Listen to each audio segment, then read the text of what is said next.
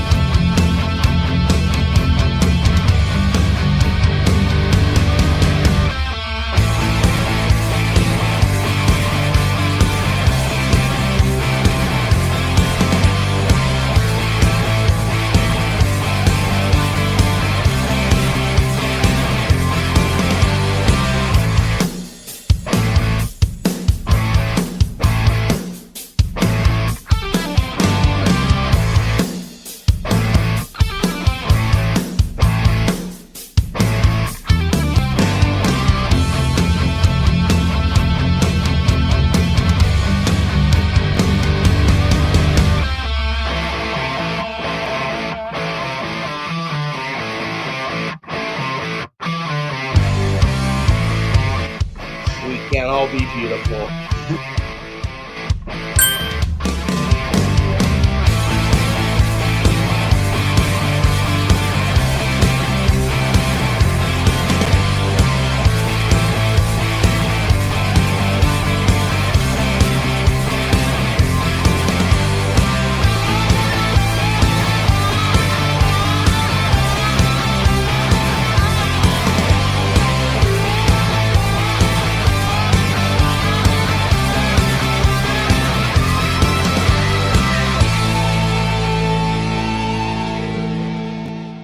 Put your seatbelts on and get ready for the ride. You're in the danger zone. Totally, back row. Bam! We are back, ladies and gentlemen, and we're in the danger zone. Murph, what is up, my brother? Hey, man. Like you said, back again. Dane is back with his friends. Anyway, how's it going, everybody? How's it going? Lovely to be here tonight. It is cold. It's snowing once again. And I'm inside where it's nice and warm. See, the nipples aren't hard. We're good to go. We're here to talk ball, right? We're here to talk ball. We got some things to talk about. We have some things that happened over the week. Things always happen with the Jets, I swear. Always something to talk about. But there's also NFL news. And Sunday, there's a special date, apparently. I think it should be a national holiday, including the day after. But, you know, we'll talk that a little bit later. But regardless, it's been a good week, and it's going to be even better weekend, starting with 2 nights in the danger zone. Let's go. Dude, I freaking love it. You're right, man. We got shit to talk about. Like, I first off worked a shit ton this week I work 5 days every week, but this week more construction than anything else, and I'm beat. Today though, I started pulling some clips like 2 hours ago, or not clips, but like images and stuff for newsworthy nuggets. And man, there's like 5 or 6 we got to get to. Like, we got a lot of shit, and we have in the back of our mind this free agency show we want to do, like really blow it out. Can't do it tonight, man. There's too much other stuff to talk about. Have already, by the way, news to you as well, have already one of our intended targets for that free agency show next week lined up. So tune in next Friday night for that. But no, this week, man, we gotta air out some of this stuff, figure out what the hell happened in the last 7 to 10 days, which was a lot, and go from there. But before we even get into any of that, brother, how was your week? The week was good. Just a lot of little random stuff at work, helping guys out, building displays, delivering certain things to certain stores. Nothing too pressing. So it was a pretty good week, man. I can't complain. Not bad, man. Not bad. I know you said it's snowing, or it's damn near snowing. I just want to let you know, brother, that it reached 60 degrees today here. It reached 70 the other day. So just If wanted you you want to to know guess that, which okay? finger that is, I have a couple guesses, but I think I only need one. Hey, man, for some reason I'm in 70-degree weather and you're in 30, but you're still way tanner than me. So you can flex on that for a while, okay? yep. And I have a soul. Yes, yes. I have a soul too, so that works. Although I would Cat. probably trade it. I would probably pull a Namath, if I could get us, Okay. and like this coming Sunday, like Hot. if the next year came around that Sunday, if we were in it, yeah, I'd probably trade that bitch. Hello to Hazel, who is out to dinner with her mom. So hello to her and the old mother-in-law. Hello. As we're talking about Murph's hard nipples here on a Friday night. What else Love do it, you man. expect? Right, we're in the danger zone. But dude, chat's cooking already. I saw you give some shout outs. Any other ones you want to add as I peruse the chat myself? I saw after that. I think obviously I shouted out all those people. Charles B popped in after that. Charles B. Daniel Meehan. I believe that's our resident Dolphins fan, right? Always welcome in the danger zone. You can come in and talk your shit, and we'll talk ours, and we'll both suck at the end of the day. So it happens. I love it, man. Hey, I am gonna start off as we've chopped it up about our week. We got Carlos's question that we're gonna be getting to here in a few moments. Carlos, stick around, man. Still, again, Carlos, dude, appreciate you, man. For real. Like last week was enormous for this channel. I appreciate you really pulling the legwork out of that, man. For real. Bottom of my heart. I'm sure Murph's as well. We thank you, man. Definitely from Murph's too, because I actually split that with him, man, as I should. I sent that over to him, and I'm sure he got some pre workout with that. So yeah, we appreciate you, man. yeah, yeah, appreciate you, Um, Carlos. Yeah, shit, there was something I was going to say. Go ahead. Okay, I got you, man. I got something pulled here, and I want to test your knowledge, specifically you. I think you are one of the best people to try to tell me who the hell is this guy. See if I can. Darren Lee, Who is that, Murph? a linebacker from Ohio State, off-ball linebacker. What did you feel about his stint with the Jets? It didn't go great. Yeah, you know what? I Didn't go great. I was hopeful, that was like, what's funny is maybe if Darren Lee was drafted in today's NFL, it might be a different story because he was one of the first. I mean, he wasn't the first, but he was one of the first guys that was like light at off ball linebacker, like almost a safety weight, but he was fast, and Solid would love a guy like that, right? Like he always seemed to like those light linebackers. I think in today's NFL, maybe he might have had a little more success, but back then, it didn't work out, man. He made a few plays. It wasn't completely, it wasn't the worst busts I've seen, but where he got drafted, he should have been a little better. Right, right. Yeah, and he actually didn't even finish his rookie contract with us, man. I don't know if he got cut or whatever, but he played here 3 years. First round pick, mind you. Things didn't work out for him here then.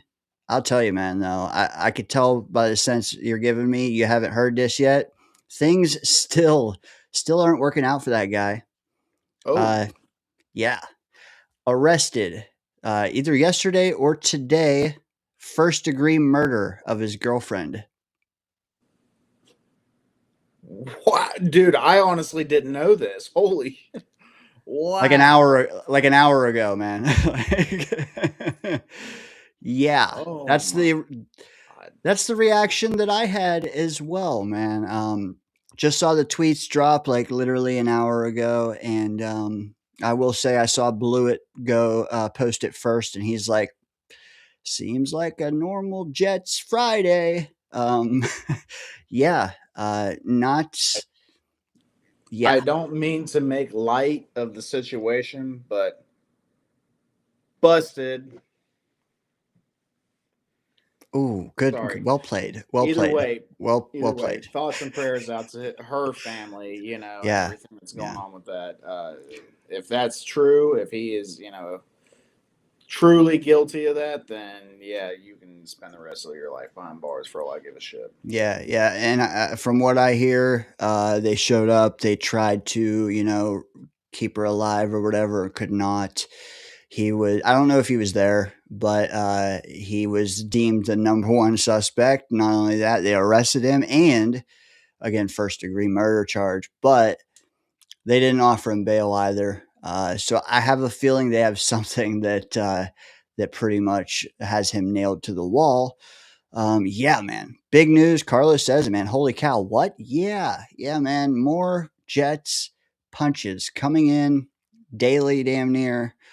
But yeah, I wanted to get your thoughts, Mr. Buckeye, on Darren Lee first. And I'm glad we were able to get those unbiased. Well, I mean, biased, but unbiased. And then now you can see what this guy, man, even after football has, yeah, he's, I don't know, man. Did we start him down that mental path? I don't know, but maybe he was just he always had it in him and just fooled us. Who knows? Who knows? I don't know, man. I don't think there's an excuse out there for something like that. I see, Charles B. Mentioning the CTE and stuff like that, and the CTE is a real thing. I get it. Like, it can cause aggressive behavior and stuff like that. Murder is murder, though. Like, that's a whole different level. I just there's no excuse for that. Wasn't the Jets? Wasn't Ohio State? It's him. He made that choice. You don't blame that on his family. You don't blame that on anything but him. And it's just unacceptable. Billy's right, man. Yeah, well, he says he can't even remember Lee. Man, that was like the mid to tail end of Rex. Yeah. Where we were kind of like, okay, we too many draft picks on the D line. Instead of doing that, let's just give one to the linebacker. I think 2013 or so. Memories, I don't know, somewhere in there.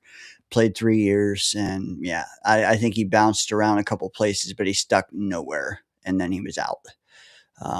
But yeah, what a shame, as Carlos says, man, he's still young. But Billy, no, yeah, back to Billy. He says he looked him up, and it's actually not his first domestic abuse thing either, which probably has him even further nailed to the wall. But yeah, not a good look, man, because that's one guy when I think back of all the busts I've seen, not in my 30 years now watching, but mainly in the last 15, they really stick in my craw. The Stephen Hills, the who's the wide receiver from Ohio State in like the second round? I knew you were going to bring him up. Devin Scott just brought him up too. Yeah, Devin Smith. Devin Smith. I mean, I'm just telling you who sticks in my craw. Like, I'm not trying to, pour salt on your wound, but like Devin Smith, Stephen Hill, Darren Lee is right up there, man. Yeah. Calvin Pryor, D Milner, like they're all in that same pocket of just who was the Texas Tech tight end that we were all like, we thought he was going to be, Safarian Jenkins. No, we drafted this guy. Jason Morrow. That's it. Jason Morrow, man. Damn it. We saw Gronkowski doing his thing with the Patriots over there, and we're like, we got to get us one of those. We drafted Jason Morrow, and he was not one of those. Facts. Boss Girl's right. She's like, she's shouting out the 62% of our audience. She says, ladies, do not get with a guy who has a history of doing this. You're not fixing him. So, good intel for the 62% of females watching this. Because, we pull those numbers, right, Murph? Well, it's you, but you know. Not at all. If first of all, there's no way that number's that high. Second of all, it would just be for the excellent content. That's why. Hey, yes, straight to the point. You know, hey, that's what we're doing. Darren Lee, you know what? I'm sorry, brother. You get no more airtime. Sorry, man. Sorry. No, Not sorry. I Not don't sorry. see his face anymore. No. All right, man. Let's get into it. Cause like, well, I don't know if it was last week before. Um, let's see if I can get this. There we go. I asked, you know, I showed you this, you know, blah, blah, blah. These are our 8 defensive coordinator interviews, and we went through them all kind of basically, blah, blah, blah. Which one of these 8, Murph, do you think we hired? Well, I know the answer. I know it was none of them. What do you make We of that? said, nah, hard pass. Like, okay. Yeah. All right. Might have been a solid choice not to. Not gonna lie. Hopefully you can see this now. You want to go ahead? New York Jets interviewed and hired all in a very short span a fella named Brian Duker, who has some experience with Aaron Glenn previously in Detroit, I believe. I think I had that written somewhere. Yeah. Most recently, Dolphins secondary and pass game coach. When he was with the Lions, he was the secondary coach. So he comes with that same type of background as Aaron Glenn, right? Like that secondary. They love that. So yeah. Anyway, a dude that's worked with him before, a guy that he's familiar with. He decided to go that route. To me, and I'm just going to jump into it, Dane. To me, I think this hire was Aaron Glenn. He decided he interviewed candidates, he weighed his options, and he decided, you know what? I want to call the defense, you know, instead. So now we have to whittle out. Let's make some calls. Tell these guys like, hey, if I'm hiring you, I'm calling the defense. Are you okay with that or not? We will move on if you're not okay with that. It's totally fine. No hard feelings. Whatever. And then like probably all 8 of them said, I'm good. I'm good on that. And then Glenn was like, all right, well, I know a guy. So he knew a guy, he hired a guy, and that's that. I like it. And I do feel like we might have spoken. I forget when this dropped. I know it's chronologically, it's the earliest thing I had. I just couldn't remember if it was, you know, Friday or not. But I remember saying, you know, he looks like his chin can take a punch. Um, Hopefully it can because they'll be flying at him, I'm sure. But you know, Billy's right, and so are you, Murph. Duker worked with Glenn, makes sense. If Glenn is calling the plays, you know that I think a lot of us overlook is like it's not like your name power, your resume. I mean, it is, but it's not as much as your fit and your how you congeal with the current staff. I think his fit and how he meshes is up here. Even if his resume and all that, you know, his name, his perceived name is down here, you know, maybe we can get something there in the middle. God knows we didn't last year. So even a modicum of improvement will probably look like a large improvement to us on Sundays, you know. But who knows, man? Who knows? We're gonna get into all that, I'm sure, as the off season progresses. You know, like what his scheme is, what he likes to do. But at the same time, if Glenn's calling the plays, I don't know how much we're gonna, you know, be able to take from what we do learn this off season. You know. Yeah. You know, I mean, regardless of everything else, like I would think I would think that we're going to come away with a more talented group on defense by the start of next year than we ended with the end of last year, right? So that alone should help. But you got to coach him. So hopefully Glenn, he's involved. A lot of the best coaches in the league call plays on one side or the other. And Sean McVay, he's calling plays on the offensive side. We got a guy in the Super Bowl right now, McDonald, right? Pretty sure he calls his own defensive plays. So uh, I know that the whole CEO coach is like the draw. Everybody thinks that that's how you win a Super Bowl. Not necessarily, though, right? There's more than one way to skin a cat, as they say. I always hated that saying though, because I'm a cat guy. But there's more than one way to do it. So maybe this is Glenn's way. Maybe he gets his fingerprints all over that defense, and it starts shaping up. And he's got a guy that he can work with now that they can work together. They know they can work together. So got to be better than what we had at the end of last year, right?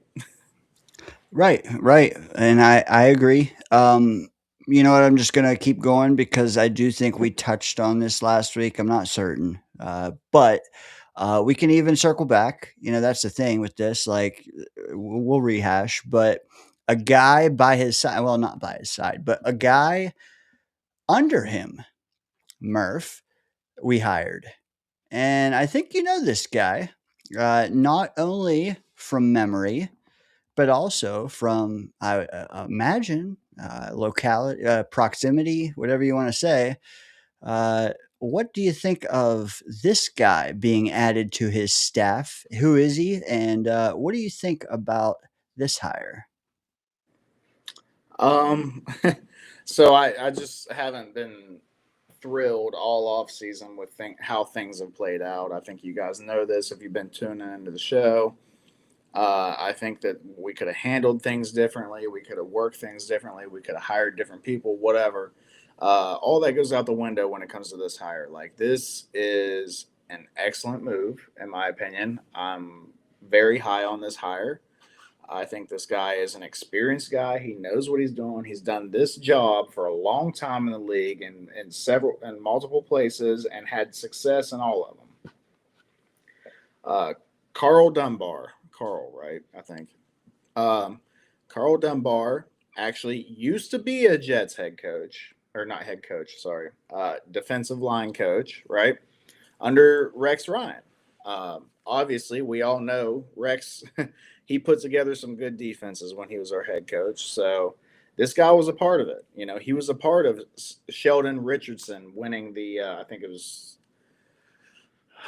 I'm not going to name the year because I can't remember which exact year, but Defensive Rookie of the Year, right? He was a part of Muhammad Wilkerson dropping 10.5 sacks and also being excellent against the run. He was and landing himself that big ass contract before he gave up. The dude was part of a hell of a defense, right? He was coaching his ass off, right? He goes from there. He ends up with the Steelers for several years, right? T.J. Watt breaking the sack record, which technically, I don't know if you consider him a defensive lineman or a linebacker. I don't know.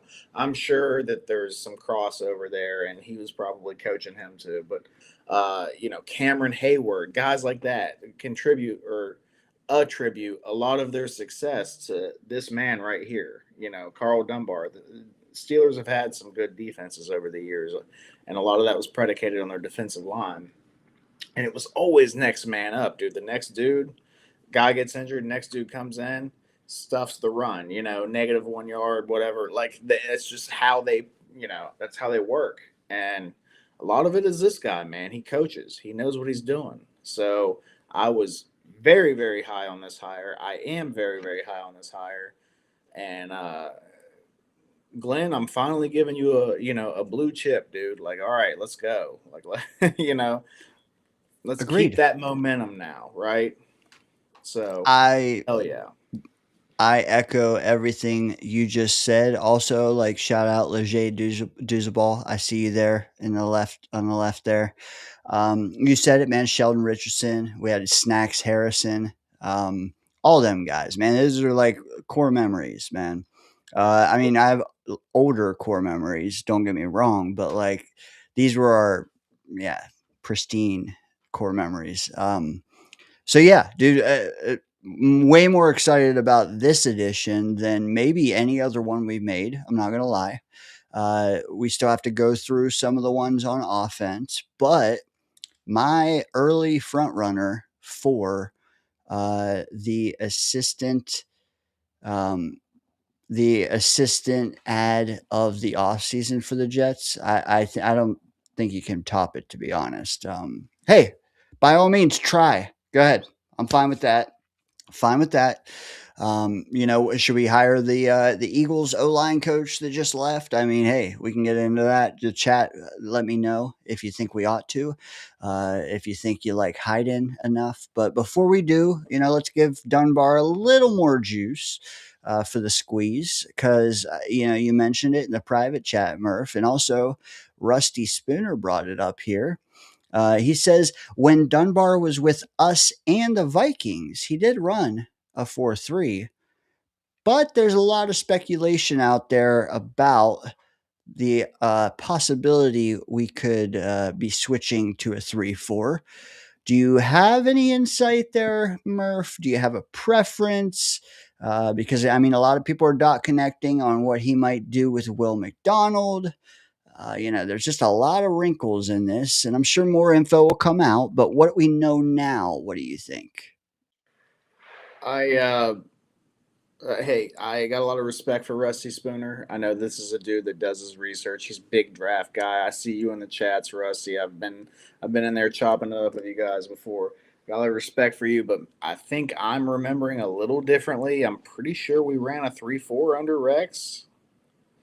I feel like now I can't speak on the Vikings with Carl Dunbar. I'm not gonna pop off at the mouth there, but pretty sure we did run a 3-4 back then.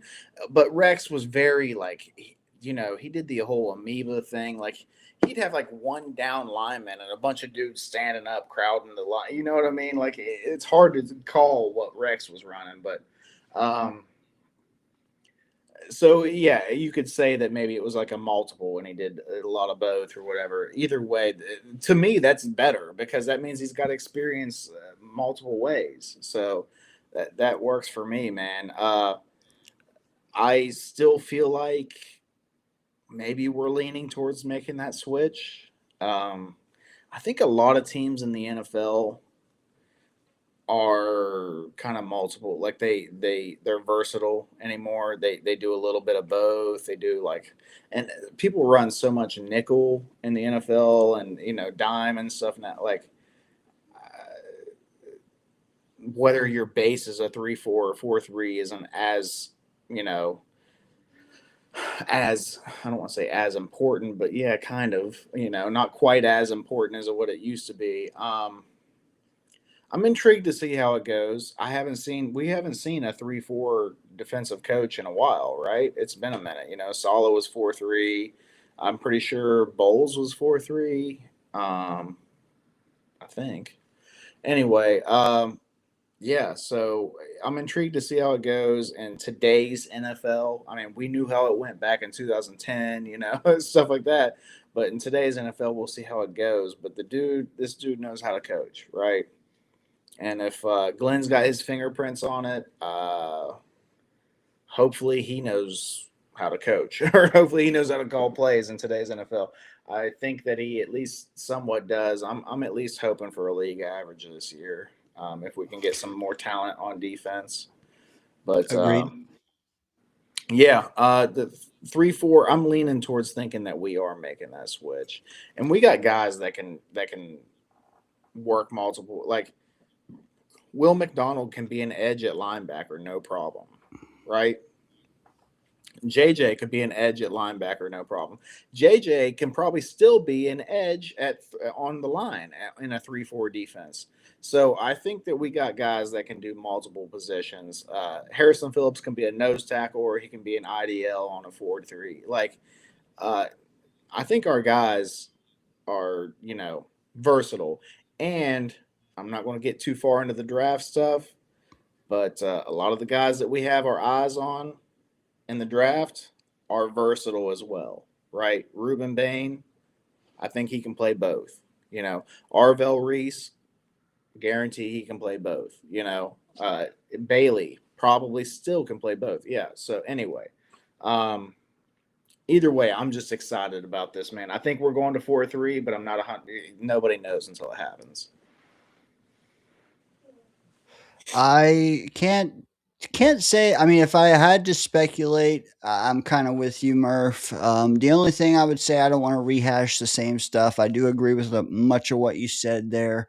The only thing I would say to be different is that, hey, man, like, this is the time to go to the drawing board and decide what you want to do. We just traded a cornerstone on the D line, Quinnen Williams, gone. Jermaine Johnson, final year of his contract right now. Boom. Will McDonald, you got to decide, do you even want his 5th-year option? If you don't, boom, final year of your contract. Sherwood, we kind of have an out after this year. So, like, dude, this is the time to get a stud like Dunbar in here and ask him, hey, man, what do you think of this front seven? Do you like it? Can you do something with it for 1 year? How do you want to mold it in your image moving forward? Because guess what? We have 4 top 50 picks now. We have 4 to 5 more later. We could have even more than that if we slide back or, whatever. Like, this entire team is going to be rebuilt. So I don't care what our personnel now says, as much as I need a brain to tell us what it ought to do and what it should do moving forward. It sounds like we have a brain, and we can decide. We don't have to be hamstrung because, we have Quinnen and he's 30 million on the books the next 2 to 3 years, and Jermaine just signed an extension and all of that. No, man, we can decide, hey, what do we want to do? And let's do it. If maybe Carl Dunbar talks to them and says, hey, I'm okay on Will McDonald. And then all of a sudden we see him traded in April during the draft. Would not actually, I think that's a cold take right now. It might be a hot take to say he's here in 2 or 3 years than it is to say, he's traded on draft night at this stage. So we'll see. But I'm just glad that there's someone I can trust. I think you can trust. I think the chat trusts to help guide some of these decisions. And it's not just Muji and Glenn, which is, I'm not saying that's bad. I'm just saying, dude, top notch. Let's go, man. He can decide. And I hope he's here more than 1 year. I hope he signed a multi-year deal. And not only that, man, he was here. He was here and he came back. I don't know how many others we're going to see do that. Especially we'll see others do that, but I mean, guys who had options. This guy had, I'm sure, dozens of options. I mean, Carl Dunbar is a name. All the head coaches that like the 10 openings this year, like these guys are filling out their staffs, and he was available. So yeah, he definitely had more than one option for sure. And he came back, and dude, I'm excited about it. It gives us some experience. It gives us somebody like an adult in the room that knows what the fuck he's doing. The only other thing I would caution is, like, guys, desensitize yourself right now to some of these players on the team, because shit's changing. It's going to change fast, and it's going to change hard. I have to do that myself with Jermaine because we don't know, man. We don't know. But almost anyone else on defense, I'm not attached to. And I just suggest everyone do that. We don't know. There's going to be so many changes, so many differences of opinion than what we have as fans. And we don't know, man. Again, Will McDonald traded on draft night for like a third.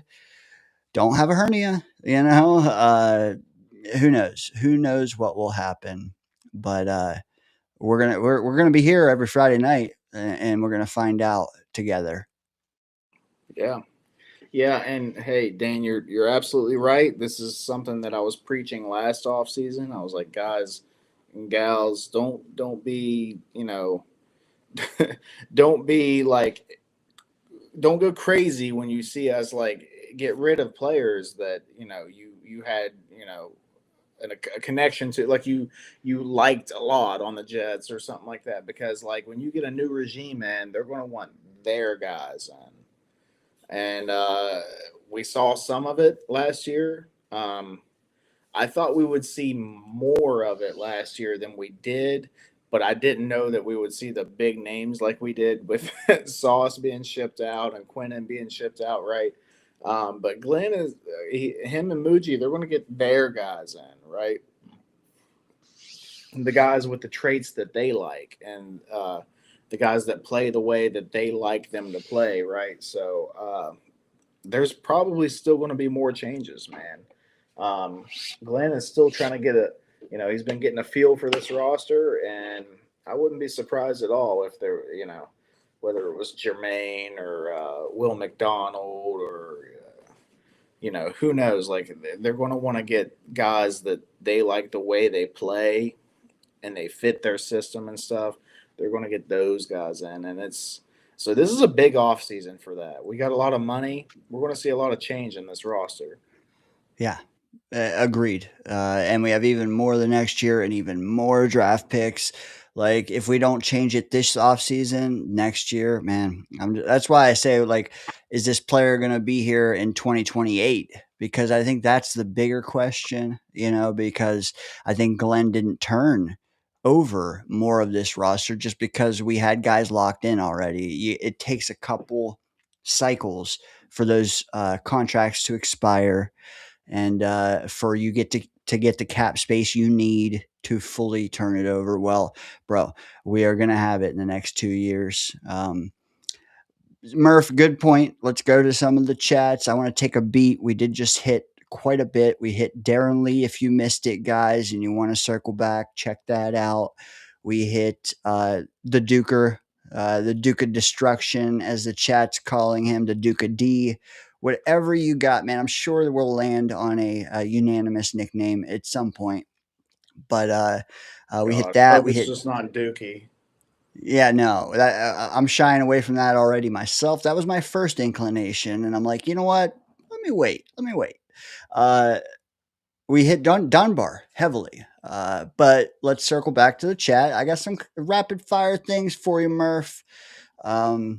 First off, okay, Carlos, hold on. I'm gonna keep that one pinned. We're gonna circle to that. Daniel, like you said, Daniel, resident Miami Dolphins fan. From a Daniel to a Daniel, can you read his question and give me your thoughts?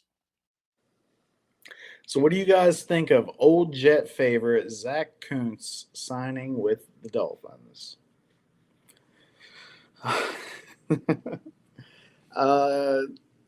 I don't think a whole lot about it, Daniel. Actually, this is the first I've heard of it.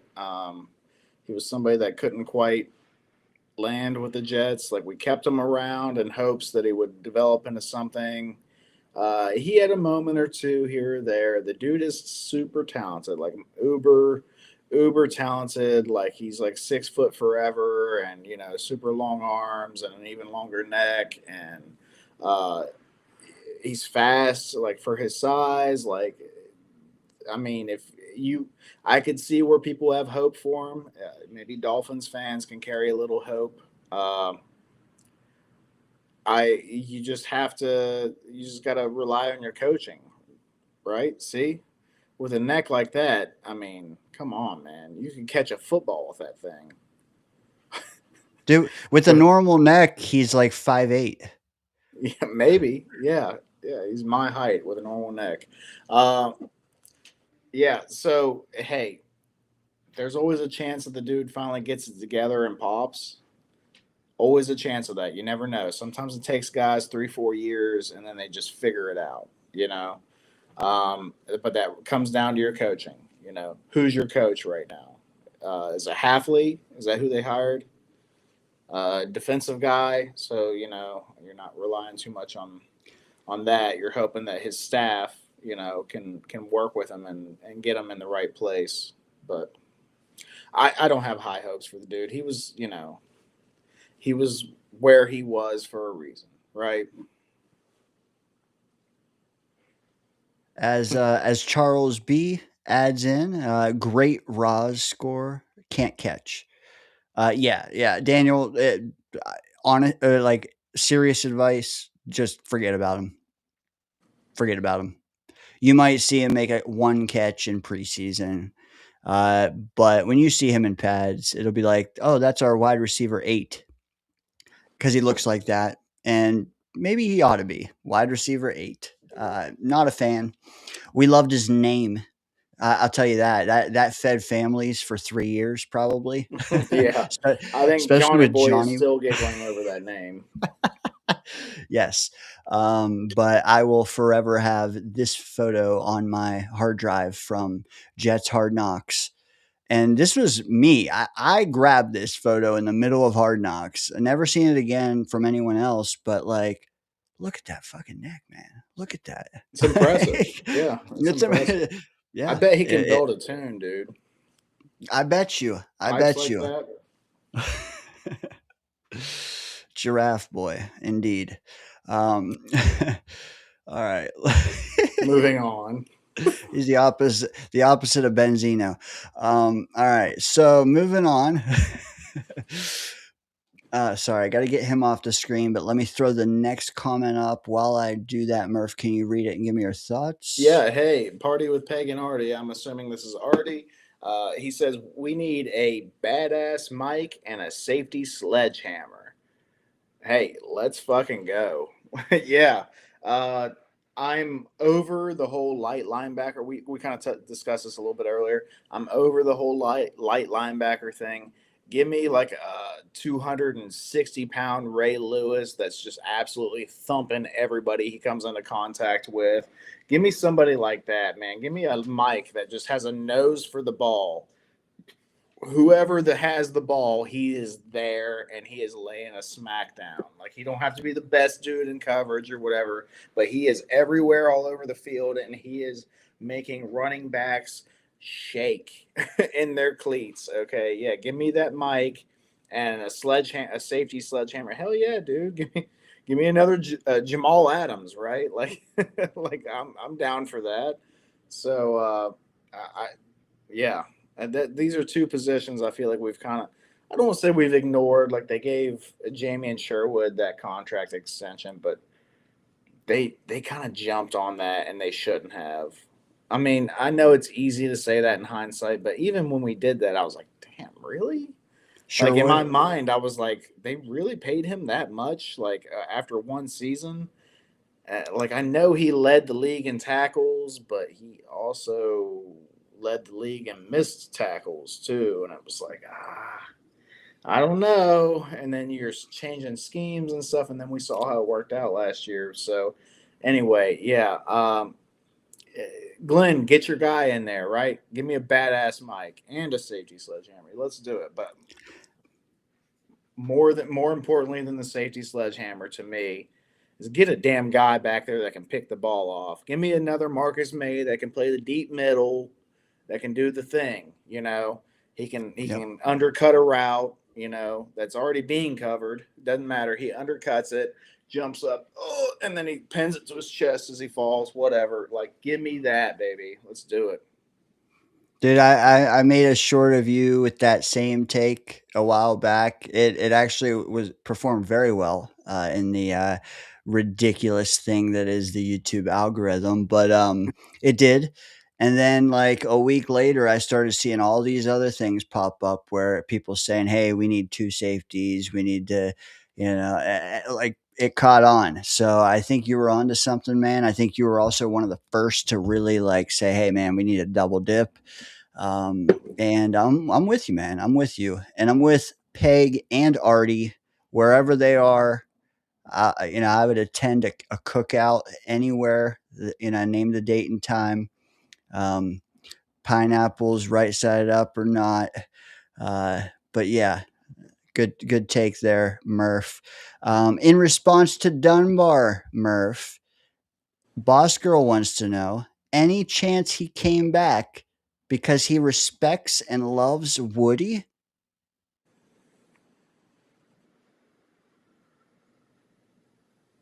No. Come on. Boss girl, I know you've watched like the Jets videos, you've watched Hard Knocks, you've seen Woody in action. And I don't know if there's a person on earth that's got respect for Woody that doesn't get paid by Woody. Oh, well, wait a second. Dunbar technically does, so maybe, but I doubt it. I think Dunbar came back because, hey, it's a paycheck. And he's like, hey, I can work with these guys like Harrison Phillips, Juwan Briggs, Jermaine Johnson. He's like, I can work with these guys and do all right, you know? So let's go. Muted.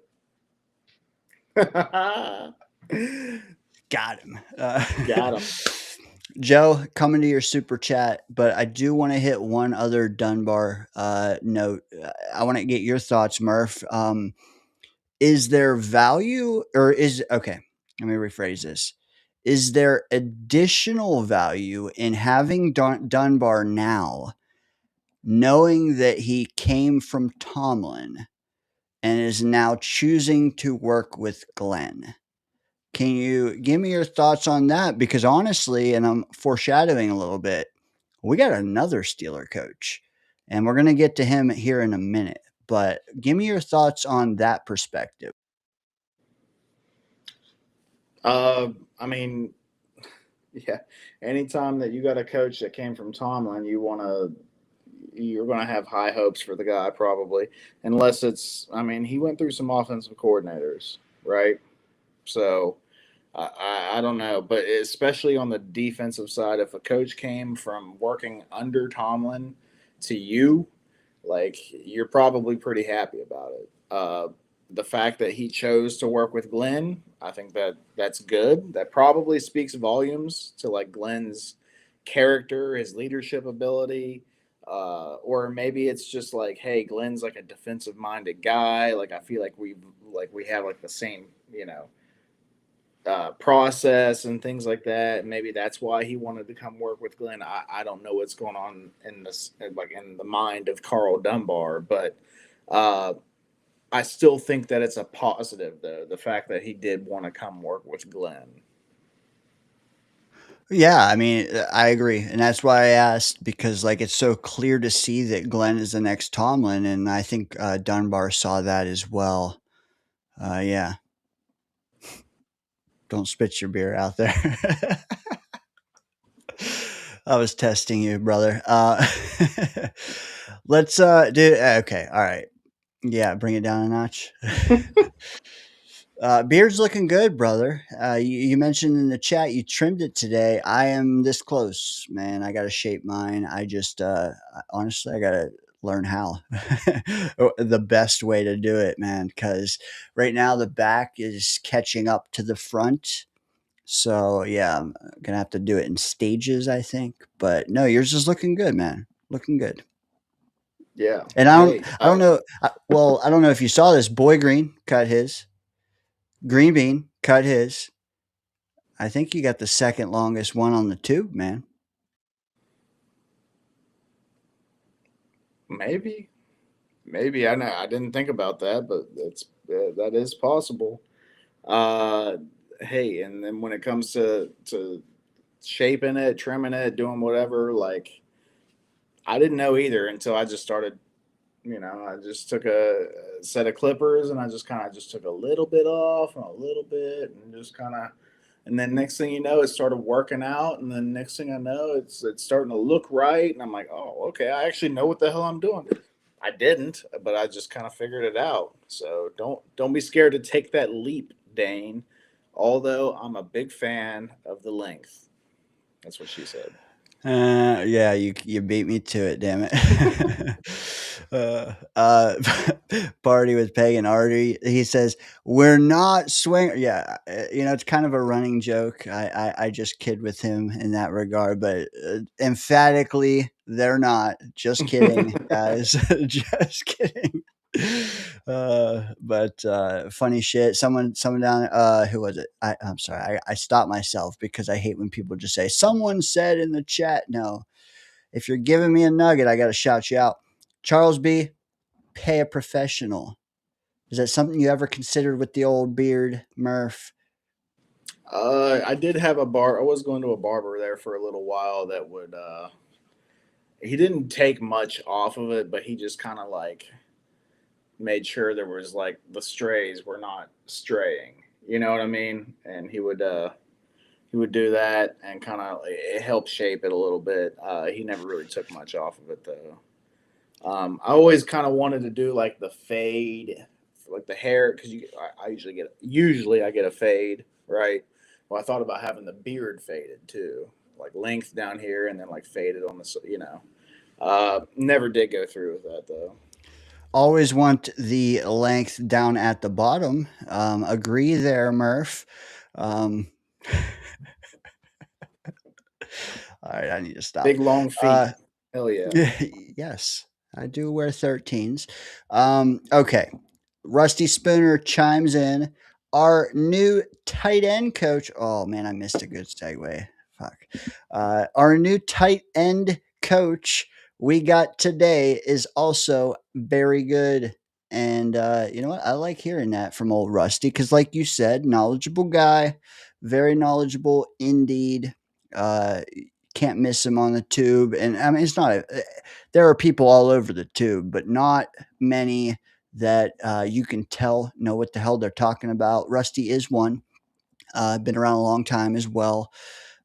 Murph, here's the guy. Do you know his name? Putting you on the spot, man. I know his name because it's my favorite Italian dish, Alfredo, baby. Give me some chicken fettuccine Alfredo, Anyway, but yes, Alfredo, our new tight ends coach. I'm going to be honest with you, Dane. I don't know a lot about the guy. I did know a little about Carl Dunbar. Obviously, we had history with that dude. I don't know a whole lot about him. I didn't get a chance to research him before, but I imagine that he knows what the hell he's doing if he's been coaching tight ends for the Steelers for a while. Steelers have always had like a solid, at least one solid tight end, right? Like Heath Miller, Pat Fryermuth. Like they just always seem to have like one like just rock solid dude that does it all, blocking, catching. That's the type of guy I want coaching Mason Taylor. So, and again, this is fairly new news. I think it's like this afternoon. So I did not get much info either, but I did pull it up, man. He has been, because last year a lot was to be made about our quarterback coach who was a running back, coach. Then he was a quarterback coach and blah, blah, blah, blah, blah. This guy, tight end coach consistently since, when, Murph? 2003. Coaching nothing but tight end. Oh my God. Does he run tight end university? Like, is that wow. Okay, I'm sorry. Dude, I messed up.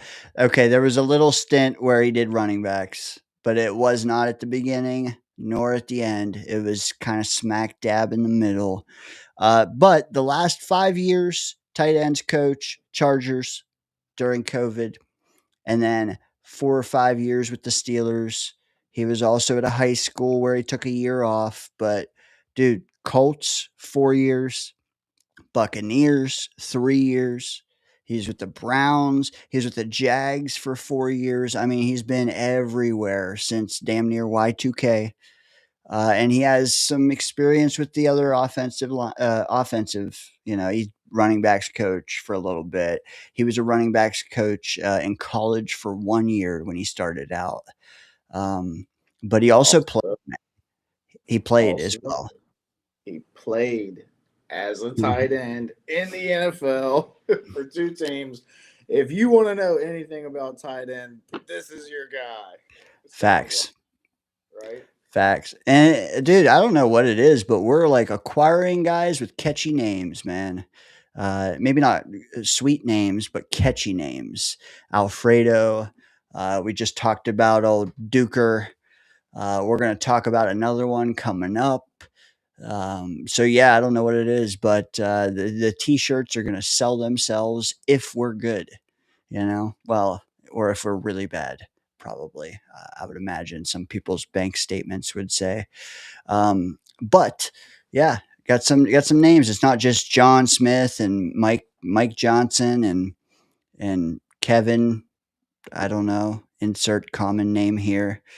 Uh, Smith. yeah, Kevin Smith, all Smiths, man. Silent Bob. Bosco says Alfredo looks like a nice guy. I bet he does. Yeah, I mean, he does. He does. Yeah, he looks like the dude like you be going like you go to the barber shop and he's like always there hanging out like playing chess or something, and like you're having like a life issue and he gives you like the best advice ever. Like with your life issue, and he like checks up on you later on about it too, and like Wisdom, man. yeah, yeah. And dude, I mean, you're talking about a guy who has been a tight end coach for as long as our tight end has been alive. Both of them probably like Wow. both of them. Yeah, Yeah. agree. Yeah, like so. Hey, man, I'll take it because we're sensing a theme, man. You should either have a ton of experience or you should have a ton of experience with Glenn. How about that? Like one or the other. So far, we're batting pretty good there. Will it amount to? I mean, that's neither here nor there. We're just talking about like some of these hires do kind of make sense. You can spin it where you can rationalize it basically. And Alfredo Roberts, I'll probably at some point forget his last name, but I'll never forget his first. Nope, never forget the first. Man. Yeah. I'm down, and again, more Tomlin experience, man. Like I don't think Glenn is Tomlin. I don't think they are at all. But if people who have seen the other side can somehow guide Glenn, even in the smallest of ways, throughout this year, next year, I'm here for it. But yeah, I got to get that off the screen. We're staying on the offensive side of the ball, Murph, but I can't put it off any longer. Let me go back to our normal old screen here. And Joe the Jet G chimes in $5 super chat. First one of the night, man. Joe, appreciate you, man. He wants us to talk about this. He says, I feel like Ty Simpson at 16 might be happening, but I'm okay with it if we have Kirk Cousins and Jacoby Brissett to mentor him with Reich. What do you think of that? Not only, the first part, well, okay. What do you think of us having a quarterback room next year of Kirk Cousins, Jacoby Brissett, and Ty Simpson, but at the expense of our 16th overall selection? Hey, that'd be pretty wild having both Cousins and Brissett. That I and like a young rookie to sit behind him, like and learn and stuff. I'd feel honestly, I'd feel great about that. I can't believe I'm saying this about a potential Jets scenario because I've been so down on like the outlook of everything. But that would make me feel pretty damn good. Having two seasoned vets like that have proven that they can play in the league, and them just mentoring the young guy, holding down the fort, so to say, for us to move into a new era, hopefully with Ty Simpson. I don't care about spending 16 on him. I don't care. Spending 2 on him is what will probably upset me because I don't know that he's worth that pick. Like, is he that talented to where he's worth 2? I don't think so. I think this is a guy that needs to develop, and I think that's the perfect scenario. If you get him at 16, hell yeah, is that an onion ring or a donut? Onion ring. All right, nice. Um, Enormous. if you get him at 16, and you make him sit, behind two experienced guys, that's a great scenario. I don't care about that pick. People like I love my picks. I love draft time. I always get on for draft time, dude. I love it. But people, some people is like they just they make it to where like every first round pick, like you can't spend it on anything but like the most elite blue chip player. Well, there's only 3 or 4 of those in each draft. Sometimes less, sometimes more, but you're not getting 16 of them. Like so it's not likely you're going to get a guy at 16 that's a true blue chipper. At some point, you just got to take a guy, and if you think that that's your chance to get potentially your quarterback of the future, if you let him sit and develop, that's go for it, man. Ty Simpson at 16 doesn't bother me that much. I'm not in love with the idea, but it doesn't make me lose sleep overnight. I don't think if we take him at 16, I will sleep for a good year or two. No, I'm just kidding. What I would like though, and I know it's not feasible. It's just me. Is if we could somehow slide down to 20 and take him, man. Hell yeah, let's do that. But everything I've seen is like, oh, well, the Steelers could be players at 21. The Browns could be players at 24. For all we know, he won't even last to 16, to be honest. Like, let's be real. I mean, as things heat up, if there's no one else, he might creep into the top 10. Then, you know what? Maybe I'm more okay with that because it means no pressure. We don't even have to worry about it, man. It wasn't in the cards. We couldn't have done it, barring some kind of massive trade up. But I'll tell you what, man, if he's there at 16, I got to ask myself a few things. Is Sonny Styles there? Is Lemon there? If Styles is there, That's a no and a no. okay. Yeah, I don't think so either. Don't think so either. If Styles, I mean, I'm honestly toying with you trade up for Styles to be honest, but yeah, I don't know, man. Sticking and picking him, knowing we are going to invest heavily in the position next year again. I get it. You need one. I get it. And maybe it's worth it to just spend multiple firsts. But like for all we know, we have to spend multiple firsts next year to get the one we want. So you're going to tell me you're going to burn one this year and you're going to burn 2 to 3 more next year. And you can only use one of them in a given game. Yeah, I don't know. 16's rich. I have to see nothing else that tickles my fancy on the board, or I have to fall in love with him for the next 2 months, which I'm reserving the right to do. But to answer Joe's question, should that be the room? I will take my draft value out of the equation and say that's a decent room. In a 1-year vacuum, that's a decent room. Could be even better if he sits and actually, like, I don't know, what are his study habits? Is he trying to make it to the top? Is he just trying to float? I don't know. I don't know enough about the kid, but if he's that guy, sitting in a room with those two guys for 1 year should make him an even better player a year later than he would be when we spend not just a first round pick, but a top 20 pick on the guy. So yeah, I don't know if that's a cop out, but like, man, if you could sweeten that deal even a little bit, I'd be fully on board. You can't help yourself, can you? You just can't help yourself. You Give me trade an down, inch. then you risk somebody else trading up and getting them. Correct. If you like the guy enough to pick him in the first round, just go ahead and take him at 16.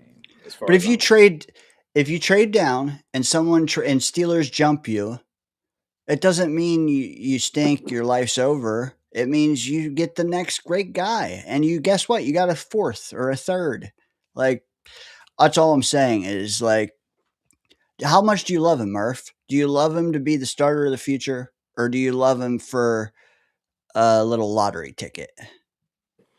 I just think that if you love him enough to pick him in the first round at 22, then you love him enough to pick him at 16, even though if you think it might be just a tad bit of an overdraft. You know, like it's. I think you're playing too much risk there at that point. If you like him enough to pick him in the first round, then he's a guy that you expect to start for you eventually, which means he's going to be the future of your franchise. Therefore, you don't mess around with it and you just take him. But, you know, teams have lucked into quarterbacks late in the first round before, traded back or just waited, didn't trade up for him or anything like that. Like, look at Lamar Jackson. Wasn't he like 32, pick 30, like the last pick of the first round? Like, that stuff happens, man. So, I don't know. I'm not sitting here like, I'm not like sitting here saying that I'm a huge Simpson fan or anything like that. I've seen the potential, but I've also seen, you know, like the way he played towards the end of the year. I know they say he's banged up, he's dinged up, whatever. It still has to put some hesitancy in you, you know. So I guess it depends now on how he interviews and stuff. Like if he seems like he's got the right mindset, then that can change things. I'm with you. I guess my thing is, and the last I'll say about it, because we could go rounds on this, but like, I don't love him. He could be a high enough value to take it 16 to me, but I don't want to reach on him. And if he's like top 3 on our board, then I'm just going to be okay either taking one of the other guys or sliding. And hey, if he's then number 1 on our board, sure, I'll take him then. But like, I don't think it's a bad thing, and I think this is the point I'm trying to make. I don't think it's a bad thing to slide and then take a quarterback when most people think that's a bad thing. It means you weren't that happy with him to take him where you originally were. No, I don't think so. I think it's more so of you just want like you have them in a group at the top, position value included. You have them in a group and you just want that herd to thin a little bit while you also get some insurance in your pocket, in your wallet, so to speak. So if he's at 16 and we take him, I think he better be at the top of our big board. If he's second, third, fourth on our big board at 16 when we're on the clock, I don't think we should reach for him because he's not the QB1 of our future.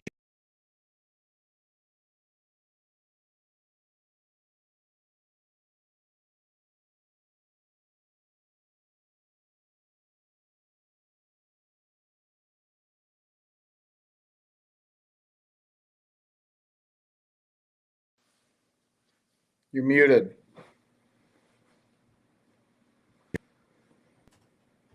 That whole time. Oh my God, man. I hope you Oh were my muted God. the whole time. I was, man. You guys did I just waxed poetically about how we can end this drought, end this curse. Now it's something to burn, man. I'm gonna have I to. don't think you were muted the whole time because I heard you as I was walking away. I Oh, don't okay. know, All right. but Yeah. I think it like glitched on me and went to mute. Okay, good. Well, okay. The location of Atlantis is I guess unsafe if you guys heard me. All right, I'm done. I'm going down a rabbit hole with Ty Simpson. And that's less about him, and it's more just about draft philosophy. That's all it is, with me at least. Until I see more of him and decide one way or the other. I saw a few games real time. Wasn't that stoked about it, but if you saw 1 or 2 games of Dante Moore, you weren't stoked about him either. So I think we owe it to whatever quarterback we want. If we didn't watch 6+ games of them, maybe we should dial it back. That's all.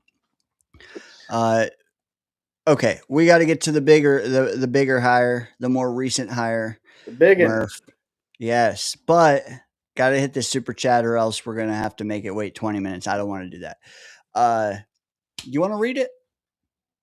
All right, we got our buddy Carlos here saying, Jacoby Brissett has ties to Parcells, Cousins, and Ty Simpson. If Ty is there round two at a low cost, maybe, I consider all three. Reich gets strong weapons. Um, Parcells, Cousins, and Ty Simpson. Yeah, I mean, I'm not sure. The Parcells thing kind of throws me off there. Maybe he meant Glenn. Got a little confused. I don't know, but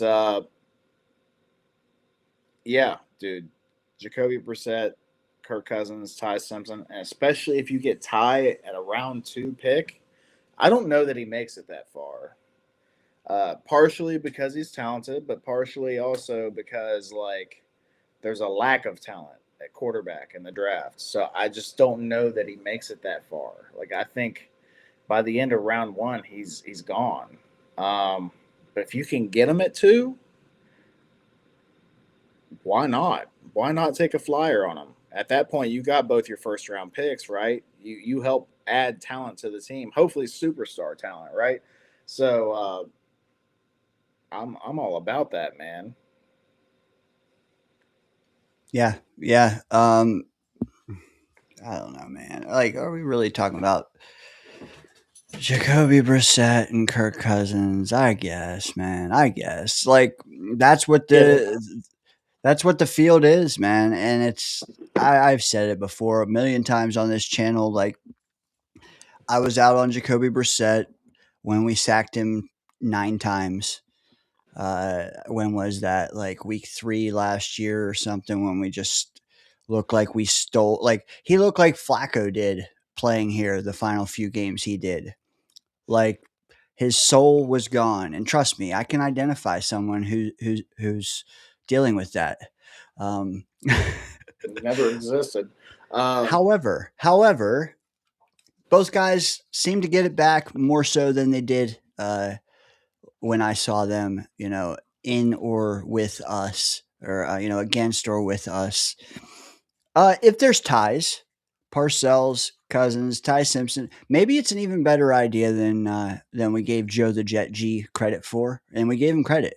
Decent little pairing there. Brissett, Cousins, Simpson. Tell me that Cousins is a cheap deal, because he was cut. Tell me that Brissett was a cheaper deal, like a Tyrod deal, and then I probably would use a 16 on Simpson. If I have to pay either of those guys, though, those first two, like 15 mil, 20 mil, man, I'm not looking at Simpson until 33. We have way too many other things, man, that we need. And a quarterback that may or may not ever start 6 games for us after 2026, that's a lot to give toward that. But yeah, dude, right. I trust Reich to decide what the hell he wants. I trust Glenn and them to shape this team, the way they want. Again, we talked about it earlier, man, with Dunbar. Like all our whole defensive roster is totally to be molded and shaped. Molded, shaped. Same with the offense. Same with the offense. The like everybody had their own vision of how we wanted it to be molded, but guess what? That's out the door because now we have generals in there that are going to decide these things. What may have applied a week ago or a month ago to some of us, we need to look at it again in a lens of Reich, in a lens of Duker, Dunbar, Glenn, and then see how many of our old takes still are viable. If that makes sense, man. But Carlos, man, appreciate you. Good talk on that. He mentioned Reich. We have not mentioned Reich at all, Murph. Let me see what I can pull here. And if you want to sound off on it, feel free as I fumble. Yeah. There we go. So probably the biggest news over the past week was the Jets finally hired a new offensive coordinator, right? They decided to get rid of Tanner Engstrand. There was talks like maybe he would take a different position, maybe he would take a step down or whatever. They decided that wasn't what they wanted, right? They let him go. They let him go search for other opportunities elsewhere, and they went through their process of hiring an offensive coordinator. Now, whether you agree with that being an actual process or if they already knew exactly who they wanted, who knows? But they ended up with the Fourth Reich, and nothing to do with Germany or Nazis or anything like that, but I like to call them the Fourth Reich. We have Frank Reich, very experienced coach, right? He's had a lot of NFL time. He's been a head coach. He's been an offensive coordinator. He has a Super Bowl ring, right? He's been around, so to say. 14 years in the NFL. I didn't even read that until just now. 14 years in the NFL. He played with the Jets, obviously, as you guys can read that. Man, I don't know where to start with a 2-time Super Bowl winner. I didn't even realize that. I wonder who is he with? Couldn't have been with the Chargers. Super Bowl. I don't know Help my us Roman out. numerals that well. Is that 41 and 52? 41 and 52, huh?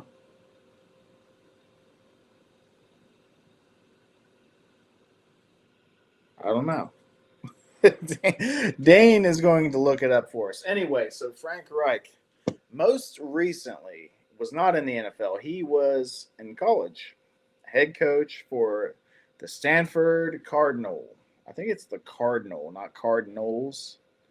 I think it's more like a religious thing, maybe, than actual like birds. It doesn't matter. Anyway, Stanford Cardinal. He went 4-8 with the Cardinal.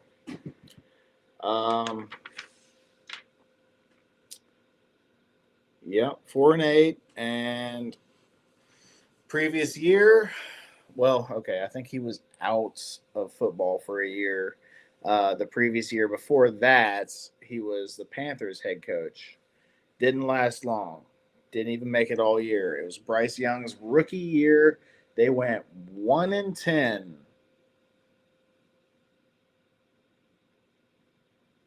Boom. Gone. Right? Year before that, he was the Colts head coach for about 4 years.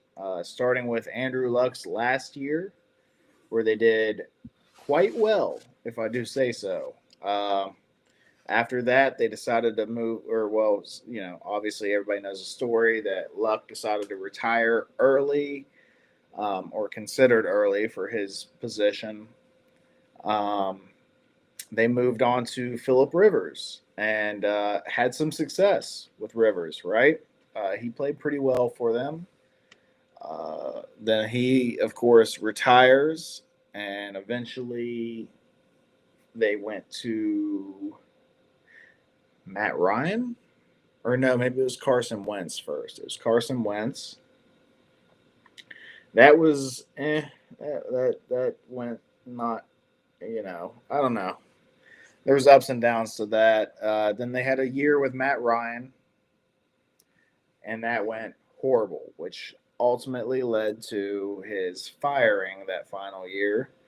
I think they were averaging like 14 points a game, 14.7 or something like that.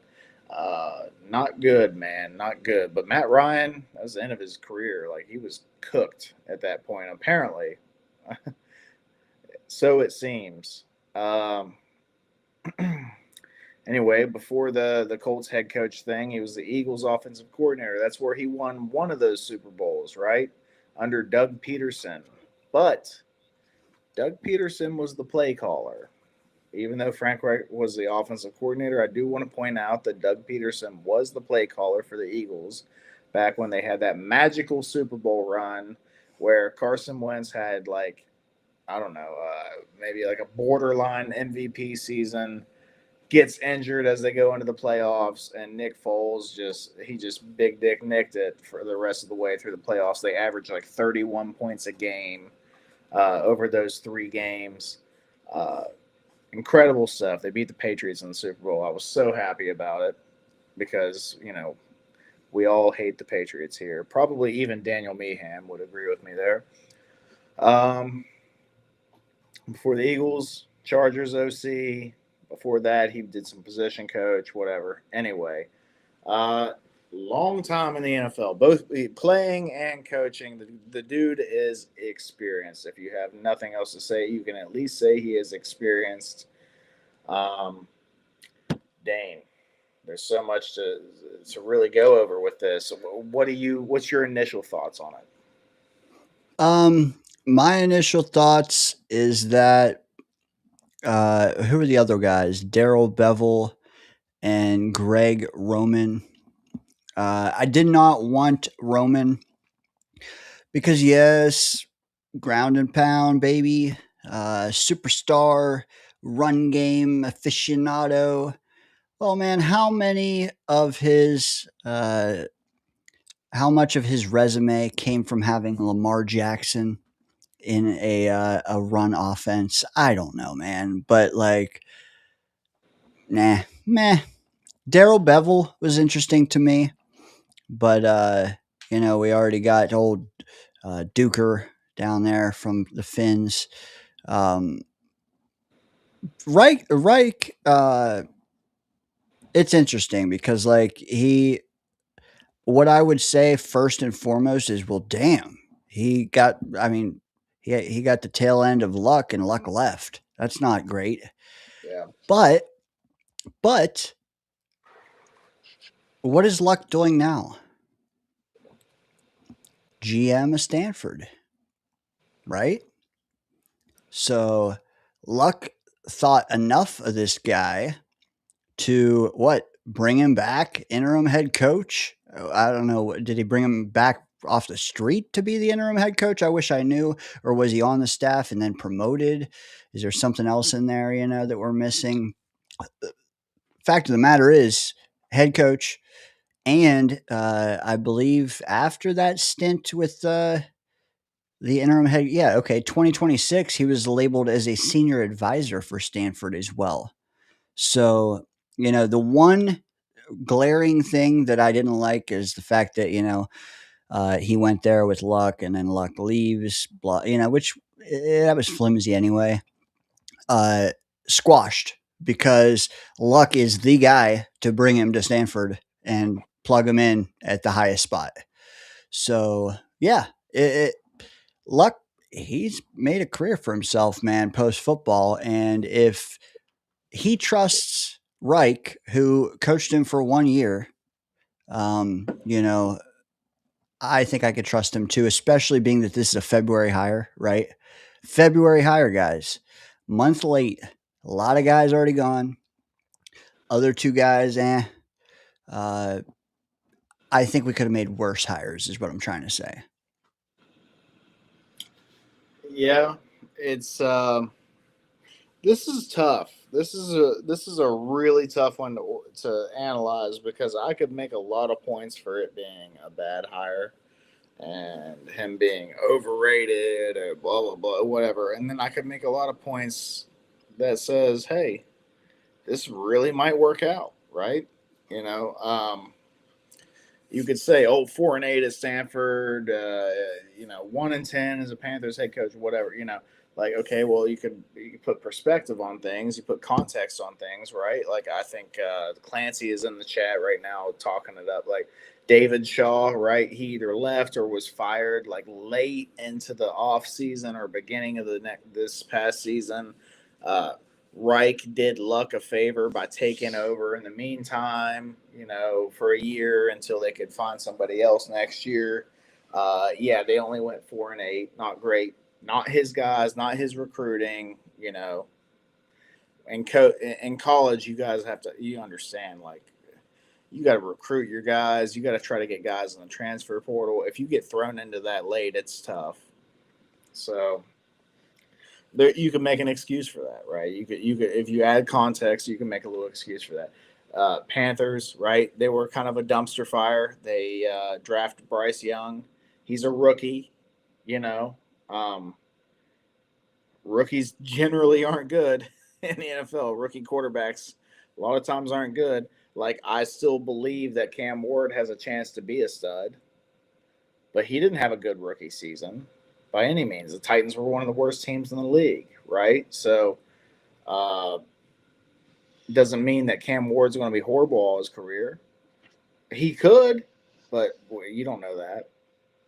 It was his rookie year, so you got to give the guy a chance.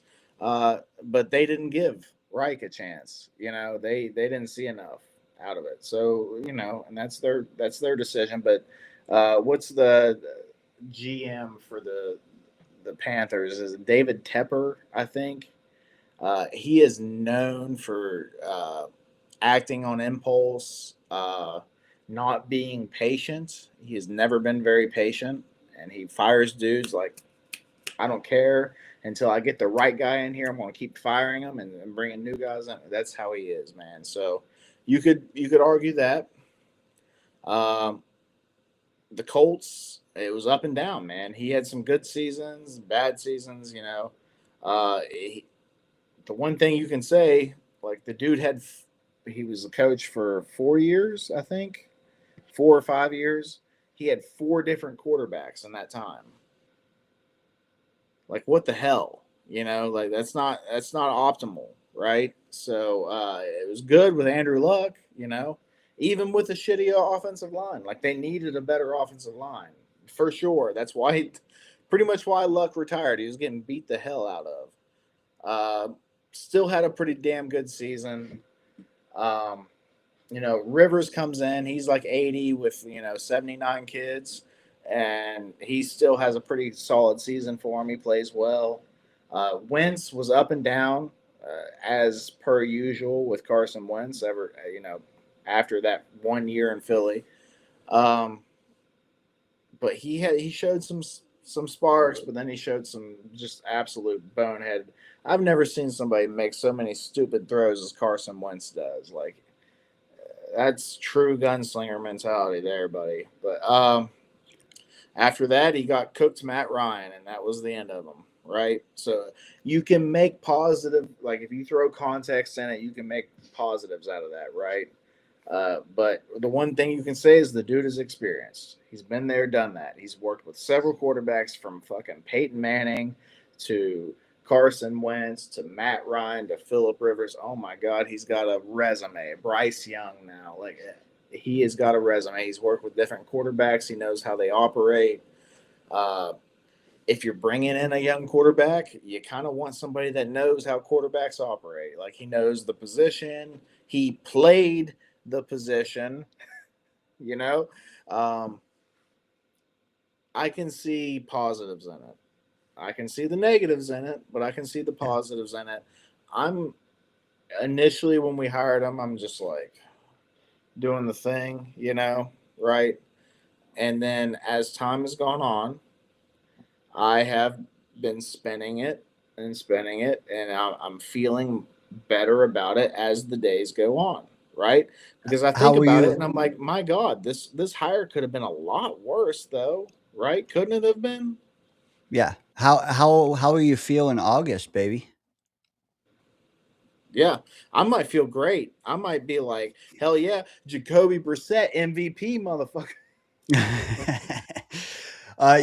You know what I'm not we going just that far, but still. well we just talked to like about it too. Like there's a theme, man. Guess what? This guy, he was on the Jets roster with Glenn, man. Another guy connected to Glenn, and I mean just like what's his name, Duker. I mean he was on the Lions. He was DB coach.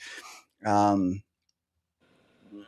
Lost my train of thought. Dunbar and old Alfredo coming in from the Steelers, man. Lots of experience there, like decades. So know Glenn or know your shit, or hopefully some of these guys have both. but there's definitely a theme here. Maybe call it the Jets tax. We're only getting you here if you know Glenn, or I don't know. Maybe you know Ball. Hey, let's hope. Let's hope.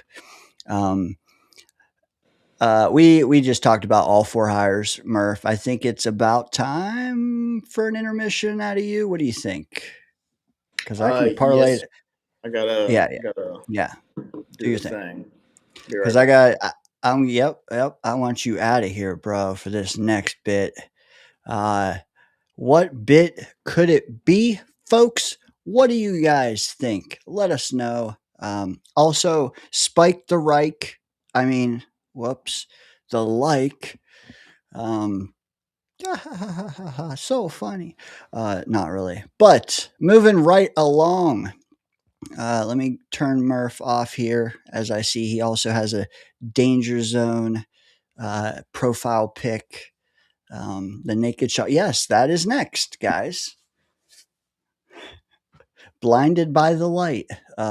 All right, moving along. I have a caller on the line, a replacement 10-minute co host coming in, spitting fire. I see him. Here he comes, Mr. Charles Gorman. There he is. I forgot to watch the damn movie. I was so busy with so much shit. I forgot to watch the fucking movie. I am so sorry, man. That's okay. First Hey, and next foremost, week. Next I know week. I will. I'll say to you, I was happy with those who won the certain awards yesterday. Glad Matthew Stafford got the MVP. Love the Hall of Fame class. You know, Anna Vinatieri, huge fan.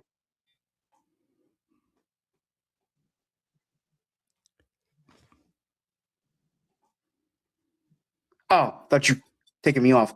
Anna Vinatieri, huge fan. Greatest kicker I ever saw in my fucking life. I don't people. He started with the Patriots. Who gives a shit? The man can kick the football with consistency and with authority. The man helped Tom Brady win his first three, and he helped Peyton Manning win his first. The man was clutch as fuck. He had ice in his veins, Agreed. baby. Agreed. Drew Brees, glad he's Wait, in the hold Hall of on. Hold Fame. on. Hold on. Hold on.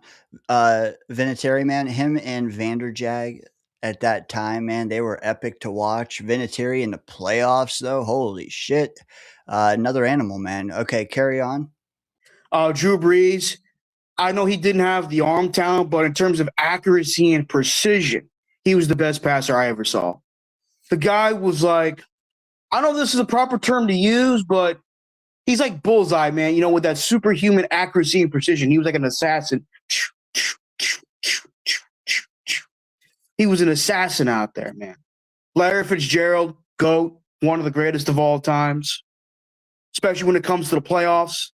Played his entire near 2-decade career with the Cardinals, helped lead them to the Super Bowl with Kurt Warner in 2008, put up a great postseason, an unbelievable postseason.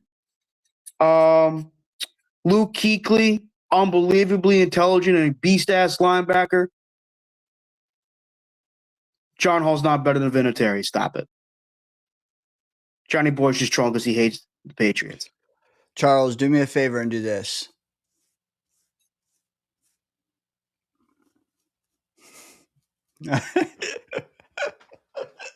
Oh, I There got you something. yeah, you just moved it. The other side. There Got you it. Thank you. go. You got it. All right. Carry on. But there was one person that I'm so glad that finally made it. He waited too damn long, and that's Roger Craig, Brees Hall's cousin. Now that Brees Hall can finally feel happy if he decides to play for the Jets or move on with his career, he can finally live with himself knowing that he now has a Hall of Famer in his family. Roger Craig was the first running back to ever rush for 1,000 plus yards and receive 1,000 plus yards in the same season. Before him, no other running back did that. As for the Frank Reich, I talked to my dad about it yesterday when we were taking care of some business. He liked the hire. He liked the hire personally. Me, I'm interested in it, but I prefer Greg Roman because of his experience, not just because with Lamar Jackson, but because, he was the offensive coordinator in San Francisco with Jim Harbaugh. He had great success with Alex Smith and Colin Kaepernick. He had a good year with Tyrod Taylor in 2015 when he was the offensive coordinator in Buffalo. He's a good offensive coordinator, Greg Roman. He does not suck at all. But I'm glad the Giants got him. I think he's their run game, pass game coordinator too, I think. I could be wrong. I know he's their run game coordinator, which to me is a good hire on their part. But Frank Reich, I mean, look, Andrew Luck in 2018 put up the best statistics of his career. 2019, he kept getting concussed, so he was tired of the crap. 2020, he had a Phillip Rivers, who, even though he was near 40 at the time, he played very well for them. He had Jacoby Brissett most of the year in 2019. He played well for him. 2021, he had Carson Wentz, and even though Carson Wentz showed a lot of potential with yeah, it's legit, Jake. It's literally Jordy Craig is one of his cousins. Yeah. It's the truth, man. I can go prove it. I can go look it up right now. You know what? I have to, because if you said it, I believe it, Charles. You know your shit. Well, like, I'm not. hold on. Yeah. Let me do it right now. I'm not leaving. I'm not leaving you. I'm just gonna go on Google. Hey, we have nothing but time, Charles. Nothing but time, because I owe these folks after the stream that I produced last Sunday night. You guys got time from me. Personal life. Yep, I fucking knew it. Roger Craig is his third cousin. Third cousin. Oh yeah. Okay. There you go. He's a third cousin. Holy shit. That's pretty cool. Now that he has a Hall of Famer in his family, I'm not saying Brees Hall's a Hall of Famer now, but I think he has the potential to be in the future. Better not be. Yeah. Right. But I believe that as well. I got a Hall of Famer in my family. I got the genes. I can play football. That'll be good, man. Yeah. Nailed it, says Snowball. Yeah, Charles, man, you don't forget things. I know that. I know, but I'm not always right. I'm not a freaking, know-it-all. I'm not omniscient. No one is, but the man upstairs. But anyways, I do find the hire intriguing, not just because of his experience with Glenn, but he has had success in having good success with other quarterbacks. In 2016, 2017, he helped develop Carson Wentz into an MVP caliber player before that freakish injury he had that year. He had good success with Nick Foles. He had good success with Andrew Luck. He had success with Jacoby Brissett. He had success with Phillip Rivers. But then, of course, I think what really did him in was, Matt Ryan was not an exam player that he was in his prime. Like, if Matt Ryan in 2022 was still somewhat the same player he was in his prime, it would be a different ball game. But Matt Ryan, I will say this, he was a very good player. Do I think he'll be in the Hall of Fame eventually? I'm going to say for now, he's a borderline Hall of Fame quarterback. I definitely do think he's the greatest quarterback in the history of the Falcons because he put up a lot of great stats. He won them a boatload of games. More than old Mike Vick. Michael, I'm actually going to do, I know some people are going to feel pissed off. Michael Vick was an extraordinary talent, but he was very inconsistent as a passer. I mean, obviously the man could run like the wind. He had that quote-unquote get away from the top speed.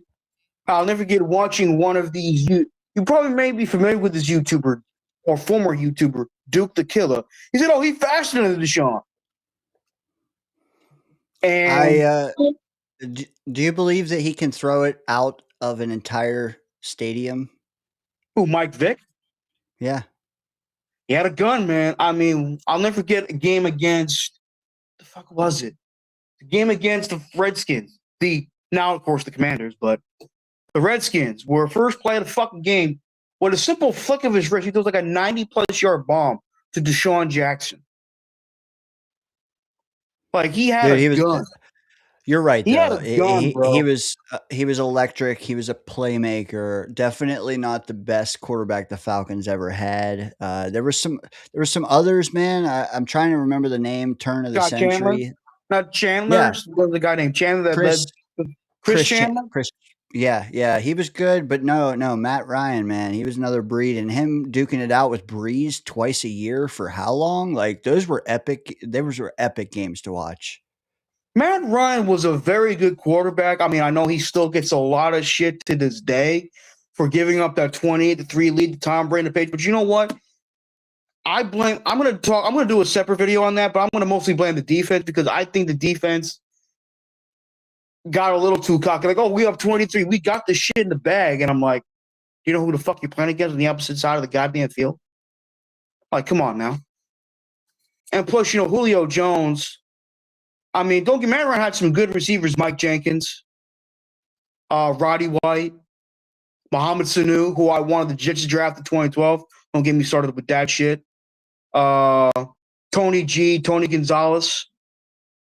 He had some pretty fucking good ass weapons, bro. And then, of course, for a while, Calvin Ridley. Steve Bart. I've heard of that name. Wasn't he in the 70s? Wasn't he number 10? The calendar goes back to the 70s, Scott. Steve Bart. I'm going to look him up, but I heard he was a good quarterback in his heyday, too. Agreed. He says, yes. He said the 70s. See, I trust you. And that's why. Oh, wait, there's some difference of opinion here, calling the whole thing into question. Oh, Clancy saying 80s. Then he's backtracking. Once he saw Scott's answer, he's like, wait a minute. Wait a minute. Really the 70s, Scott. I'm going to let you have this one. Just like Pick'em. But what I will say is this. Matt Ryan, I mean, he seems like a nice guy, too. I never met him personally, but he seems like a cool-ass guy. I know he was an analyst on CBS for a few years. 60s and 70s. All right. That's not bad. That was during Joe Willie's time. Keep cooking, brother. But what I will say was that he was a lead. I'll never forget. I think it was caught on Mark where he told one of the players, get fucking set. And they recorded. I thought it was hilarious. Yeah. But he was a leader, Matt Ryan. And he could throw it. Unfortunately, though, he didn't have the success Joe Flacco did when Joe Flacco was the starter in Baltimore. And even though Joe Flacco had Ray Lewis, Halota Nada, Ed Reed, Terrell Suggs, I guarantee you practicing against those guys made him a better player. Yeah. Yeah, well, and Peyton Manning was on the other side, you know, with Matt and Breeze, and that was Aaron Rodgers was like the NFC was hard. Yeah, we had Tom Brady on the AFC side, but look, Brady, Peyton Manning in the AFC, Phillip Rivers, Ben Roethlisberger, Carson Palmer, who I thought was prior to Sam Darnold's recent emergence. Hold on, let me ask you, because I saw the list for next year. Is Big Ben a first ballot Hall of Famer to you, Charles Gorman, on February 6th? He may not get in because of his off the field issues, but to me, he is, yes. The man was a beast, savage of a quarterback. He was nearly 7 feet tall, nearly 300 pounds. He was a load to bring down, and he had a great arm. He was a very good thrower of the football, very good passer. Played for a really good coaching staff. He played on a lot of good Pittsburgh Steelers teams. And if there's one thing that I've always admired about Ben Roethlisberger, other than his physical talent, was that he played with heart and he was clutch. And he led the Pittsburgh Steelers, one of the most historic franchises, to 3 Super Bowl appearances, 2 Super Bowl titles, 10-plus wins in the playoffs, several plus division titles, some epic-ass moments. I mean, yes, to me, he's a first ballot Hall of Famer. But he may not get in because of his past with the off-the-field issues, with the quote-unquote sexual assault stuff. But that's to me, big. he is, yes. For me, that's huge. I'm sorry. No, I'm not saying you're wrong. I'm not saying you're wrong. But as a player, forget the person. As a player, fuck yeah, he's a first ballot Hall of Famer. Trivia question. I think that the regardless of the other charges that were against him, riding a motorcycle without a helmet, you can't get in the Hall of Fame. Come on, man. oh my goodness. I mean, don't get me wrong. I'm not disagreeing with you on that part. But as a player, he's a first ballot Hall of Famer. As a person, he's a knucklehead sometimes. Does he get in faster than Eli? I think he should. I love Eli. You guys know that. I want to do a video on him too. And people said, "Oh, Eli was the best quarterback of 2004." No, it's fucking Ben Roethlisberger. Look at the stats. Look at the playoff wins. Look at the record. He played for a lot better. No disrespect, Eli, but Eli played on some shitty Giant teams. Ben Roethlisberger played on some really good Pittsburgh Steelers teams for a lot of years, and he's never had a losing season. Yeah. I will say this about Eli: he never missed a fucking game. He never missed a fucking game. Even when they swapped him out with Geno Smith in 2017, he never missed the game. He was relatively healthy. He never missed a game. Question for you. Trivia question. In fact, I think Daniel knows the answer to this, but I want to test your knowledge because you've just displayed it for a solid 15 minutes here, Charles. Trivia question. You have first dibs. Where did Ben Roethlisberger go to college? Miami of Ohio. I was actually funny. A few weeks ago when I was at my local Buffalo Wild Wings, I was talking with a nice gentleman who currently lives in my town that grew up a Cincinnati Bengals fan. And he said even though he hated the Steelers, he loved Ben Roethlisberger because he played for the University of Miami of Ohio. He said he was a great quarterback. Unbelievable quarterback. I said, yeah, man, to me, he's one of the best of all time. Now, do I think he's the best Steelers quarterback of all time? Statistically, maybe, but I got to go with Terry Bradshaw, man. 4 Super Bowls in 6 fucking years. 4 Super Bowls in 6 fucking years, man. I mean, I've been saying this shit for years. For fucking years, stats can be fun to analyze and observe and look at and talk about, but they can also be misleading. Terry Bradshaw played an era where quarterbacks get fucked up. Yes. Yes. I mean, he played an era where you got fucked. I remember listening to an interview where Lawrence Tennyson, where I played football was war. It wasn't football, it was war. It was fucking war. It was absolute war when you played football. And like having the accolades you have without the stats, to me, means more.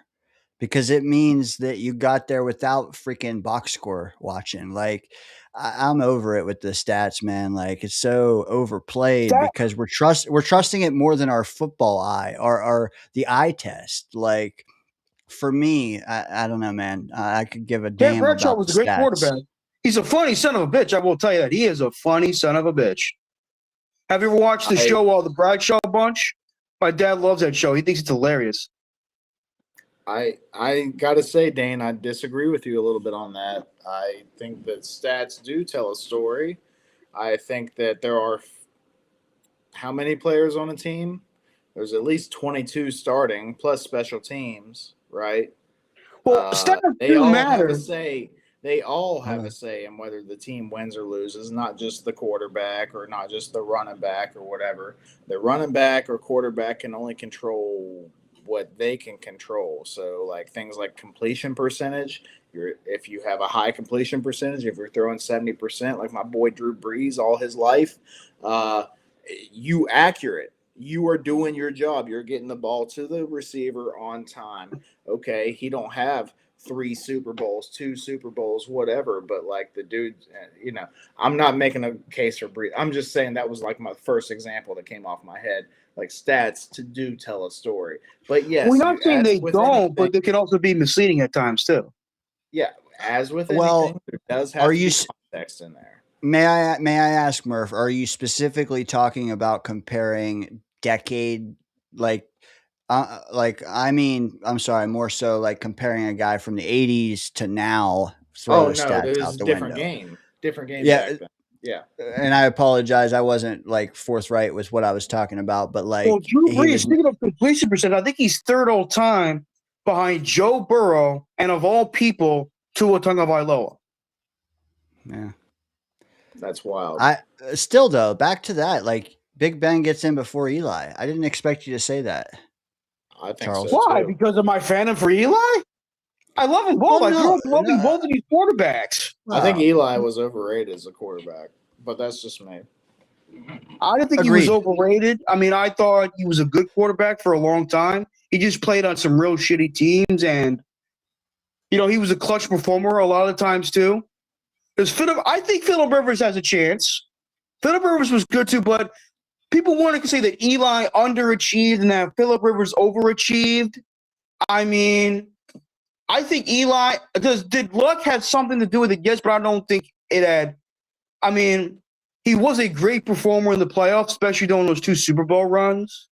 He was good in the regular season at times too. Yes, he was at times very inconsistent, which I'm not afraid to say. I'm not a truther. I refuse to be one of those fucking people.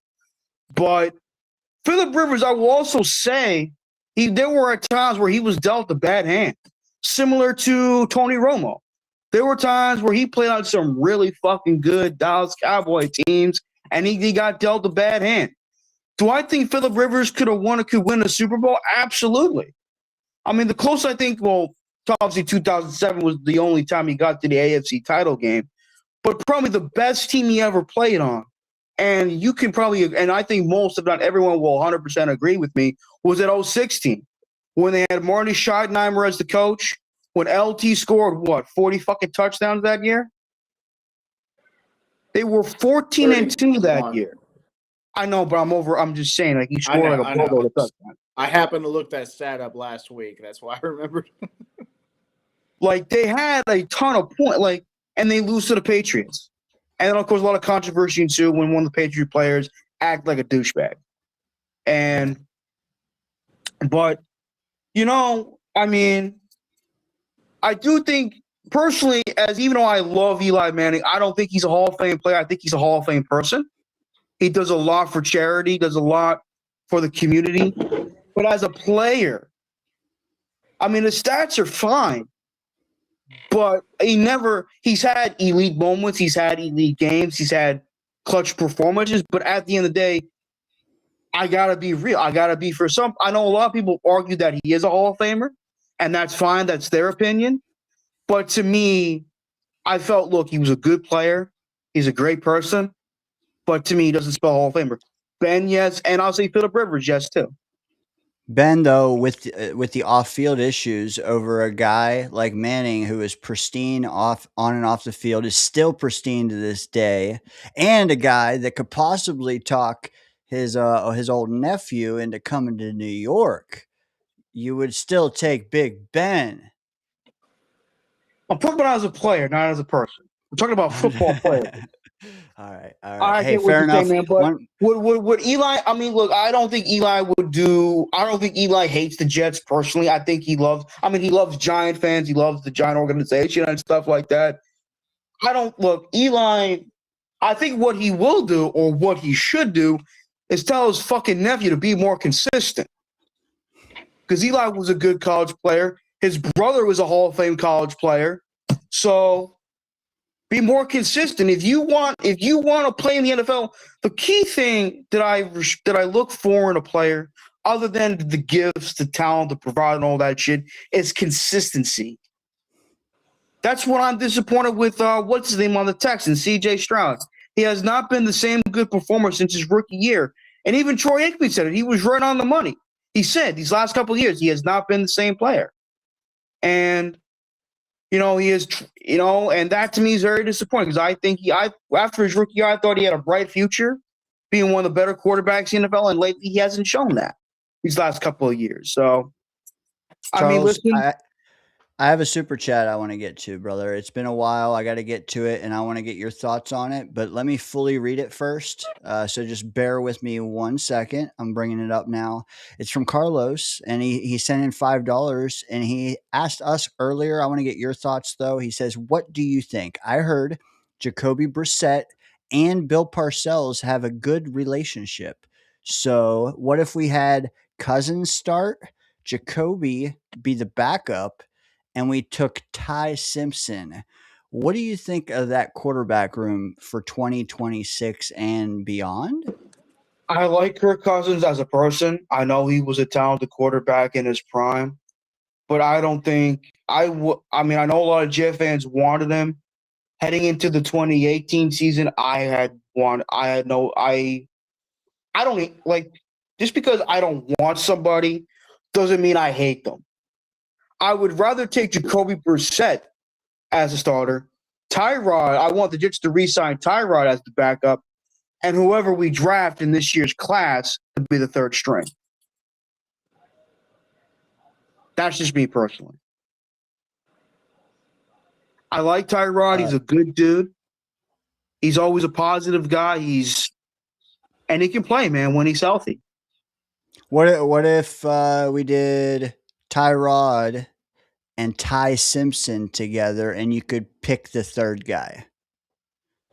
Okay, so let's say we do draft Ty either with the second overall pick, which I think would outrage numerous Jets fans, 16. or maybe with the 16th pick. Okay, fine.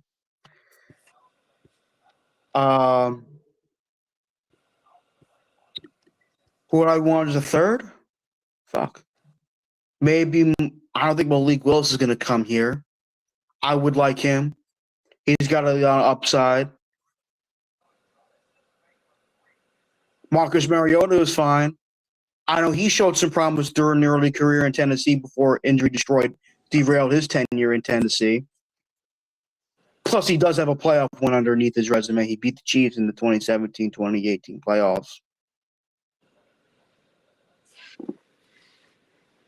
So, with that being said, though, I'm going to say I'm going to go with Marcus Mariota for now as my third quarterback.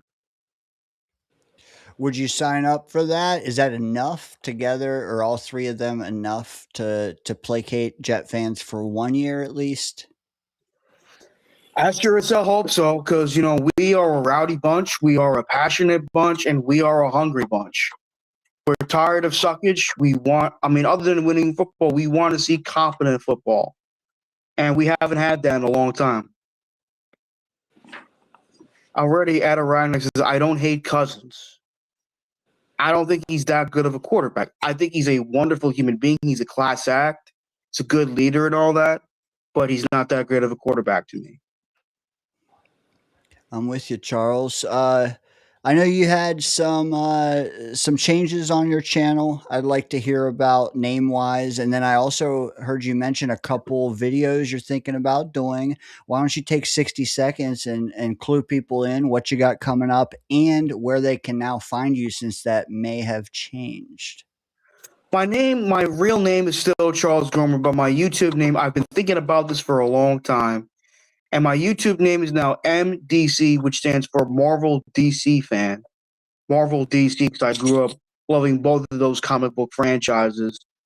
MDC, the first three letters are capital. Those three letters are capital. FAN, fan, are all lowercase, and then 101. And of course, my surname is Charles Gorman 1094. I changed my profile pic too because I want to showcase my love to both Marvel and DC.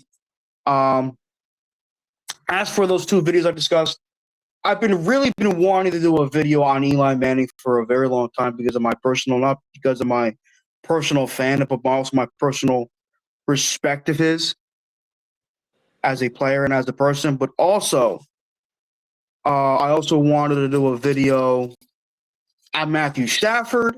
I wanted to do a video. There's so many videos I wanted to do, man. Like it's unbelievable. But what I will say is that I will talk about Eli Manning at some point. I don't know if it's going to be tomorrow, but it'll definitely not be during Super Bowl Sunday. I'm going to have friends come over, my friends, Colin, Thomas Lady, and one of my good friends that I've known through my local Alliance Center for Independence, Preston, who's going to be making me some meatballs, apparently. What do you think of that, Daniel? I think it's excellent. I think it's excellent. I love me some meatballs, man. I'm Italian. Love my meatballs. Love my pasta. Spaghetti. Screw you, Matthew Smith. Spaghetti is awesome. It's the worst pasta ever. I love it when it's not on the old sweater. Jake chimes in on your way out, Charles. He says $2. He wants to know He wants 2 out of the 3 Ohio defenders in the first round. What do you think of that idea? I'm guessing he wants Averill Reese and Sonny Styles. Or Caleb Downs, Or 2 out Caleb of 3 of those. Yeah. I would love Sonny Styles. I think he's a stud. Reminds me a bit of David Harris, Jet legend. You know Styles. Yeah, you know Styles. I could tell. Averill Reese, I've heard he's a great pass rusher. Caleb Downs, I gotta watch highlights on him. I know I watch all the superhero shit. I suck at watching college football. Story of my life. All good, man. I'll watch Caleb Downs. I watch Caleb Yeah. Downs highlights. People say he's a great safety. We could use that. I don't think we've had a good safety since Jim Leonard. I know. What about Marcus May? He was good until Robert Saleh showed up. See, Murph, it's coming up, man. What do you think of that safety take there? I think that Jamal Adams and Marcus May was a hell of a duo. Yes, but Jamal Adams to me played more like a linebacker than a safety. Hey, you can. Sometimes that's what you do with safety. Sometimes you have one guy that's in the box more, and the other guy's playing the deep middle. And it worked out. Those two paired up really, really well. I'm not denying that, but he was horrible in coverage, Jamal Adams. Oh my god. Yeah, and neither of them really hit off after they left us. I guess Marcus May might have had one decent year. I don't know, but either way. Before that, like you said, Jim Leonard, Eric Smith was okay. I know we had LaRon Landry one year. Jeremiah Bell. He was pretty good. Yeah, but he took a lot of roids too. Yeah. Hey, if he don't get caught, I don't give a shit. I will say this, though. He disappointed me with Rex Ryan in 09, but he was a very talented safety, Kerry Rhodes. He was great in Arizona for what I saw. Yeah. I wish he hit it off with Rex better because he was actually very good here before we shipped him out. Oh, I don't know that. I understand he was like an all-pro, Pro Bowl caliber safety during his tenure. I remember watching his one. This was during the early years of YouTube, where one guy said he was like one of the hardest hitting safeties in the NFL at that point. Well, Charles, we love you, brother. I also plugged your channel. Plugged your channel down below, man. If you want to stick around and chat, feel free. But otherwise, I'm going to be watching for your content, man. Have a good week. You too, man. God bless. You too. That's it, Charles.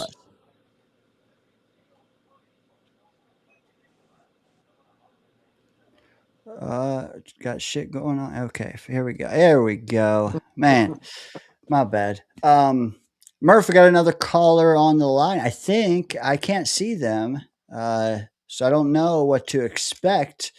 Are you ready for a possible, I don't know. It could be someone who just cusses us out. It could be someone who we just can't see. What do you think? Just go for it. Why not? They called in. Might as well. Let's go. You know what? Appreciate the chat. We got to catch up on some of your comments here in 1 second, but I have, again, a first-time caller on the line. Let's see what they have to say. Without further ado, I'm bringing out Michael. Hey hello, guys, Michael. It's Michael. You know Bobby Midnight? No, okay. Mikey Midnight. Yeah, Mikey Midnight, Mikey Woodruff. Yeah, I'm a Jets fan. I think the Jets go win the Super Bowl next year. Cause we got Frank Reich and we go get Carson Wentz. Carson Wentz go. That's a bold take, but I'm all about it, man. Let's do it. Mikey, welcome to the channel. How long have you been a Jets fan, man? We know your brother. He called in here a bunch last year. But yeah, I don't know. I don't think I've ever talked to you on screen. How long have you been a Jets fan?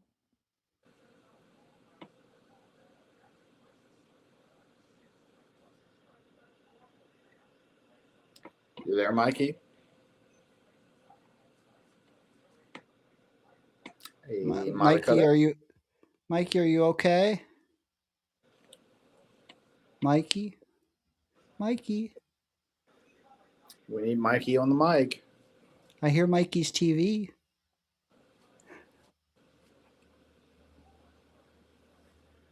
Mikey? Did we scare you?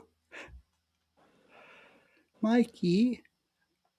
Mikey, why? No, Mikey. Oh. And that was Mikey's debut into the danger zone, where you sometimes just get sucked into the vortex. Yep.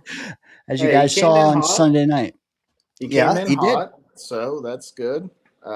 Appreciate you, Mikey. I love the optimism. That's a bold take. Super Bowl next year. Might be the only Jets fan saying that, possibly. But I appreciate it because we need people like that. Because you got me right now, who's been down in the dumps, right?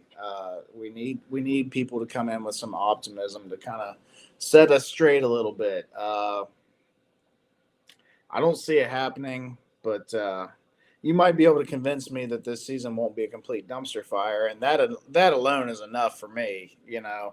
If we're not a dumpster fire next season and we win 7 games, I might be feeling a lot better. I just realized something, Murph. What? I feel better because, like, I feel stupid sometimes with me being on my hat. I just noticed that you're on your shirt. Oh, the bull. My gym, Glen Oak Iron, that I go to. Damn. Yeah. Damn. Uh, guys, spike the like button if you're enjoying the show. There's still 31 of you who just joined us for call-ins. That call-in line is still there. We're talking, Reich. We're talking Dunbar. We're talking Duker. We're talking. Do we fire Hayden? Actually, we're not talking that, but maybe we will. Um, we're talking all sorts of stuff like Alfredo. I think Charles was just talking about there at the end. He was talking about Alfredo Roberts, right? But yeah, we're talking the gamut. And next week, we're not. Next week, we are cluing in, we're drilling in, whatever, insert verb, uh, on the free agent class. And we are going to do a full on show about how much dollars we have. Actually, what we're going to do probably, and this is a working theory, but me and Murph talked about it, I think, a week or two ago. And Murph doubled down on it tonight. And I like the idea. I think we're going to have on 2 creators, fellow Jet Danger Zone family creators. We are going to, coming into the show, we're going to tell them how much cash they have to work with. And we're going to see, one guy is going to take offense, one guy is going to take defense. We're going to see what kind of plan they can come up with for their half of the funds, what they would spend it on with the free agent class. And we're gonna have a good time doing it, man. We'll probably do that for an hour and a half. We're gonna really flesh this out because free agency starts in 1 month. And before that, we have the combine. We have Dom C coming on to talk prospects. So we may not get much time to really flesh it out. Next Friday night, the day before Valentine's Day, we have a plan to do that. So definitely come back if you're new here, like Joey Oliver, I said a minute ago, just subscribed. If you're new here, stick around and appreciate you for sure. Um, you know what? We have a caller on the line, Murph. Sadly, the chat predicted who it would be. They said that Mikey's going to call back a few more times. Uh, I hate to let the folks down, but this is not Mikey Midnight. But I don't think he's going to let us down, Murph. You ready for this next one? I am ready. All right, here it is. Oh, I thought, okay, never mind. The next caller. Oh, Yeah. bring him out. Bring him out. What Johnny up, boys? Pitch Quick. What's going on, guys? What's going on, Johnny? What's up, man? You know, same old shit. Hey, man, how to come up here? Cause I heard y'all need some optimism, right? Y'all need to get hyped up for the season. Yeah. Hey, Johnny, I'm already optimistic because I see you and you look good as hell, dude. Trying to, man, day You by looking day. healthy over there. Happy to see that, buddy. Hey, I gotta come up here because Boss Girl's been talking about it. I wanted to get your guys' thoughts. You saw what I stated on the show a little bit earlier on my thing, Dano, right? What you guys' thoughts on the whole Harrison Phillips conversation, man? Murph, I don't know how much of this you saw this week. I, for one, did not see any of it. But what I did see is Jets Worldwide. Because guess what? That's what you do. If you miss the Nuggets throughout the week, then you finally finish your work week on a Friday. And as Johnny Boy likes to say, you get paid, man. You get payday, Friday. Done, man. Weekend's here. But you missed all the Jet news. Then you tune into Jets Worldwide. Why? And you get all those nuggets all at once. And then you come here and you get a little more. But you start there. That's what I do, man. And that's how my week went. For one, it's payday. For two, I work construction all week. And I missed some of that. I mean, I saw the videos upload, but I didn't get the comments that were in them. But Murph, I don't. If you missed this, maybe Johnny could just recap it a little bit, and then we'll both go into it. I saw a little bit about it, but I'm not super familiar with what the exact quotes and things. So essentially, what it was, right? So Jets media, Richie, Jake, a lot of the content creator guys that are out there right now are on whatever role is called. I keep forgetting sports role, right? And Radio Row, yep. Radio role. There you go. So you're getting a whole bunch of these guys that are coming there. You're seeing some of the Jets guys that are there, and of course, Jake, Richie, they're gonna pull these guys. He had like AD Mitchell. I mean, he had Tyrod, but then he had Harrison Phillips. You've liked Phillips, right, Murph? You've liked what you saw from him this year and everything. Yeah. He's become a leader, I feel like, within the Jets locker room pretty quickly. And he pretty much put out a lot of the dirt that's been going on in that locker room out. And essentially, to make it really quick, Harrison Phillips is pretty much saying that there's been cancerous issues that have been there from the previous regime. And it's been leaking into what they're trying to accomplish this year. And Aaron Glenn has been the only constant that he's seen within the Jets organization itself. And he likes what they're trying to accomplish by getting rid of a lot of that crap that's been there. I came on to you guys tonight because I felt like it's what was being said from Devontae Adams. Devontae Adams had a very similar response like Harrison Phillips, but it was a lot bigger within the actual New York media market itself. So I'm just on this and stating, why did it take so long for somebody to come out and say this when we've been saying this for the longest time itself? And now everybody's getting on board and being like, damn, it really was that bad. The decline of that organization and that regime from last time was already going down. We all saw it. But I wanted to get your guys' thoughts on it. I mean, Murph, again, I know that you didn't see it. Dano, I think you probably saw it, right, on what was said. But on Richie's, he's pretty much saying AG inherited a very cancerous group. Everybody that was there is really where it was playing for themselves.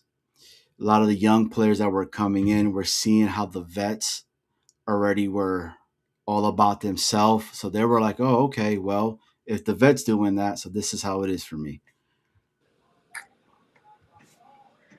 That's what he was pretty much saying.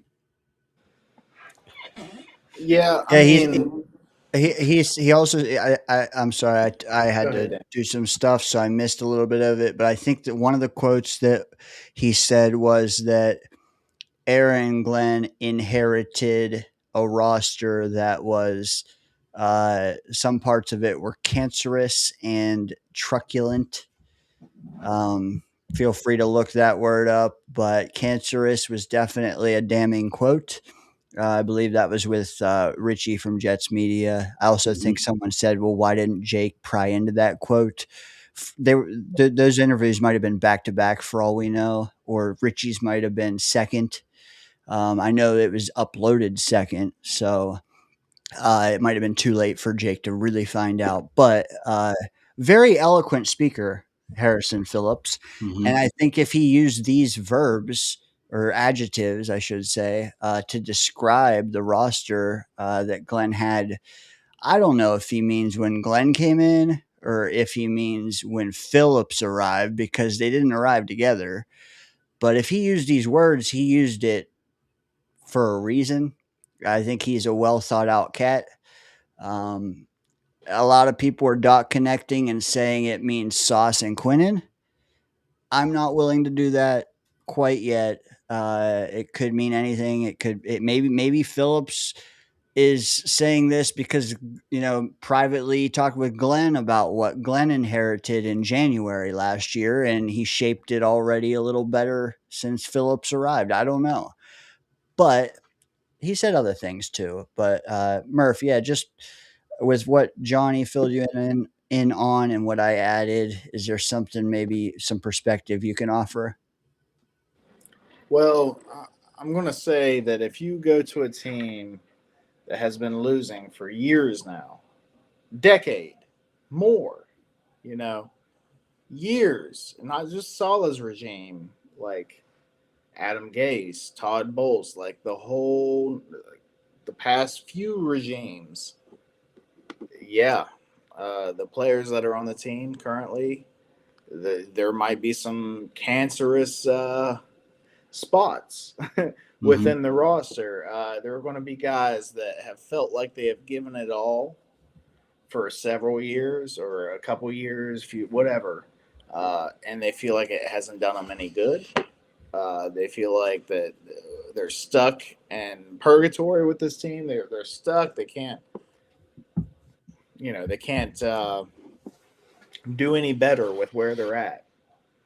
Uh, and inevitably, whether they actually decide or think that they're going to do better, they have that little thing in the back of their head that's saying like, "What's the point?" You know, they start getting that mentality, right? And that's usually whenever they need a fresh start.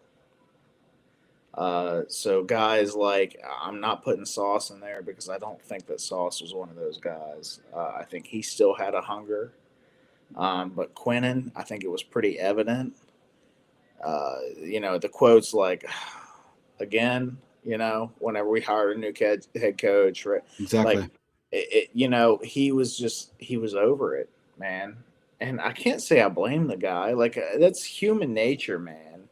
Like, to have drive after all those years of losing, all those years of giving it your all, blood, sweat, and tears out on those field, just to have a 5-win season, a 7-win season, a 3-win, like shit like that shit adds up, man. That's rough on the mentality. So yeah, at some point, you're just like, is it worth it? Like, what's the point?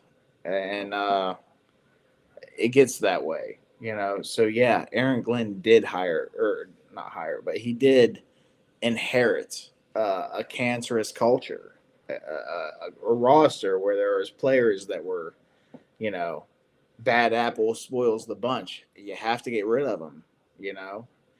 And I don't even blame those guys. Like, I don't. But at the same time, you still have to move on. Like, give them a fresh start. Give yourself a fresh start.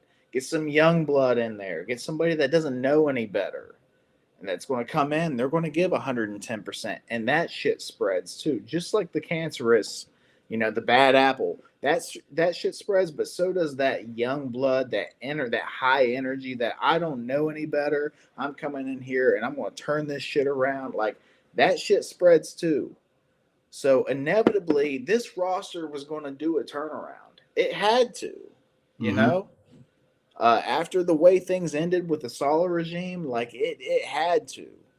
And there's still going to be guys that are going to get sent packing, We're going to bring in fresh blood. And hopefully Glenn can have those guys ready to go. Hopefully, schematically, we can have our defense up to par, right? And the fresh blood in here that doesn't know any better, and they play hard, they play fast, they play loud, they play hard, whatever. Like, that's what we need. If you're going to change a culture, that's part of it, man.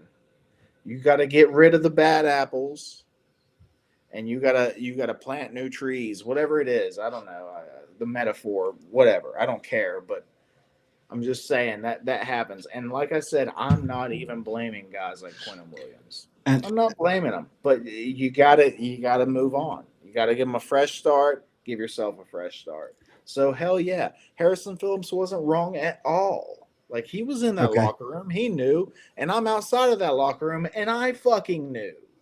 As did Dane, as did you, Johnny. We all knew. So You know what? You're not telling me anything new here. Let me, because we got to get to pick them here in like the next little bit. We have you mentioned it, Murph. We needed some new blood. Let me get the final caller on the line to pitch his take. Maybe he has some insight. Someone that Johnny Boy, I think, knows. Look at this guy. Afro. I just came on because I know you mentioned you wanted me to commit to 8 wins this year. I saw it in the chat. Yeah. You know what? 8 wins gets Johnny and Snowball's picture on your wall. I'm going for 10 wins, right, Johnny? Hell yeah. I'm going for 9, baby. Give me a winning season, and I'm game. 9. Oh, 9. I just 9? want a winning season. That's what I've been saying. Because you're getting people that are saying, 7. We get 7 and we're good. I'm like, what? No. Why would you not want to? I want 9. Like, give me a winning season and build from that. Do I think that's going to happen? Probably not, right? But why would I not want 9 wins? Give me a winning season. We haven't had a winning season in 10 plus years already. Or what?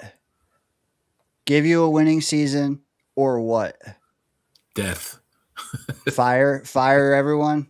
No, it shouldn't be the ceiling for us. The ceiling for us shouldn't be 7.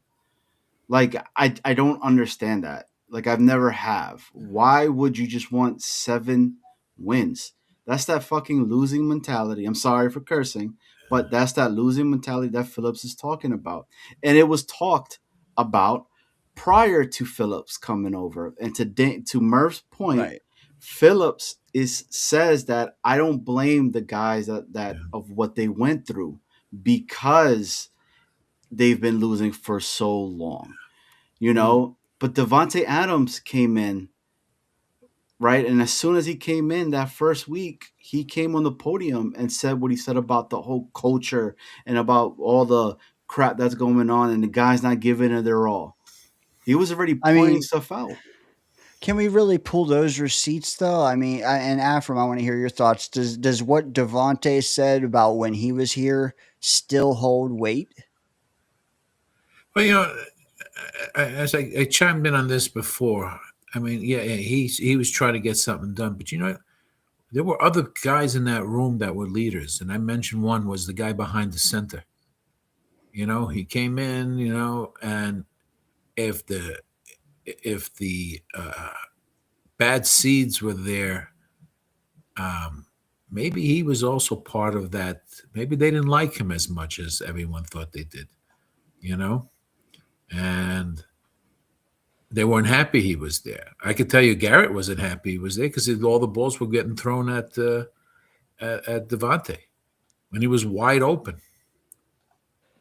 So listen, all these kids come in, they come from good programs, solid programs. And then they come to us, and we don't seem to have we don't keep anyone long enough to develop a program too. It's got to be quick, quick, quick. There's got to be some consistency here. And until they come in, and then they have to start winning. There's got to be you got to have some winning done here. And these guys have to believe in the coaching staff. Mm-hmm. Okay. So until you get that happening, and they believe in what these guys are preaching, okay, that's when you're going to start winning games, and then that's when the culture changes, because when you have belief in what you're doing, then all of a sudden things change. But when you don't believe what they're selling you, you're just going to go through your 4 years, 5 years, and then move on. And that's what's happening with this team. And it's the whole me attitude, right? Yeah. And that's what you got. The guys are looking out for themselves. It's not that connected team that Phillips is talking about. So Can I ask you guys something? And Johnny, start with you, since I've rudely just cut you off. you good. I think for me, it's less about his comments, and it's more about the timing he's talking about. And because I don't know, is he retroactively talking about when Glenn came in? Is he talking about when he arrived? Or is he talking about now? Because 3 totally different things, if you ask me, because even after he arrived, we jettisoned 2 ginormous players on this team. If he's talking about now, I think that's damning still. But also, this roster is going to change so much again the next month, 2 months. Well, he So let me mentioned ask. we're bringing in good players. We're bringing in the right people. That's what he mentioned also in that interview. So I'm Do you thinking think what he experienced this year. With this. Okay. That's All what right. I'm thinking. All right. Fair. I- And I trust your dot connecting. Johnny, what say you? See, but that's why I go back to the whole Devontae stuff, right? Like Devontae was there when a lot of these guys that were in this regime now with Glenn, okay, like he saw that locker room, and you had another guy that just came in, saw it, and called it out. They've been losing for such a long time that it was okay for them to lose. And they were like, it is what it is. I'm still getting paid. On to the next one. Yeah, you had a few guys that were wanting to win that, but it takes the whole team, right? It takes everybody to really buy into it, not just a few guys that are trying to bring everybody together. And when you have a player, and a player like a Devontae Adams that is really good, that's come from Green Bay, what they've won and they've done things, et cetera, to a squad that is teeter-tottering, doesn't know what's going on, the identity's not there. Salah, is he the real good coach over there? Then you get the dude gets fired mid-season, when going into the Bills we could have potentially freaking, be in the lead for the division. There was just a lot of unnecessary shit that was happening within the organization, and I think a lot of that stuff trickled in. Like, remember, going into the new season, that defensive line that we had, a lot of them were undrafted free agents that were there.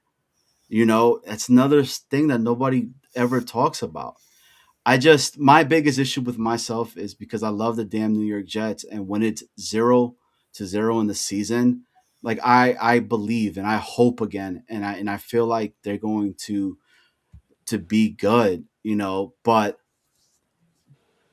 my brain, when I stop all that shit and when I talk to you guys on the outside, I'm like, yeah, I'm just breaking your guys' balls. Like, it's it's all bullshit at when you look at it. But I don't know, man. Like, him saying that, like, why did it take a Phillips, okay, to come in where you had guys that have been there for a while already, and he be the one to step up and state all this shit? when everybody in that organization is just taking fucking strays constantly. You know, it's volume to me, man. Murph, what do you think? Is there a reason why Devonte Adams and Harrison Phillips have been two of the more outspoken guys, and they were both fairly new here? Do you think that is there a correlation there? Why do you think the people who have been here for years aren't making these kind of comments? Have you like heard of the story? And it's complete bullshit. Like the story of like the frog, right? The frog in the pot. You put the frog in the pot of water. The frog's like, oh, okay, whatever. And then you turn the stove on. The stove doesn't immediately heat up to 400 degrees, right? The stove slowly gets warmer and warmer and warmer. And the frog doesn't realize it. It's just, slowly getting warmer and warmer. Next thing you know, it's too damn hot. Frog can't move. Frog dies, right? But if you were to instantly turn that to 400 degrees, the frog jumps out. Whoo, holy shit. What the hell is that? Yeah, out, But if you adapt and you get used to it, as it goes on, you're just used to it and you don't realize it. Next thing you know, you're a 3-14 win team. The the guys that have come away from other teams, they've come away from teams with success. They've played with different teams. They've seen how things work. They've seen success. Maybe even they've seen a little bit of the opposite. But they come here and they see the demeanor, the attitude of the players that are in the building right now. They see the effort. They see different things like that. Maybe even not just the players, the coaching. Who knows? I don't know. And it's like, oh, that's not how we did it over here. You know what I mean? That's not. And nobody acted like that over here. Like, what are you doing? Like, that's not. You are not giving it your all. Like you're not going to win games unless you're giving it your all. Like that's what they know because that's the culture they came from. Well, these other guys that have been here for a while, it's the like I said before, it's the what's the point attitude. Like been here, done that. I did give it my all, still wasn't enough. What's the point, And it wears thin, man. It does over time. Like I said, I don't even blame the players, but it happens. Sometimes you got to shuffle in and out, move players away, give them a fresh start, bring new ones on, whatever. So yes, Devonte Adams, Harrison Phillips, guys that have come from successful organizations, they're going to see that shit and they're going to be like, "No, that's not how this works." So they're going to call it out, and that's fine. Whatever. Takes time. Takes time. As hard as I've been on Aaron Glenn, to be fair, it takes time. Yeah. Couldn't expect them to do it in one off season. And this is why you go out and hire an established head coach, because it gives instant credibility. When guys come there, they know the guy that's coaching them has done it before. When you bring in a first timer, he could be good, he could be bad, but the players don't know what he is, and it's easy to say, "Hey, I don't think this guy knows what he's doing," or some will say, "Oh, I like what he's saying."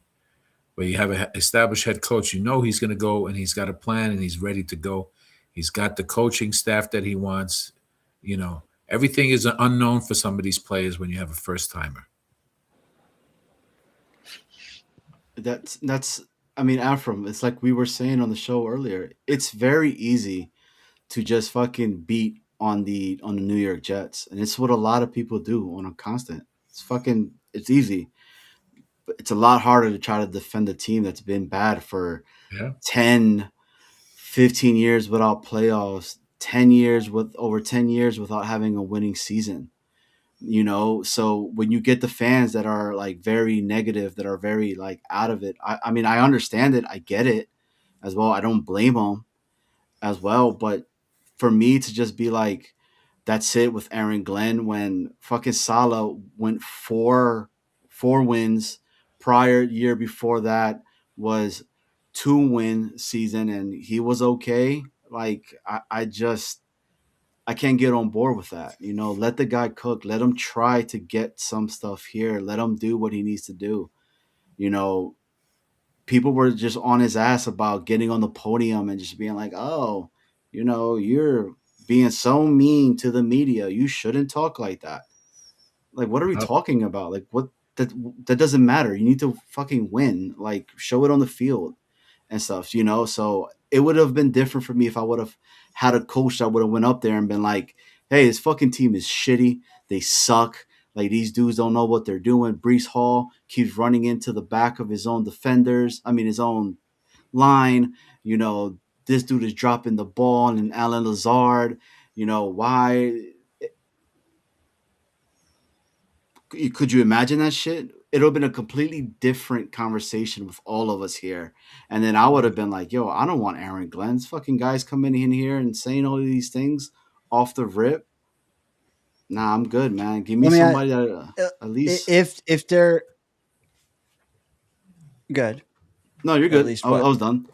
No, I was just gonna say, if someone is still cancerous and truculent on this team today, and I'm not putting you on the spot, but if you want to offer a single name that you think Brees would Hall. head that, it's fucking easy because it's the truth, bro. Like, let's just keep it a buck, keep it 100. It's Brees Hall. You see him over there. Yo, Quinnen Williams from the rip, dog. That cat said, "Oh, another fucking rebuild year and all of that." But you know what? You had a coach in Aaron Glenn that has the balls to be like, "That shit ends right now. Don't be putting out our stuff on blast like that." And they got rid of him. Yo, with Salah, he took off plays and he was okay with that. With Glenn, he was constantly playing, and you saw how much it affected him. Dude, Brees Hall, Thomas Hennessy. Like, you've been on this team forever and watched all this losing. You're just okay with it. What are you doing, man? I'm just kidding. I'm kidding. He's a long snapper. His career is going to last forever. That's the guy that we should hear from. No doubt. I mean, for real, yo, he's been through how many different fucking stuff, and he's still here. We just haven't had a consistent coaching staff. We had Salah, Gase, Salah, with right, Mike LaFleur. Then that shit went to shit, and then we had a quarterback. He was a scapegoat. Correct. So now you bring in, then you bring in Hackett, who's nothing. So now you don't have an offensive coordinator. So now these guys know that, and then they just sit there. What are we doing here? And they can't say anything, And you tailored everything to the quarterback that you wanted. Hey, let's bring all of Green Bay over here with you, okay? And they did that as well. So like I said again, I mean, I get what he was trying to do, trying to implement the culture change and all of that. I get that piece of itself. Like, but again, it was so much time that was wasted, thinking of it now, because nobody thought Aaron Rodgers was going to fucking tear his Achilles the way he did. Dude, it was probably the happiest summer going into that season that all of us were fucking hyped as anything, because we were like, holy shit, we're finally going to have a quarterback. We have some people in place, and it didn't work. It's the bad luck that we have as a Jets organization. Dude, I've never seen something where you have a quarterback coach that is supposed to help out this young struggling rookie and then gets hit by a car riding his bicycle. It only happens to us. I don't think it would have helped him anyway. I mean, you're probably right. It's just a bad pick. Yeah. You said Brees Hall, Johnny. Afram, do you have a candidate, or do you want to just plead the fifth? I can see Brees Hall, but because he makes his comments on Twitter and then he gets rid of them. So he exposes himself. But I mean, he's unrestricted free agent now, so he can do whatever he wants unless they tag him. But I get a feeling they might tag him to hold on to him because they need a running back. Yep. It helps the quarterback. So, which I think Murph? if he's unhappy now, he ain't gonna be too thrilled about getting tagged either. So No. And I could see that too, even just through the draft, see what plays out there. I think Will McDonald could be, we could field phone calls during the draft for him. Yeah. A lot can change. And like I think the most damning thing were to be, should we find out that Sauce and Quinnen weren't even big parts of who Harrison Phillip was talking about. Like, imagine that. Imagine those weren't the guys, and they're all still there, whoever he's referring to. Also, MC2 could be one. We don't know. Like, we traded 2 at the deadline. We traded MC2 before that. He could have been chirping. We don't know.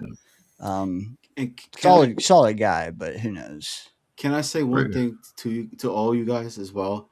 Like, the comparison of what the Patriots have done to the New York Jets, it needs to fucking stop. Okay, you can't compare an organization that's won how many Super Bowls, that has had a good organization in place for how many years, to the dysfunction that the New York Jets have been for how long. I'm sorry, but I can't be like, oh, you do it the Patriot way, because it's not the fucking Jet way. I'm sorry, but it's not. We can't compare that shit to what we have. The fact of the matter is, they got Vrabel, who was a good coach when he was over there in Tennessee. Okay, it was his second time head coaching with the Patriots, to a first time head coach in Aaron Glenn, and everybody's been biting his fucking head off the rip, just because it's the easy way to go out and say anything about the New York Jets. Maybe I'm being biased because I'm a Jets fan and I love this damn team and everything, but the whole shit about, like, let's get it to the Patriots, or let's do it this way, or the copycat shit that goes on in the league and everything like that. It's bullshit. Okay, it's bullshit. You can't compare the two. There's no comparison to it. Okay, we got one fucking Super Bowl since 1960, whatever it was, Super Bowl 3. Okay, we've been in the playoffs how many times since? And you're trying to compare you can't. There's no comparison to it. And I'm sorry, but there's none. Well, we'll see who gets re-signed, and we'll see who gets cut, and then that will determine who the sour apples are on this team. Agreed. As far as I'm concerned, the Patriot way is getting fucking lucky as hell and getting a quarterback, and then only having to go through 2 or 3 years without a good quarterback, and then getting another good quarterback. Like, the Patriot way, like, you can't do the Patriot way or the Chiefs way or any of these consistently good teams way until you have a good signal caller behind center, right? Like, that's it. Like, you can't complete the team. You can have a good defense. We saw that with Saleh. We had a good defense. It didn't do us any fucking good, right? Because we had Zach Wilson going back there and doing the pirouette and then throwing the ball to the fucking defender instead of out of bounds. Like, what the fuck? What are we doing? Like, that's the biggest thing that's driven me nuts. It's so hard to find a good quarterback for us for some reason, because some teams just stumble on the good quarterbacks. Like the Chargers, they had Phillip Rivers for all those years. Boom, stumbles right into Justin Herbert right after that. No purgatory, no misery. They're still not winning Super Bowls, but at least they're relevant. We're not going to be relevant until we have a quarterback. Yeah. You can't even hardly judge if if a head coach is good until he has a quarterback. Like, I don't know, man. Like, You We give picked 2 with a 1 quarterback draft. Yeah. yeah, and that's just our luck, right, Ephraim? Like Yeah. that's just No, what we've yeah, I dealt know with. that. Ever since Chad Pennington, that's what we've dealt with, man. I it's crazy. And guess what, guys? Right? Everybody that's calling like for heads to fucking roll and shit. Oh, there we go. It's gonna be the whole fucking cycle all over again. Let's get another head coach. Let's get another this. Let's get a that. And you know what? In that same fucking cycle and same fucking circle, right? The missing piece has always been a quarterback that we haven't had in forever and a day, and it continues to keep doing that. So like I feel you, Murph. I can't compare this organization to the organization that are being ran the right way, like with as much as I fucking hate the Patriots and all of that, okay? But it's been run the right way. The Chiefs, they used to suck forever and a day. It was way worse than it was for us. But they fucking got it right. And guess what? They got a quarterback and they built from that and kept going. You know, you had Mahomes that was sitting behind an Alex Smith. I tell you right now, I would kill for an Alex Smith to be the quarterback on this team. Okay? So this is my whole like the whole narrative of like again, it's super easy to shit on the New York Jets, but it's very difficult to try to defend them. You know, that's my whole thing, man. So Solid takes, gentlemen. We do have to move on Go. to the end of the show. Afram, I want to give you a chance first. Final thoughts, man. No, we Anything just wait and you see what they got free agency. We finish up the coaching staff. Let's see what they bring. So far, the 2 coaches they brought in are highly regarded. Dunbar and this tight end coach. Let's see who else Reich brings in. And then let's see what they do free agencies, which will determine what they do in the draft. And then we'll go from there. And let's see if we can get a balanced offense, defense, and special teams. We might be competent and compete in all these games. I might even commit to the 8 wins that you want me to commit to. Before we move on to Johnny's thoughts here, do you like the idea of picking up those Tomlin disciples? Because the 2 coaches we've hired, as long as if they do their job. We had Dunbar before Pittsburgh. Yeah. He just when Rex was gone, so he had that defensive line running good. So he's back. Glad he's back. Let's see if he brings in a quarterback coach, or does he decide to be the quarterback coach as well as the OC? I hope not. I hope he brings in a quarterback coach, a run coordinator. We'll see what kind of pull he has, which would be good. Remember the last good offensive coordinator we had was Chan Daly in 2015. He was 63 also, and he's 64. Hey, experience counts. Remember, it's still the same 11 guys that play the game. how long ago was that? 2015. You were a pup. See what I'm talking about? Yeah. See what I'm talking about? It's fucking crazy, man. Offensive play. Yeah. We'll be here forever. Well, dude, yeah, and he's on the East Coast, so I got to get it rolling. But dude, appreciate it. Thank you again. Free agent show next week, man. I'd love to get your thoughts next week because I know you're a cap guy too. At least you fancy yourself, a numbers guy. So check us out next week. All right, man. I'll see you then.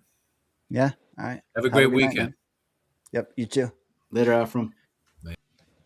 Johnny, I just kept you on for 1 extra minute. I wanted to see if you were sticking for the pick'em or not. I was going to give you the option.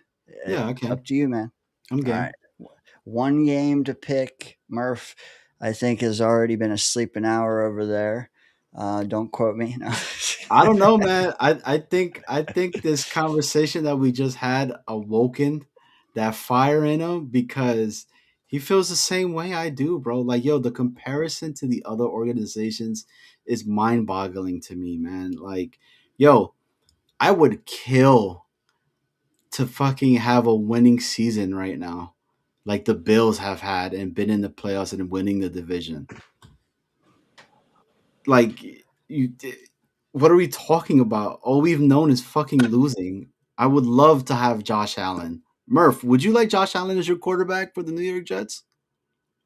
Well, yeah. The thing, dude, the Bills were bad. Johnny, I know you're about my age or whatever. You're old enough. You remember? They Like sucked. I remember when I was young, like adolescent, young teenager, and stuff like that. When I saw the Bills on the Jets schedule, I'm like, automatic W. win. Yeah, that's a dub. You know, that's how I thought about them. And then they hired Sean McDermott, and they went to the playoffs with Tyrod Taylor that first year, right? And I was like, oh, okay, good for them. They snuck into the playoffs one year. You know, it happens, right? Well, then they drafted Josh Allen, and the first year was like, ooh, I don't know. Like he kind of showed some promise, but then also he kind of like looked a little rough. And then he developed, like it clicked for him. And then boom, all of a sudden they have a superstar quarterback. All of a sudden the team is winning 12 wins every fucking year, and it's out of control. We haven't had that, man. We don't have that quarterback. I know we had Aaron Rodgers like last year, but it wasn't prime. It's not. It was different. It wasn't prime Aaron Rodgers, right? And that was that was after a lot of these players have already experienced the losing for long enough to the point to where they're like starting to check out, right? Exactly. That cancer is starting to grow, you know? So the combination between like this is less than perfect Aaron Rodgers and that cancer is already starting to grow, it led to what last season ended up being, right? Mm-hmm. So that's how it went, man. Hell yeah, I would love to have a Josh Allen on this team. Give me a Joe Burrow. Give me something like that. The Bengals, that's another team. It's like, you know, they had Carson Palmer. And then it was like Andy Dalton wasn't bad either, dude. And then they ended up with Joe Burrow. Like these lucky ass fucking teams. Yo, Why can't we have that? when they went to the Super Bowl, right? How bad was that offensive line? Nobody ever talks about that too. That fucking line that he had was shit, and it was because of Joe Burrow and how good he is. Yeah. Him and those receivers, they get open quick enough and he'd get it to them. And props to both the receivers and him for that, Mm-hmm. you know? Yeah, that's, dude, you can figure it out, you know, with a less than perfect team, with a less than perfect coaching staff, if you have a stud quarterback. 100%. We just haven't had it. Oh. Speaking of studs, What we a have this stud. guy right here, Mr. Speaking of Joe Burrow, Foster. Cincinnati Reds. that's right, baby. Hey, I'm kind of with you. I always did kind of like the Reds a little bit, even though I'm not a baseball guy. But I used to have a video game like back on the Nintendo days. It's a baseball game, and I used to play as the White Sox, which I like the White Sox, and the Reds. Those were the two teams I played as. Yeah. Come on, Murph. Your name's there, dude. Everybody gives you shit all the time for it. Well, my uncle George played for the Reds, so I go. Wow. I go back to the Big Red Machine, and he wasn't really my uncle, but that's my nickname. Uncle George, Big Uncle Red Machine. No. Uncle Red. The Little Red Machine. The skinny red machine.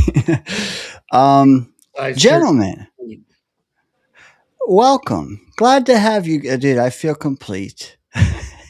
I know it's been Scott, dude. It's been too long. Yeah. Just couple weeks. I know it's too long without you, Scott. All right. I've had some shit going on. You're good, buddy. You're good. Anyway. we have some updated standings, some potential victory laps. Let's get them out of the way now. Chat, if you're still with us, as I hope you are. I know Infrared, he tuckered out. I hope I got his pick in the chat. Coming up, we are doing Danger Zone Pick'em playoff style. Got one game left. As you see Scott's title down there, one last game, one last hurrah.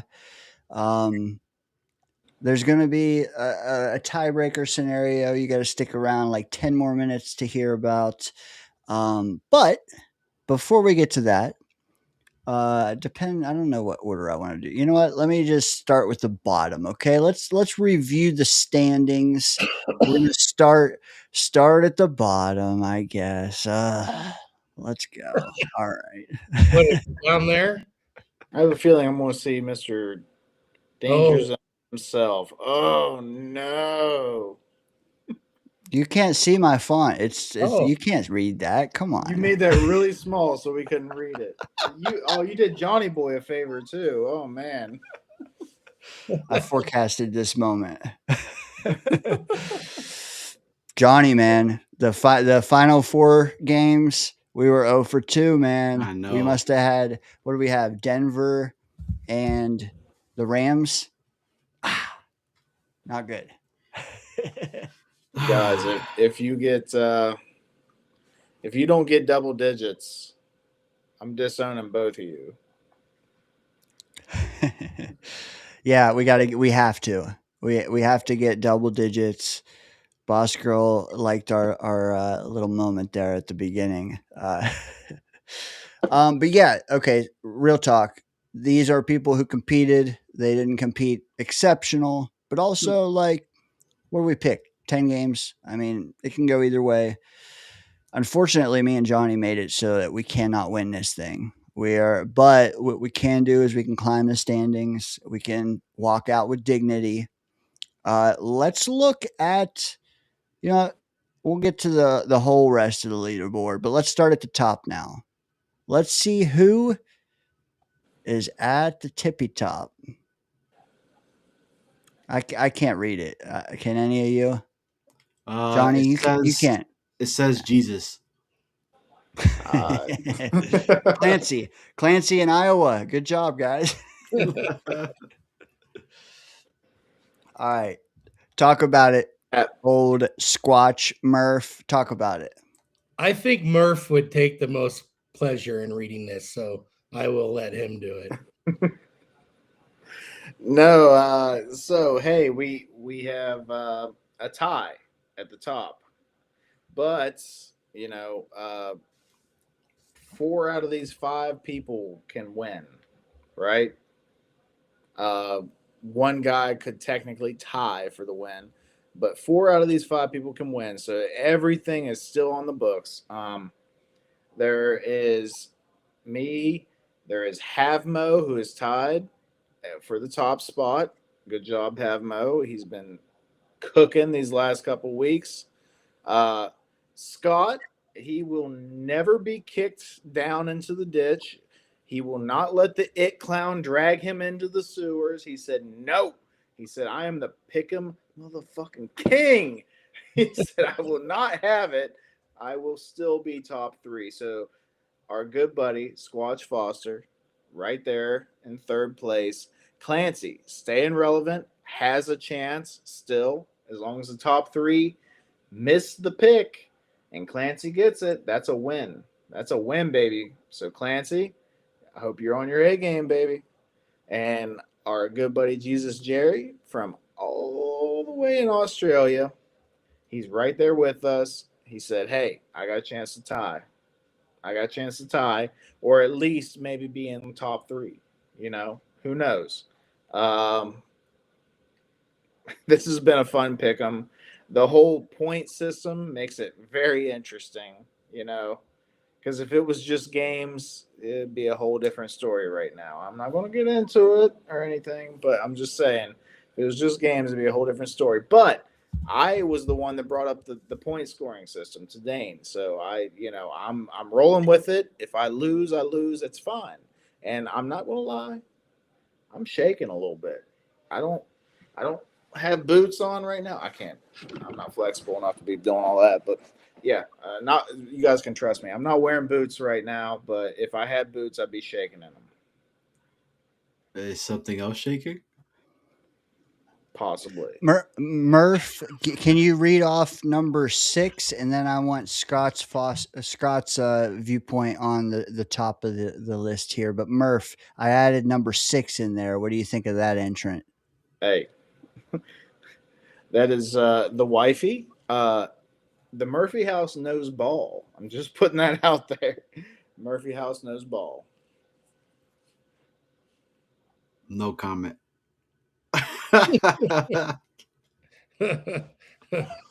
Me neither. No comment. Scott, talk that talk, man, because you were not in the top 3 2 weeks ago before this last set of games. You climbed, you scratched, and you clawed. You say you've been dealing with a lot. You did not let it affect your performance, sir. What does that say about you, the ultimate competitor? The games get bigger and I get better. Watch out, Murph. Still got I love it. I'm curious. What's the tiebreaker situation? Not that it will involve me, but between Murph and Avmo, what'd you come up with? It's you are right. It will not involve you, but I encourage you to still participate because someone might have 11 and they might catch you. Oh, I'm going to participate. I'm still going to win this thing. All right. Well, here's the thing. You heard. He says he is going to win it, Murph. Let me get, hold on. Let me get us out of this real quick, and then I will and I talk to you gentlemen. I think you'll know exactly what I'm about to say, but just for the chat and the people watching tomorrow or whatever, here's what we're going to do. If even if you don't tie, here's the thing, we're going to pick the winner of the Super Bowl next. In the next minute, we're going to start that. What I also want from you guys, though, in the event of a tie, we need a way to break that tie for the standings.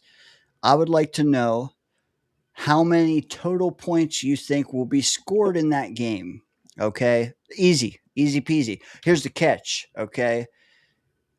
I don't want it in the live chat, man. It's too hard. It's too hard. I'm going to record everybody's answers for who wins the game right now, but also like our streams could use some comments. Okay? They really could. So here's the thing with the tiebreakers. I want how many total points you think is going to be scored, but I need that in the comment section after this stream is over. Just put your number in there, and that'll be your official record. Should there be a tie, hell, even if there's not a tie, put that in the comments before Sunday. So you have 48 hours to do it almost. And that will, help us out on the channel, but it'll also have a guaranteed bona fide way of getting that number on the books. And that is, again, after you can't do it now. You have to wait till the stream's over, and then you can add a comment and tell us how many points, is there going to be 13? Is there going to be 62? And that's Seattle plus Patriots, both points, how many in the whole game. The surest way of breaking a tie. Now, if there's still a tie after that, say, Havmo and Murph both are right, and they both guess 60, and they both hit 60, the winner in that scenario, which is very not going to happen, but if it should, it'll be whoever was higher in the standings most recently. So the double tiebreaker does favor Murph, but there is that buffer in between where we got to get that total points on the books for you. So just want to lay that out. Hopefully that jives with everybody. What do you guys think? Would it? Fine with me. What if you don't know how to count though? Just put your hey, you know what? Put the full score in the comments, and I'll just add them up, and that'll be your answer. Hey, I thought the tiebreaker should have been like the Gatorade color. Like, come on, man. I thought it should have been longest beard, Oh, but whoa. Wait a second. Gatorade color. You know what? That's very good, Murph. That's Damn. my favorite prop bet to do for the Damn. Super Bowl. That's I'm gonna go coming in green. hot. I'm gonna say green. The Jets fan goes green. Not that this counts, but I'm going purple. Okay. I'm going yellow. I'll go Cincinnati. Oh, orange. Okay. I thought for sure you go red. Orange. I like it though. That's 4 good answers. The chat is chiming in too. Oscar goes orange as well. All right, let's get into it, man. Murph, you've been the one the entire I think well, you know what, even if I'm wrong, I'm just gonna say it. You've been the lead batter all season, man. You want to grip it and rip it? Yes, sir. You know, I like to start it off for us, and well, starting is also ending this week. So, we have at a neutral location. There is nobody traveling to nobody. They are playing, I believe, in San Francisco. We have the Seattle Seahawks playing against the New England motherfucking Patriots. Once again, Tom Brady gone, and they're already back. Our good buddy, old Sammy boy Sam Darnold, gets a shot in the Super Bowl. You know, 5 teams later, whatever it may be, with the Seattle Seahawks. Mike McDonald coaching his ass off. That defense is legit. Best defense in the league as far as I'm concerned. You could argue Houston. I understand it, but I think the Seattle defense is legit. They're playing against New England, who in the playoffs, their defense have been locked down. Vrabel's got those boys playing. He's got those boys playing for sure. Does it come down to Sam Darnold versus Drake May? Who you trust more? You know, the young guy was in his second year, right?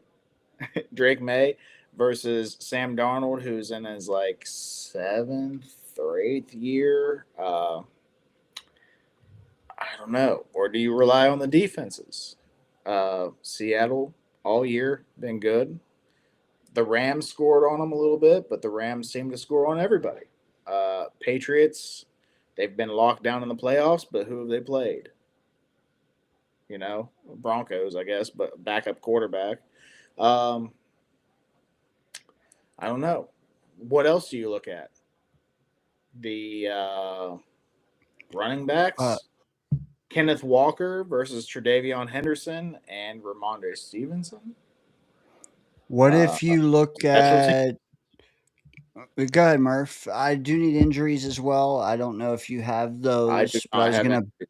I do know that Emin Wari, the stud rookie safety for the Patriots, dinged up in practice, but they're saying he is going to play, which is big because he's been good for them all year. I actually thought maybe he might have a chance at Defensive Rookie of the Year.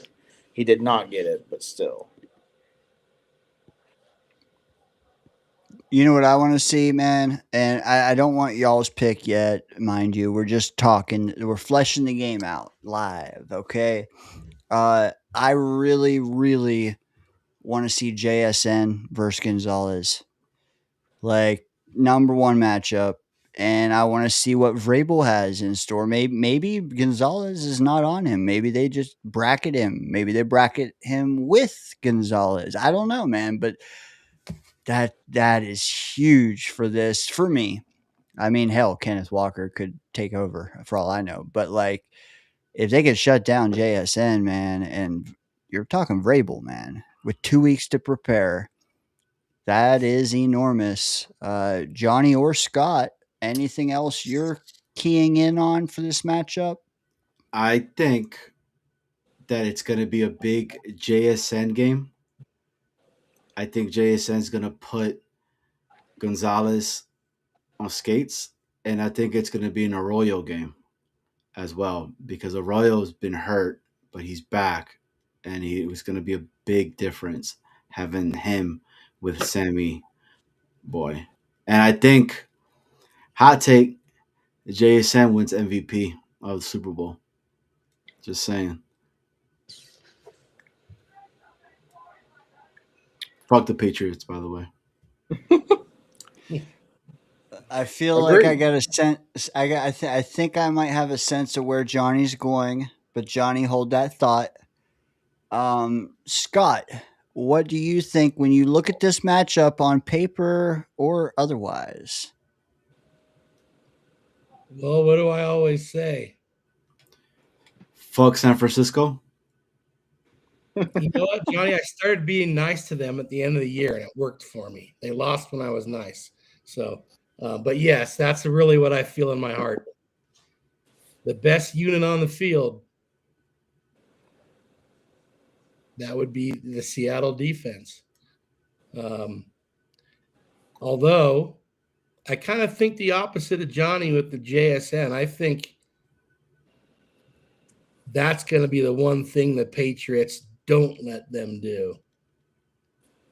I think that's going to be their number one goal, is to keep him under wraps, which might open things up for Cup or Arroyo or Barner, baby. Let's go. It's the old Belichick thing. Take away their best weapon. So can they do that? I think they're going to try. We got that duck out there in the corner. He's pretty tough, but I think it's going to be a good game. I really do. I agree. Murph, you look like you're surfing the web there. Did you pull anything we should know about, or does anybody have anything that they just thought of? Anything they're looking forward to? We can get into MVP predictions, but I think we should pick before we do that. Is the safety been cleared from the Ickham, whatever his name is, for the for Seattle? I thought I saw that him and Drake May have no injury designation. Okay. I don't know the exact injury designation, but I do know that that I think it was McDonald or somebody had announced we expect him to play as far as Emin Wari. I got you. Emin Wari, who injured his ankle in Wednesday's practice, was a full participant today and has no game status listed, meaning he is full go.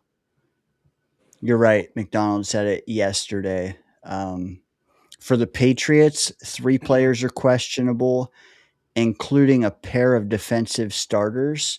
Harold Landry, outside linebacker, questionable. He was limited today, knee injury. And Voldemort himself, linebacker Robert Spillane, also limited with an ankle injury. But come on, it's a Super Bowl. If you're questionable, you're playing. Yep. Also questionable, the third guy I mentioned is going to be defensive lineman Farmer, who has returned to practice from IR, but has not yet been activated and added to the roster. But if he's questionable, probably going to play.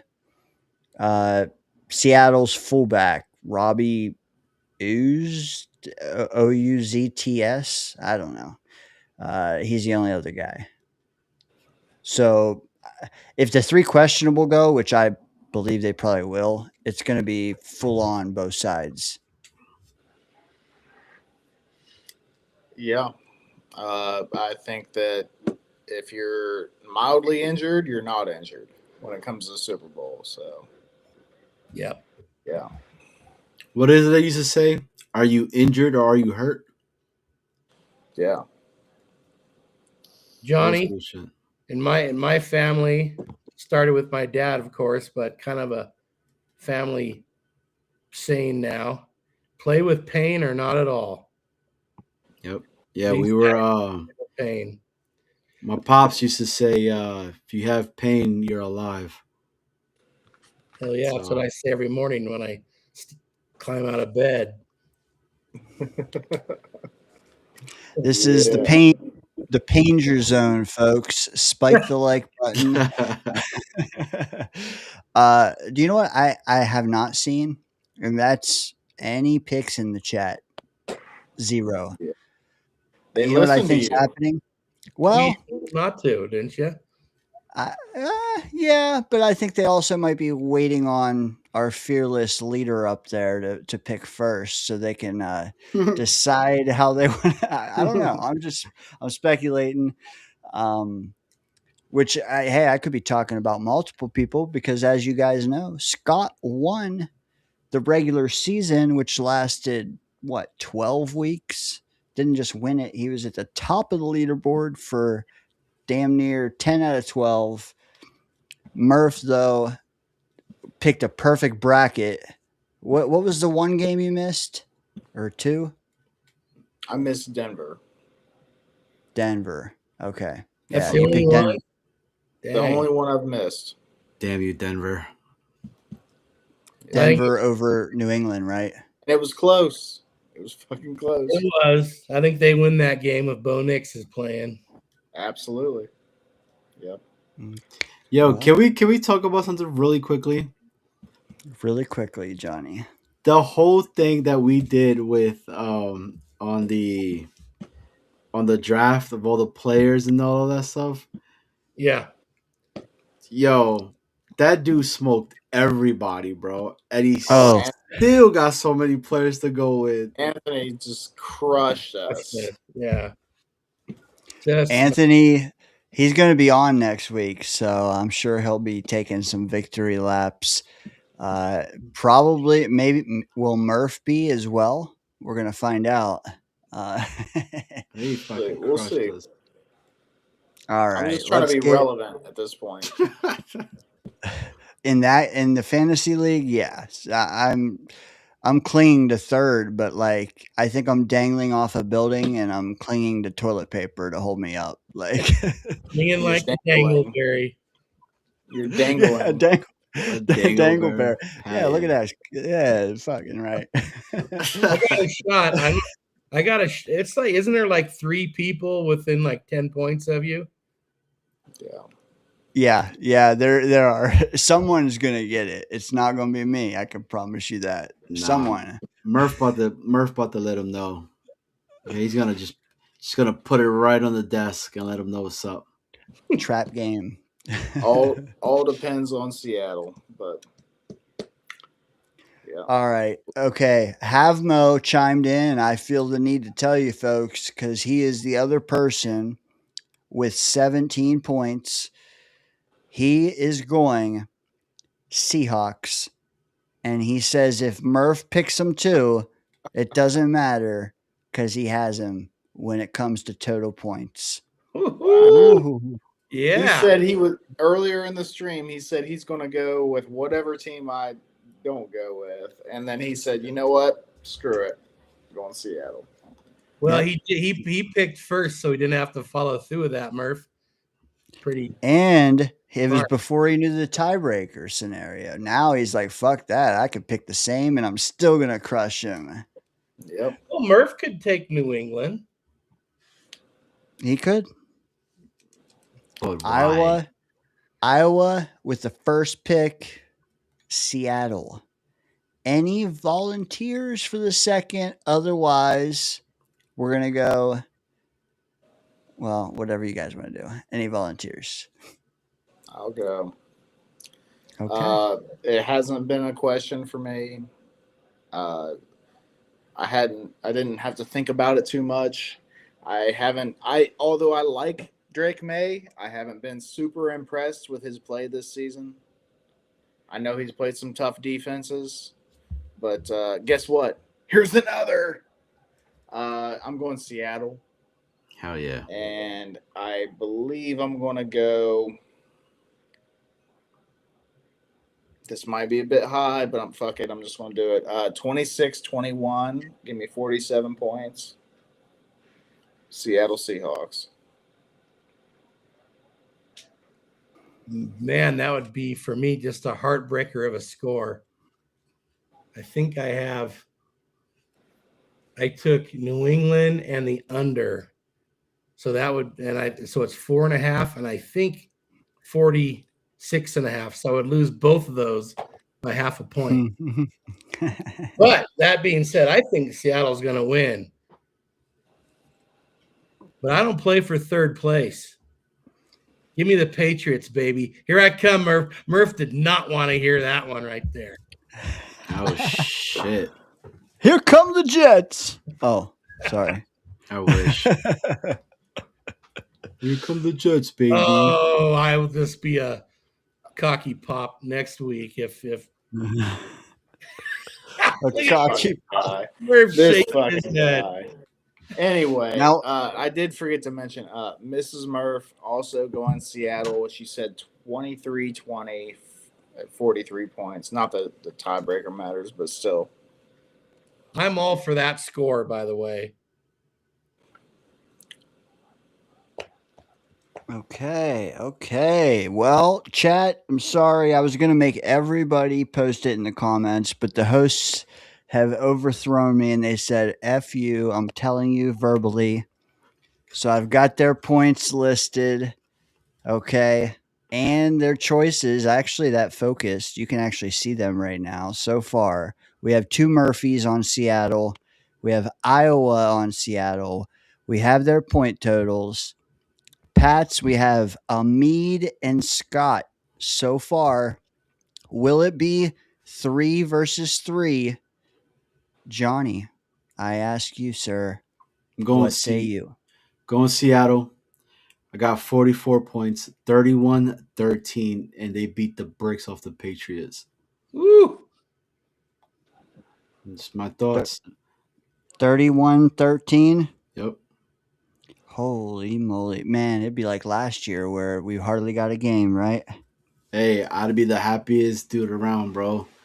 Give Sammy his flowers, man. Okay. Do I need to give you points, Dane? You what? Sure. Either now or later. I gave everyone the option to tell me by Sunday, so you have time if you want to wait. 45. I was gonna say 44, but Johnny beat me to it, so I better think of something different. I didn't think the point thing through. I don't even have one, but I have a winner. So just to recap, it's becoming a landslide, folks. Expected. Not for long. Not for long. Not expected, because for me, it's a case of head versus heart. And I've said this on this channel many times, but head versus heart. My heart, like Johnny said, Sammy D, JSN. I wish they had Charbonnet because my heart would mainly be with him, man. I love that guy. But my head is telling me the Patriots win. They hoist. Drake May hoists. Maybe he hoists 2 before we even draft a quarterback. Oh. You're killing Johnny right now. Dude. I'm killing the chat too, I bet, when I say that. But like, I'm not kidding. But I don't even want to think of that. Like, this game, I think, like Scott said, Vrabel comes in with a plan to shut down JSN. And will others eat? Yes. But I think when it comes down to the fourth quarter, others won't eat. And I do think that Diggs, who I hate, takes over. Like I think he has a big. I would bet the over on Diggs, man. I would.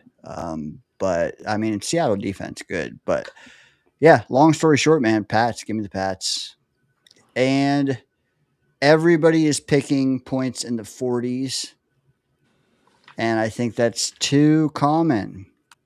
I hate common takes, so I'm gonna go another route. 69. Maybe. You know what? I'll go. I'll go 38. Oh, okay. I like the low score. Keep it low. 21, maybe 21-17. Okay. Maybe. All right. Either way, I'm happy. I tell you this, Dano. Yeah. I'd be so fucking sick to my stomach if the Patriots are hoisting that. Yo, you know how much shit we're gonna have to hear? A lot. Dude, I'll tell you one thing. I'm glad Stafford won MVP because if Drake May did, even if they lost this Sunday, we'd still have to hear a whole bunch of shit. Who won? But then, who won Coach of the Year? Yeah. Do you know? Are you? I really don't know. With us? Rabel. Or did he? I didn't watch any of that shit last night. You know who won the Assistant Coach of the Year? I don't know. No. Josh McDaniel. Seriously? Yeah. They took them both home. Yeah. Fucking dude. both of them shit, bro. You know what? He is a shitty head coach, but he's a good offensive coordinator. There's just no way around it. God damn it. This shit makes me so sick to my stomach, bro. And then we got our own fucking people who are like comparing our organization to the fucking Patriots. And I'm like, hey, Woody had a chance to hire Vrabel. If he was that close to firing Saleh, he should have pulled the trigger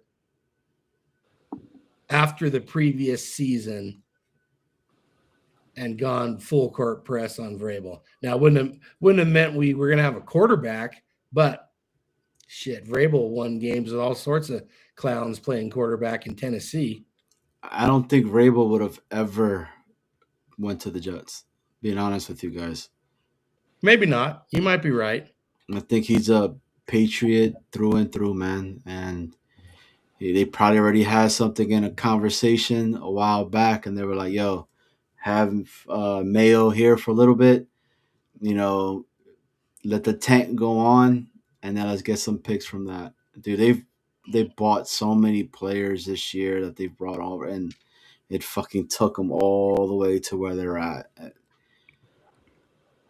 But the deal with Mayo, and they talked about it for a couple years, that they already had an agreement that when Belichick retired, Mayo was going to take over. But shit, they had a bad year. Vrabel became available. Easy decision, but you know, Vrabel may not have known that was in the future. The Mayo thing. I mean, it sounded like it was it was all set up for Mayo to take over. So who knows? I mean, that's, you know, past history anyway. So it would have been nice, but it's the Jets, man.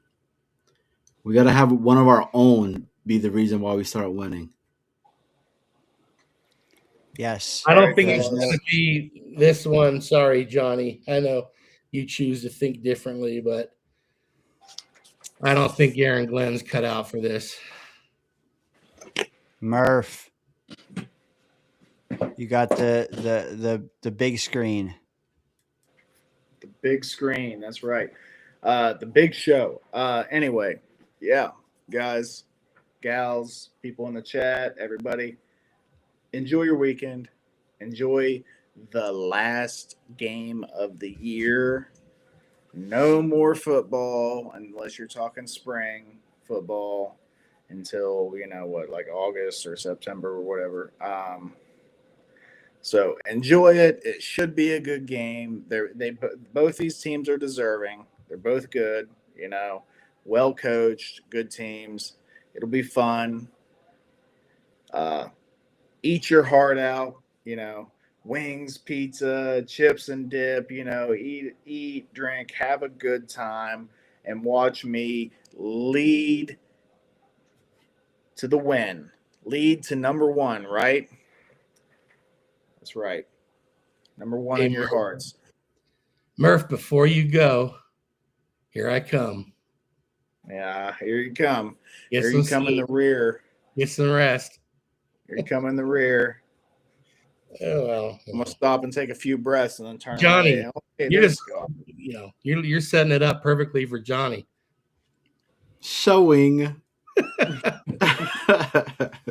All right, fellas. You all have a good night. You too, I'll Murph. catch you guys next week for our big free agency premiere in the Danger Zone. Have a good night, everybody. Good night, Murph. Be safe, brother.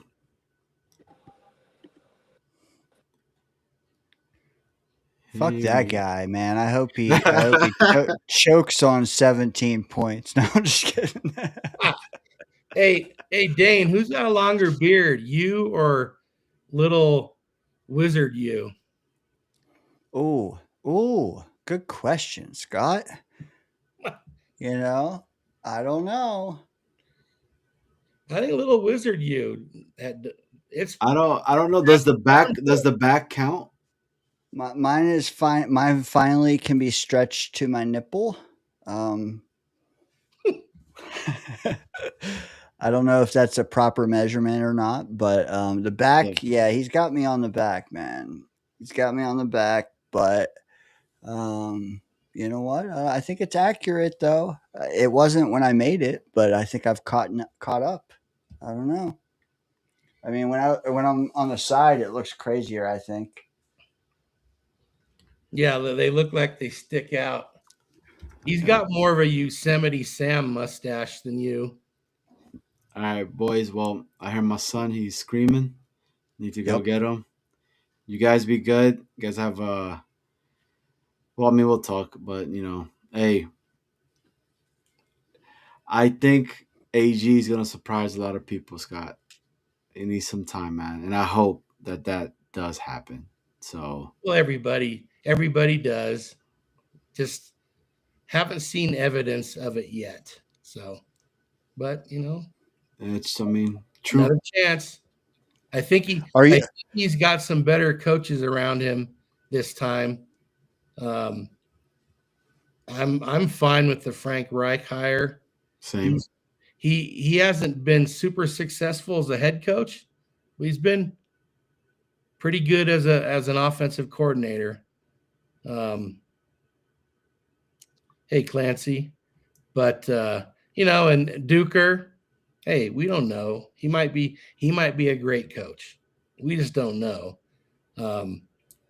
So hell yeah, coaching lives matter, baby. Okay, let the coaches coach. Let them do their thing. Hey, you're preaching to the choir, Johnny. I lived with a coach my whole life, man. Hell yeah.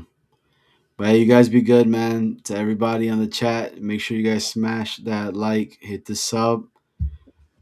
I'm actually tired, man. I'm sleepy. I normally would rock with you guys for a lot more. No, you're good, man. We were late tonight, so no problem, Johnny. Again, Jets Worldwide. Hell yeah! Hey, on YouTube, Jets Worldwide. Can you ask Scott? I want to hear Scott's opinion and his comments and everything in regards to what Phillips stated about what's going on there. I would love to hear that from you, Scott. So, and Dano will get you in because I'll listen in the background. You guys be good, man. You got it. Have a good night, man. Later. I don't even know how to get out of here right now. I got you, man. I got you. All right. Well, that concludes Danger Zone Pick'em. We started without Clancy. Why not finish without him as well? Because he was out on a high ride or something. Going down the dispensary. Yep. I've been on many a high rides myself. I get it. But we need your pick, Clancy. Also, as a tiebreaker in the comments after the stream, After the stream, throw in your total point prediction. That way, if you tie anyone and your total points is a better guess than theirs, you'll be up the ranks. And hey, man, top 3 might be receiving something. So stick around for those details. I got a lot of packages to send out. I'm not gonna lie. You didn't say that before I took my guaranteed third place pick and went the other way with it. That's all right. Scott, if you win this one too, man, I think I'm gonna owe you like a mortgage payment. You don't want that. No, I don't. I don't. That would be a three-peat, though. Just saying. That. You know what I'm looking forward to, and it's because I'm not currently losing it. That's the the 2026 DayngerZone Fantasy regular season league. Can't wait for that. Stick around for that. Clancy said we were spot on with where we thought he was. They were closed. Damn, Clancy, you went too late. Too late. We sucked him in too long. Okay, I got to ask you what Johnny asked you, and please tell me you know some of it. If not, I'm going to have to. All right. No, I saw it. Okay. All right. Good. It sounds to me like a guy who wants to take a leadership role on the team. Hey, some of the stuff, of course, are you gonna say negative stuff about the team that you are hoping to stick with for one? But I think it's a guy that just wants to be a leader and wants to be a part of turning it around. But you make nothing of his comments of cancerous and tuberculosis. I may not have heard anything about tuberculosis. It was truculent. Sorry. Maybe I didn't see the whole thing. I did hear him talk about Quinnen, and he said he's the best defensive lineman he's ever played with, but he could kind of felt like he'd had enough being there, so he was happy for him. Right? I think he said something like that. He watched his words. I don't think he did. You watch the Jake one or the Richie one or both? I definitely did not watch the Richie one, so I saw at least some of the Jake one. Apparently, and I have not watched either, but I watched JWW, and they like laid it all out, like kind of like you know how when you watch like a detective show or like a serial killer show, and there's like this murder board, and it's like this line ties to that line, and this one it was kind of like that because like they laid it out in the Richie interview, I guess, which I didn't see.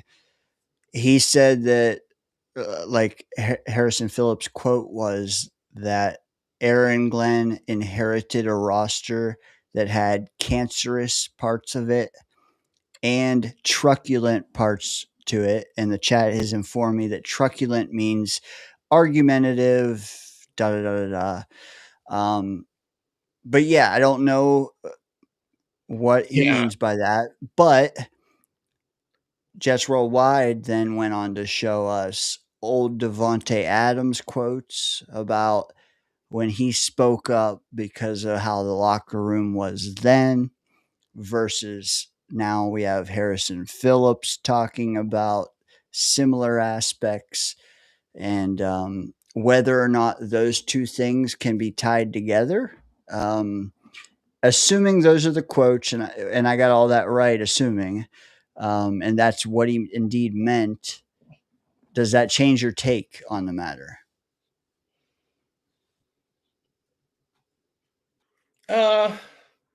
No, I don't think anything Devontae Adams said, for one thing, weighs into it.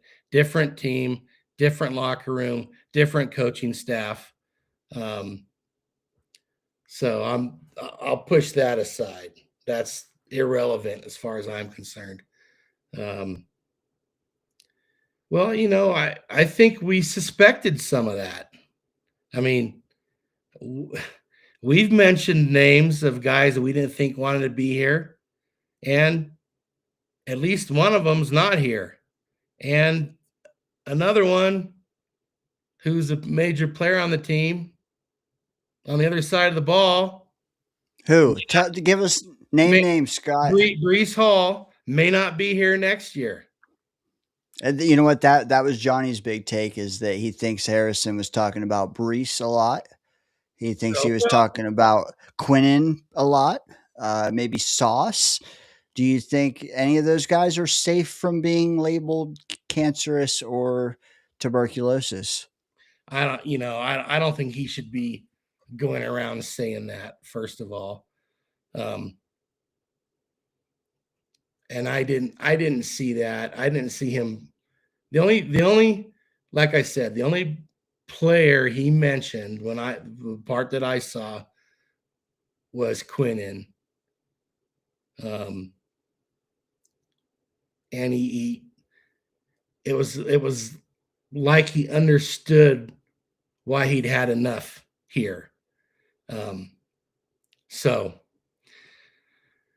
I don't know. I think you got to be careful about accusing people of being cancers. And it's easy to assume that people who aren't here anymore. I mean, it's easy to suspect Quinnen, right? From the very beginning.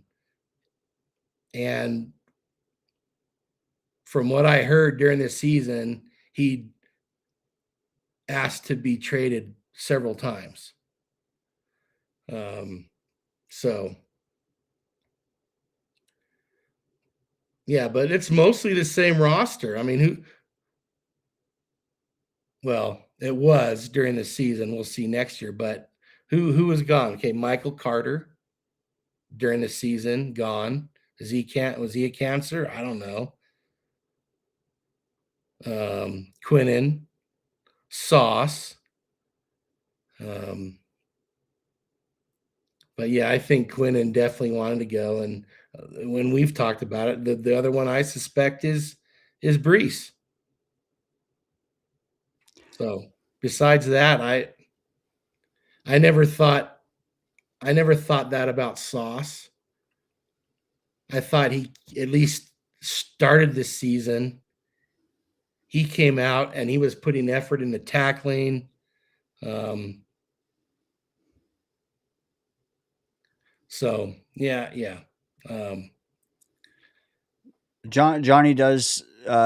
He just chimed in. I don't know if you see that, but he thinks Sauce is not one that was labeled that. I mean, honestly, I thought that the trade offer we got for him probably would have pried him away, even if he was a model citizen. Like, I agree.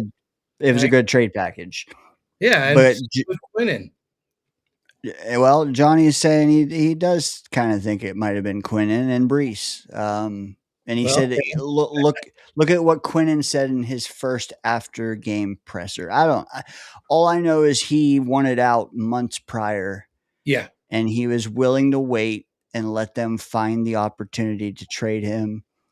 I don't know that that's cancerous. If he asked out months prior and bided his time, like, I don't know. And if he's playing well enough for Phillips to say he's the best defensive lineman I've ever played with, is he really being cancerous? I mean, he's the obvious suspect just based on what he said before the season ever started.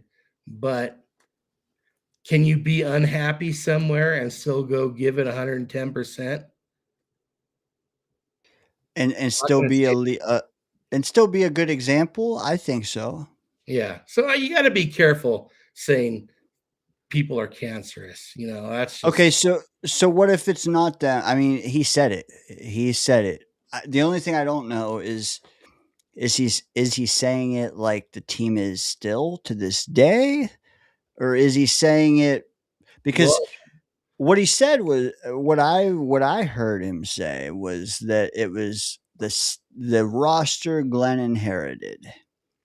Harrison Phillips joined the team 7 months after Glenn inherited the roster. Is he referring to Rodgers? Maybe. If he's really talking about the roster Glenn inherited, that's way before he got on the team. Well, and by the time he was on the team, a lot of the roster was guys turned over. He brought in. Yeah. Yeah. So, and he could be, maybe he's got that thought about guys that are still on the roster. I don't know. Yeah, I'm not going to put words in his mouth. I just know who we suspected didn't want to be here. I don't know who you mean. I thought everyone wanted to be here, Scott. Old Brees, man. Yeah, I could see it being Brees for sure. I mean, he talks enough on social media, so you can read between the lines. Cancerous is a heavy word, though. Obviously, it is. So we'll see. All I'm hoping is that things have gotten better since he got that vibe.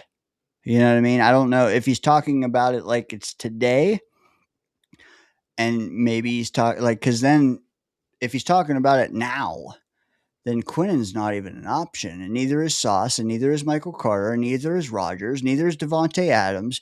We're solely talking about Brees and who else? Like, but if he's referring to the guys who were sent packing, well, then what'd they do after that? Yeah, true. By that I mean the Jets, not them. Well, either or. Yeah. Well, Quinnen played some good ball. I don't know what Michael Carter. Where did he end up? Philadelphia? Yeah, I think I saw him on a milk carton over there. Yeah, the ex-Jets, well, some I guess did okay there. Others didn't. But yeah, I don't know how he can call anyone he didn't play with cancerous. That's irresponsible for one. Well, then fair. Maybe he isn't. Maybe he is talking about solely September on. We added him in August. Yeah, I know. I get that there's a percentage of Jet fans that still want to blame everything on Rodgers, but come on, that's he didn't even play one snap on the same team as Rodgers. So I kind of wish he was talking about him then, because then it means okay, we're better. We're a long way from that. You know what I mean? Except the players didn't feel that way, except for maybe Garrett Wilson when he didn't get the lion's share of the targets. So yeah, I don't know. Maybe he'll write a book one day where he'll put out exactly who he's talking about. I do think he does want to be a leader. See, that's what it seemed like to me. And it does seem like he can. I don't think that Glenn's telling him his opinion, like Harrison's. I don't think he's being fed by Glenn. I think it's his opinions. And I do appreciate the fact that he can believe he can identify these things. Like, he obviously thinks that there are problems and he can sense them. Let's hope he's right. And let's hope the staff can too. We just haven't given him enough time to turn over the whole roster. We'll see. If we let Brees walk, is it evident that he was one of those? The problem is they're in a position now where it's also financial with Brees. So, yeah, I don't know. I mean, I personally don't think he wants to be here. So but that's my thought. That's That's just what I feel about it. Okay, Johnny wants me to read you one last nugget referring to the same thing, and then we gotta go past it. He's also giving us his whole episode, so make sure you guys check out Jets Worldwide. Okay, he has a tweet from the very smart guy by the name of Brian Costello. Okay, and it says, and I quote, I have heard similar things to what Harrison Phillips said yesterday for many years from veterans who joined the Jets.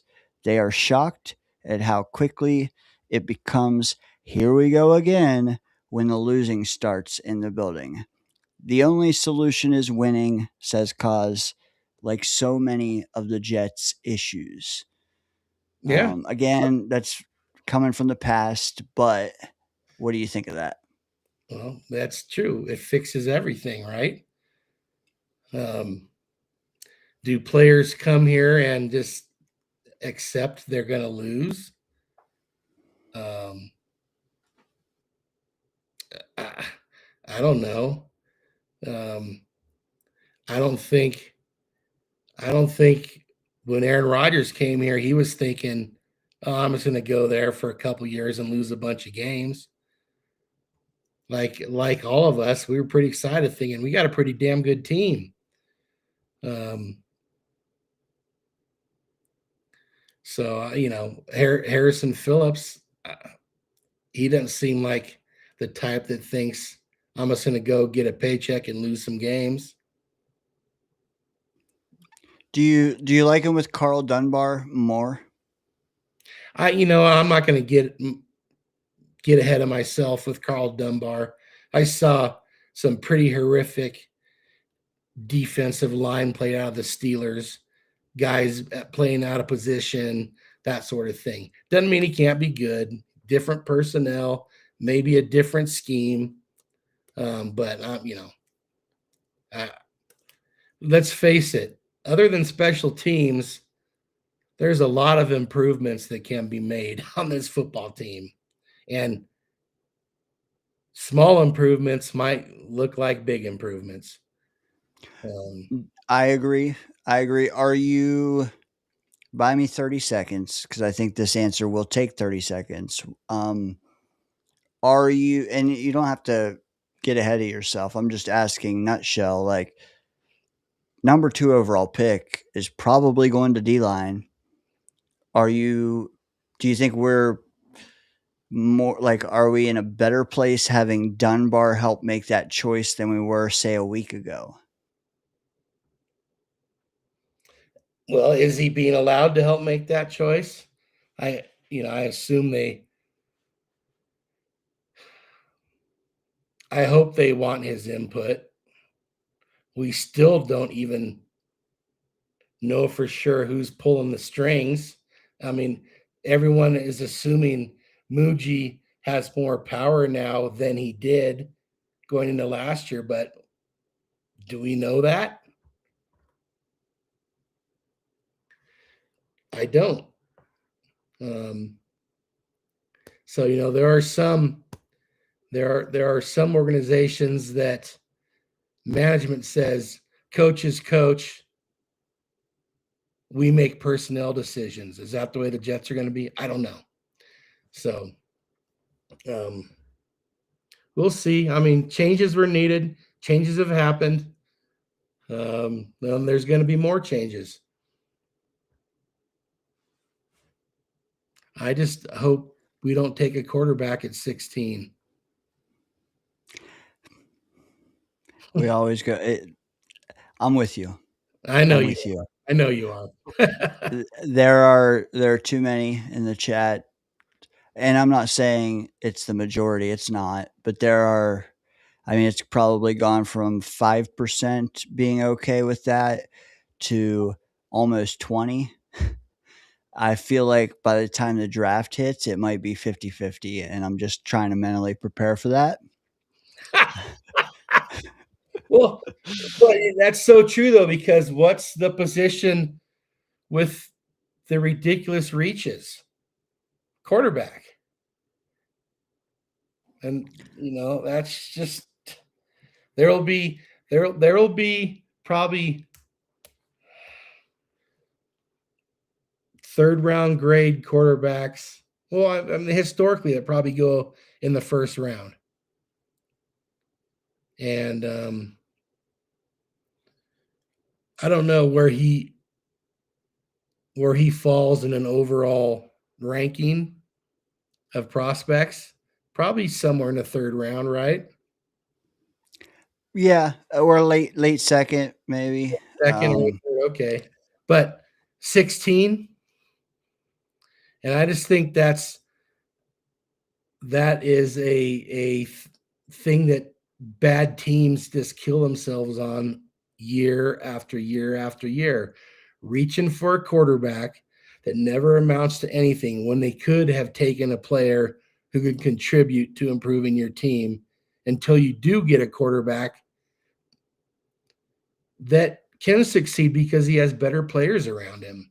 And that's a big thing for these young quarterbacks. I mean, how many times do we see a quarterback come into the league, go to a bad team, and really not stand a chance? It's regular. Would you rather them come into a bad team with a good organization or a bad organization with a good team? Oh, shit. Well, I don't know how a bad organization has a good team very often. Otherwise, the Jets would have had one, or at least a couple, the last 15 Well, years. hey man, we got a lot of picks. If we shy away from quarterback, we may. I think, okay, I'm going to say I'd rather he went to a bad team with a good organization, because a good organization can climb out of it. They can turn it around.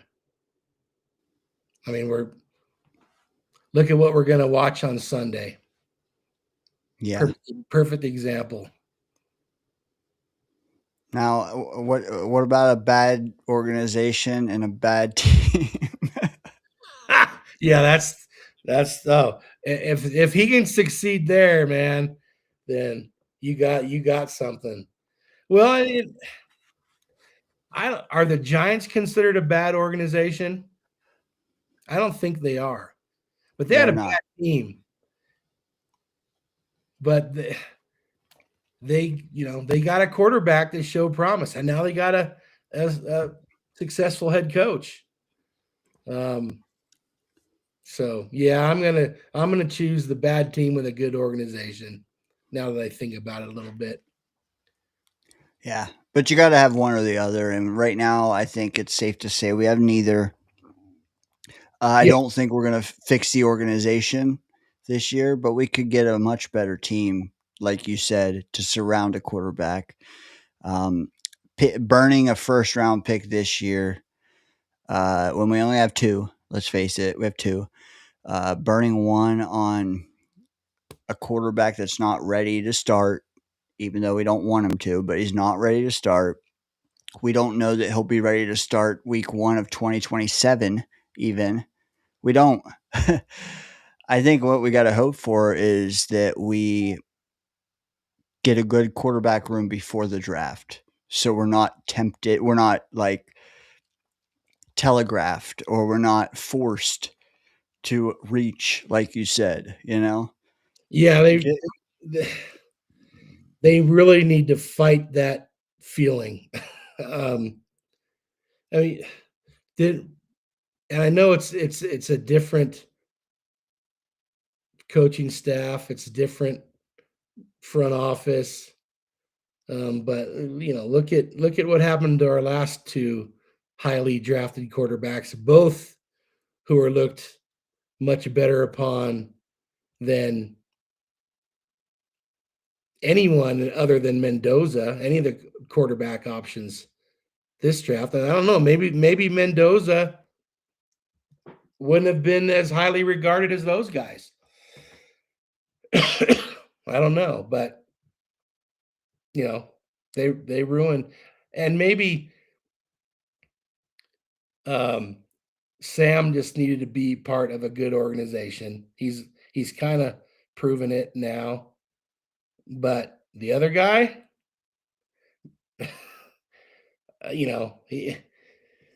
Zach, maybe he just was never going to be good. And I watched him in college when he was at BYU, and my vibe I got from him was Johnny Manziel. That's why I was like, oh God, I don't see it. But there's great hope with a new quarterback. There is. I would be like, I don't know. I guess what I'm trying to say is like the conversation for me opens for a quarterback after we make our first two selections. Whether that be with pick 33, whatever. I don't like it, but whatever. You do it with 33. If you want to trade up to 30, whatever. I don't like it, but whatever. But by all means, do not use 2 or 16 on a quarterback. I just can't get behind it, man. I can't. Not with this slate. I mean, don't get me wrong. I'm not saying don't do it. I'm saying don't do it for who's there. Oh, I agree. Okay. 100%. And I'm almost hoping they don't even take a quarterback this draft. Maybe 4th round. Okay. But man, hit home runs with those first 4 picks or hit home runs with 3 of them, I do. And then next year, get after it again and you then get your quarterback. It'd be interesting to be a fly on the wall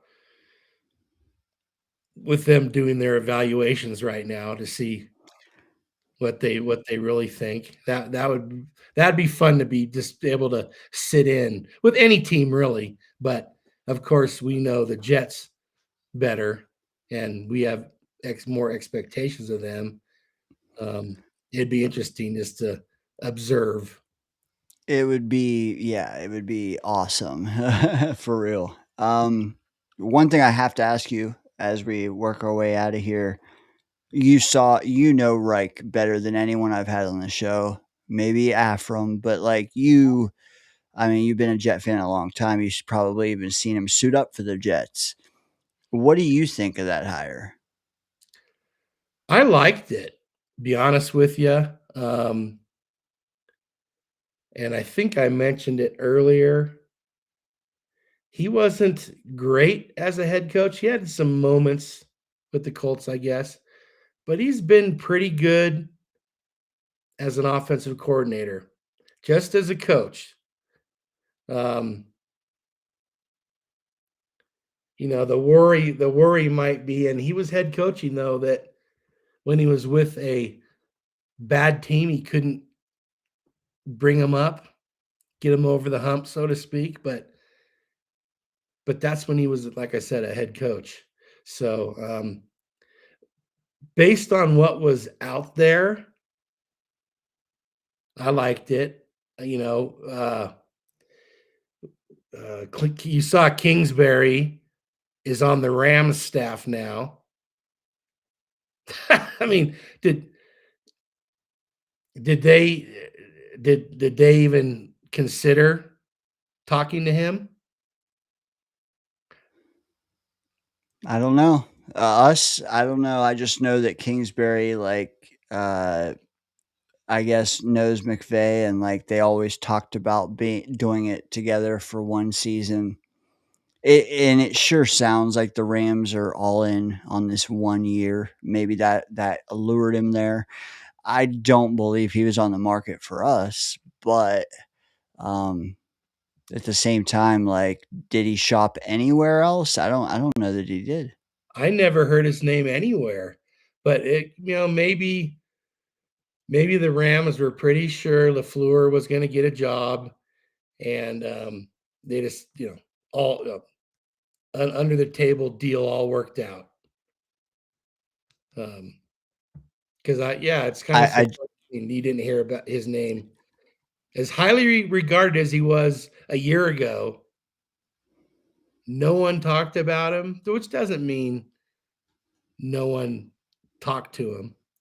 We don't get Right. these, of course, but normally those names get around. I never heard his name once.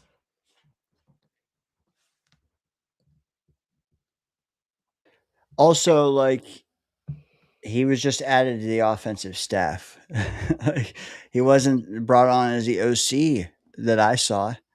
Well, who is the OC there? Because it was LaFleur, wasn't it? Yes, So good point. it's gotta be him. You would think. Looking right Really, now on their head coach is an OC, but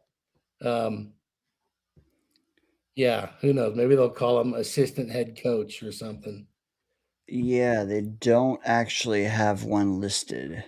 OC. Yeah, that's what I saw. They brought him on as part of the offensive staff, which I'd be surprised if he would take anything less than an OC job, right? Right, right. So who knows? Johnny is saying, sounds like the Jets have the quarterback / pass coordinator coach. Persamini, that will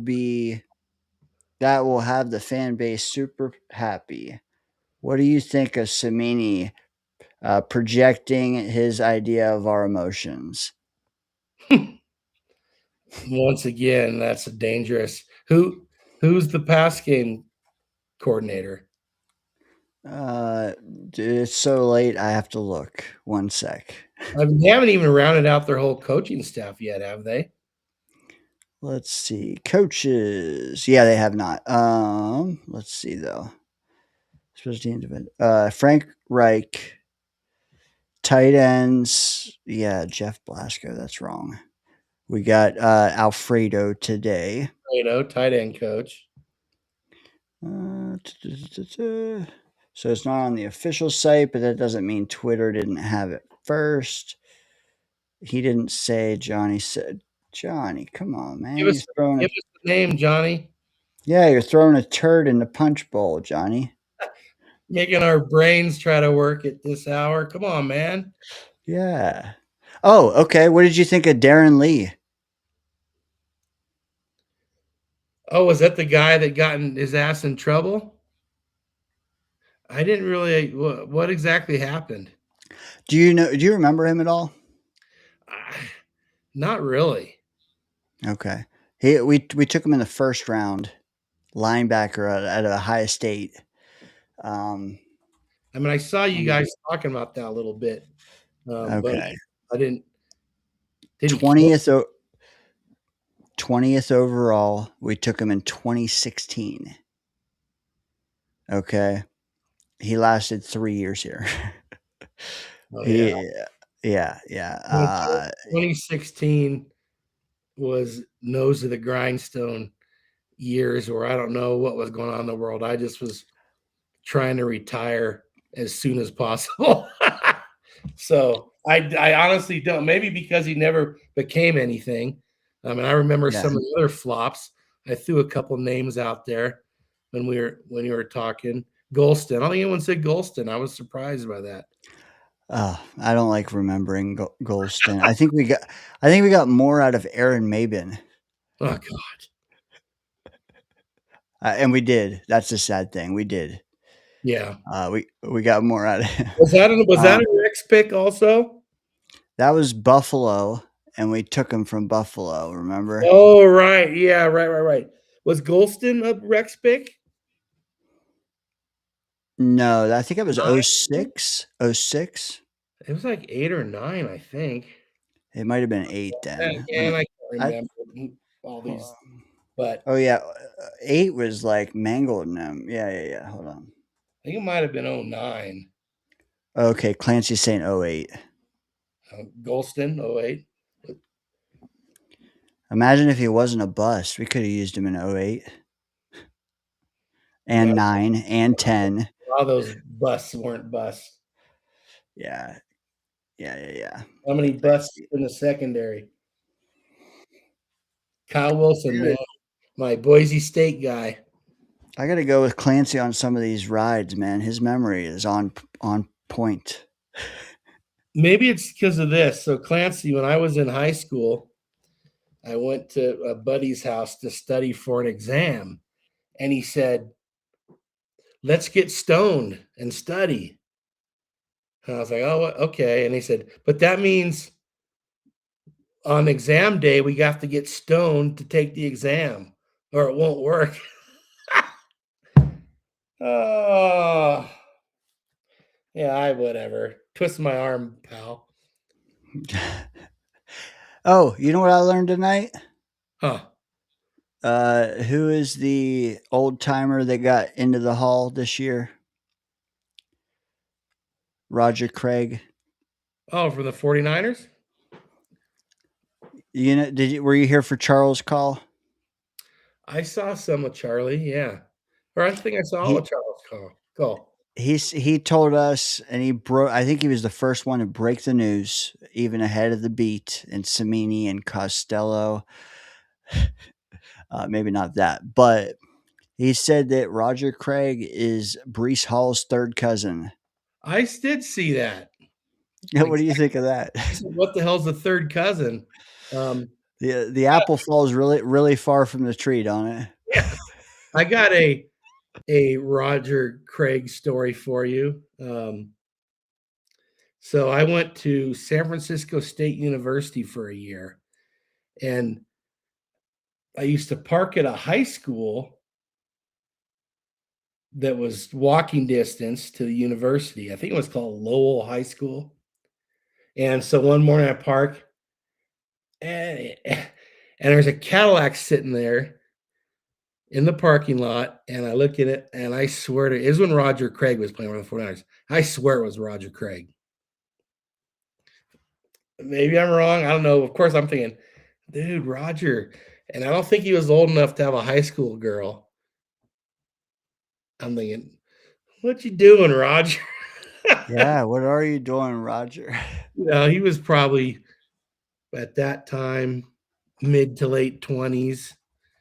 But big old caddy sitting there, and maybe I'm mistaken, but I was sure thought it was him.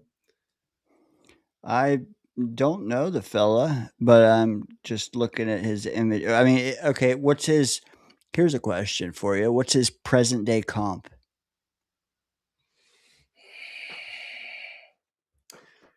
Well, based on statistics and usage, it'd be Christian McCaffrey. 1,000 yards rushing, 1,000 yards receiving. I think he was the first one to ever do it.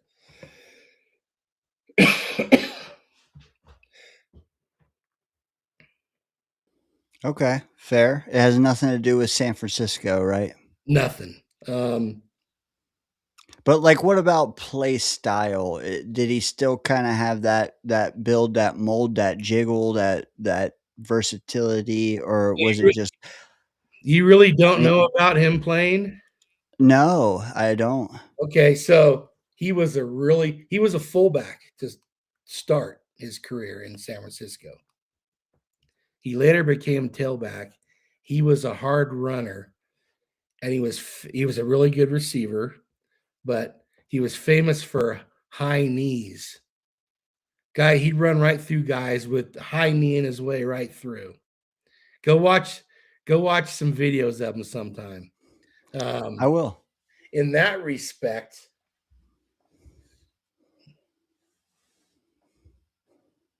God, I'm trying to think. I don't want to say Derrick Henry because he wasn't like that, but he ran hard. He was hard to tackle.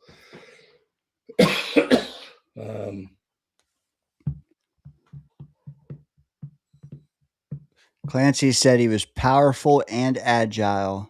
Clancy must be your age, not mine. Yeah. This guy was born in 60. What does that mean? It makes him what, 66? When did he play? He was on those 80s 49ers teams. Okay. And he Yeah, played, before my time. he ended up going to the Raiders, and he played into the 90s. I'm still trying to think of someone that there aren't many guys that run like No, that anymore. not yet. Well, specifically like that, probably not. But like he's closer to McCaffrey than Marshall Falk. Is he closer than? Yeah. I think so. Okay. Fair. We'll leave it at that. That's a good comp. Like Do you fucking remember? great comp. I Do think you, McCaffrey's destined for the Hall, but do you remember Steven Jackson? oh yeah. He kind of Love he love kind of him. was like more like that, Okay. I like it. except better. Steven Ooh. Jackson's good though. He was very good. Where do you go to school? Oh, college? Yeah, I don't know, man. Oregon State. Oh, Beavers. He was a Beaver. Yeah. I like it. Amid chimes in. He says, yes, he was the first thousand. Yeah. Trailblazer. But yeah, you should go back and watch some of his highlights. He was that the high knee stuff was something. I wish you could watch like a full season game by game back then. You probably could if you just search it out on YouTube. There's like great games. Like if you looked at one specific season for one team, you might find 3 games if you're lucky. I want to sit down and like feel the whole season arc of a team from 70s or before. That would be awesome. Or even 80s. I've had a lot of 49ers playoff games popping up on YouTube lately. And like, so I watched I think it was the 1989 NFC Championship game, and they just kicked the shit out of the Rams. But now, like that 88, I remember the 88 NFC Championship game because the 49ers went to Chicago, and I bet on the 49ers. They were underdogs. It was freezing, and Chicago's going to kick their ass in this, cold Chicago day, and 49ers just beat the shit out of them. I was a fetus. So, yeah, I get back a little farther than you, Dane. Yeah, but I mean, I would love to see like because I got the tail end of Montana, the middle to tail end of Marino, but I got to see some good Elway. I'll tell you that. But like, and I vaguely remember. Well, I pretty decently remember like Vinny being a buck. Okay. But like that's like the deepest memory I have is that. But yeah, it'd be cool to see the sack exchange, but not just their best games. Cause like when you search it out, it's like the best stuff or the worst stuff. Like, let me see a whole arc, let me get and that's why I like kids that are 16 now and trying to tell us about Rex days and stuff. It's like, bro, you weren't old enough. You had to live it day by day. Like, how our news is hour by hour, day by day, week by week, month by month. If you just looked up every Rex Ryan game, you might catch a couple, but watch every presser. Watch every it's not the same. You lived it. Coverage is so much more thorough than it was back in the day. And there was no, the football package and the red zone, all that stuff. So True. it's like the Pro Bowl. When I was a kid, it was a treat because you got to watch dudes play that you would read about, and you'd occasionally see a highlight. But for the most part, you never got to see them. And back in those days, they were still trying to win the game too. They were actually playing football. So yeah, it's just a different sport and a different world, no question. And it's different if you were there for it. So that's why I try not to speak on too much of the stuff prior to Testaverde vaguely being a Buccaneer. I mean, you can go back and read about seasons and teams and championships and educate yourself on it, of course. But if you don't, you really need to see it to understand it. If that makes sense. And there'll be a virtual reality one day, Scott, where we can just sit down in a booth and watch whatever we want, and it'll be It's possible. probably here already. Probably. NFL Films probably has every game. They just don't release them all. So I watched. I got caught up in watching this one the other. I don't think it was a complete game. I think it was like a half an hour breakdown of it's one of the greatest games in NFL history. It was double overtime playoff game, Miami in Kansas City, and they had lost the film of it for it was just like in a warehouse somewhere for years and years, and someone finally dug it out, and but a guy named Ed Podolak, you probably never heard of him. He had like 300 all-purpose yards in that game for the Chiefs. Miami won. Yeah. Miami won. 30 minutes and it was double overtime. So they probably took you through the best parts, though, right? You got it all. Yeah. But Kansas City had the best kicker in the league, and he missed 2 field goals. So anyway, but it's one of the all-time great NFL games. I mean, have you ever seen a double overtime playoff game? No.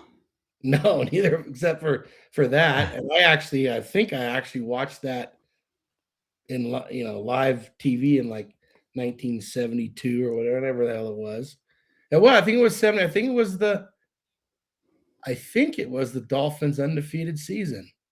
So they were that close to not getting to the Super Bowl or even the AFC champion. It was a divisional game. So in Kansas City back then, the sites of the playoff games were predetermined. It didn't matter. It didn't matter what the record was. Determine. So it's in one of the team cities, or is it in a neutral site? Then one of the teams, but it'd be like, okay, back then it was like the AFC Central, Steelers, Browns, Bengals. But it was like Miami, they were undefeated and they had to go on the road and play teams. I think that maybe all their games are on the road. Someone can correct me there, but it was weird how they did it back in those days. But also there wasn't so many teams making the playoffs, so most of the matchups were gonna be pretty good. Yeah. On the road, man, that's tough. But unless you're Mark Sanchez.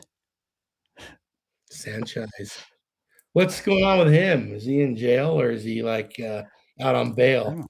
I don't know. That's a good question. You know what? Here's a good question. I think is good for you. If you had a Hall of Fame vote next year and you had to give it to Big Ben or Eli Manning, you had to pick one or the other. Which one's it going to and why?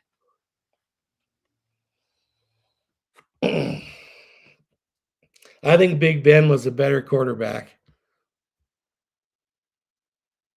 But, man, Eli beat the Patriots twice in the Super Bowl. Once when the Patriots were undefeated. And Eli, and I know a lot of it is just longevity, but that's part of what gets you the Hall of Fame. He's like top 6 or 7 in all kinds of passing categories. So I'm going Eli. Plus, he didn't have the off the field stuff that Big Ben had. Plus, Big Ben knocked us out. Oh well, I'm just could Well, you imagine if fucking Patriots had gone undefeated, won the 50 Super Bowl, 50 touchdown passes. 50. Moss had how many? 20 plus? 20? I 20, think. 22 or something? Best team I've ever seen, man. Well, close. I mean, I loved Culpepper and Moss and Carter. I loved Falk. And I'm saying offense. Falk and Everybody says offense. Bruce and Warner, though, those were epic, but like Yeah. 50 and 20 was insane. And you're right. That would be a whole nother dynamic to the Patriot dynasty had they won that game. At the same time, Eli was so boring, man. And Big Ben, I lived in Pittsburgh, man. I dealt with Big Ben for his whole career. I got respect, man. He was good, but for me, the off the field stuff matters. It does. I mean, I think voters have proven that over the years. Look at Belichick. Yeah. Well, his stuff was on the field too. The cheating stuff, that was football related. But I'm just happy that he beat the Patriots twice. Otherwise, they'd have that many more rings.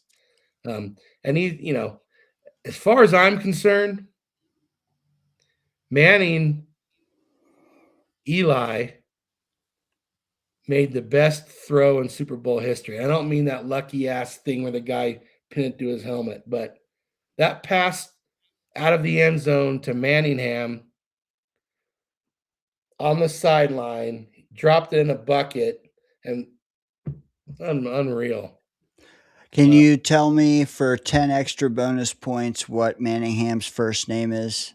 Mario. Good job. Went Good to job.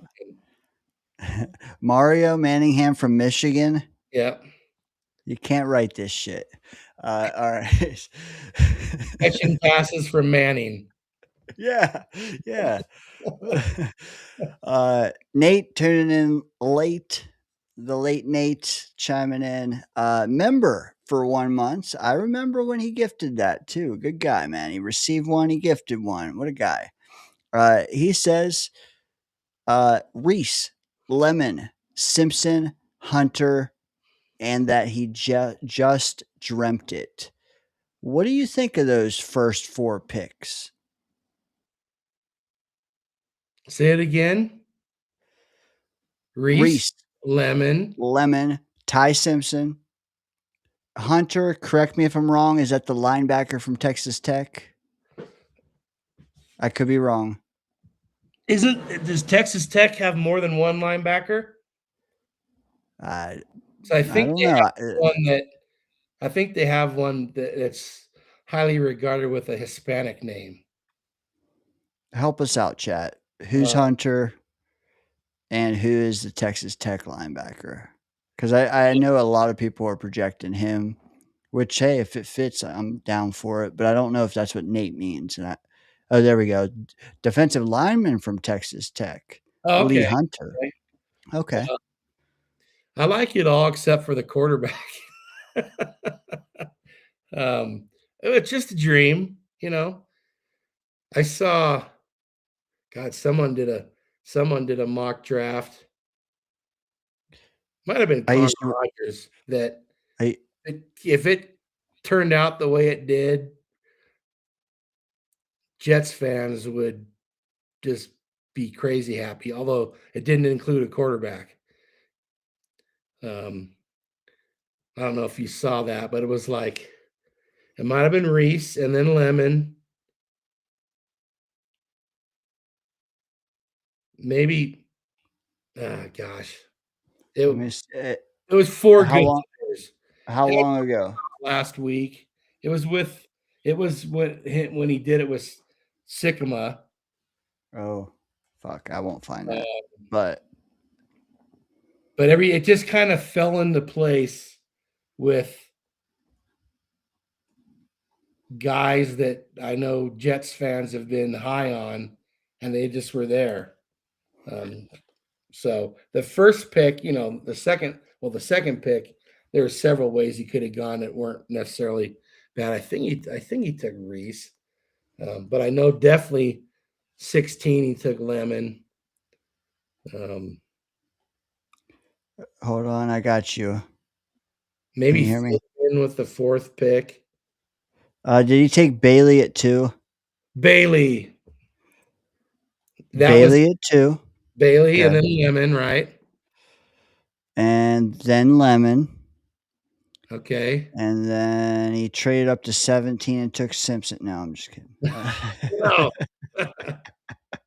That would be a nightmare, man. Because hey, maybe that's what Nate meant. Simpson, he had 3rd.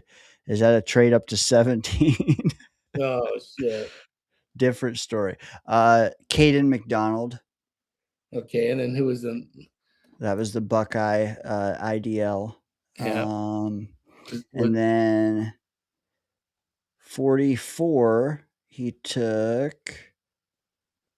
Come on, fucker. Dylan Cinnamon. That's what I thought. So, I think that would make people happy.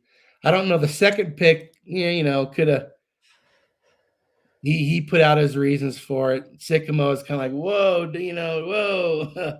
But anyway, What do you think of Bailey at 2 though? You know what? I'm gonna if I even say I'm just giving you someone else's opinion. So I know he's considered to be up there. I mean, let me stop you. I mean, okay, let me ask you. I don't want to make you project. Like you said, we all take in a lot of content. What do you think about taking Bailey, knowing what you've seen of him when he played against the Ducks? How about that? I thought they had a great defense. Up and down that team. So I'd be fine with it, honestly. Same. I mean, I felt like he was a wrecking crew against us. I'm not gonna lie, but and their whole defense was true. So I know the Miami kid. Maybe some people want to go that way. But who's better between them? Who's going to fit what they're going to do? I don't know. I mean, I heard you guys, do we even know what kind of defense the Jets are going to be running? No. Hey, maybe it's like Texas Tech. They only have one linebacker, so we're running like a 6-1-4. I don't know, but they had a lot of good defensive players. Yeah, they did. That you know what? Impressive. The only thing I can add to the which defensive end to take it to debate, and I assume we're taking one of them. The only thing I would say about Bailey is I do kind of like that he's not a flashy guy physically in apparel. Like I forget who it was. I'm sorry. It's been a while, but like someone made that point about like Bane having like all the braces down his arms and all these things and the high socks and all this razzle dazzle bullshit that an old head of you probably like. I feel like you can relate to this. Bailey, short sleeves, low socks, just goes out there and plays ball. Yeah. Can you appreciate that, or does it like not have any bearing? Totally. I'm more toward you in this regard. Like, how many braces does one guy need? Like, like when my high school team, we had a kicker, and he was like a 4th string tight end or something also didn't play, but you've never seen a kicker with so many pads. It was unbelievable. Every inch of him had a pad on. He was a fucking kicker. Oh man. Like Jamal Adams and his wristbands. Oh God. It was hilarious. But yeah, keep it simple. I understand if you got injuries and things that you need to protect, but I don't know. Hey, and Clancy's right. His play backed it up with Bane, but Bane's a I good don't. It's player. yeah. It's not about that. It's just like I don't know, man. And I'm splitting hairs. I'm not even saying it correlates. It's just I don't know. He's just Well, an old timey kind of guy. It seems like. well, what's funny is, and I don't know if you guys think this or not, but back in the day, guys wore a lot more pads, knee pads and hip pads and thigh pads and shit on their arms, and they protected themselves. Now it's like guys try to wear as little as possible. Dude, it's tripping me out seeing college players with no knee pads.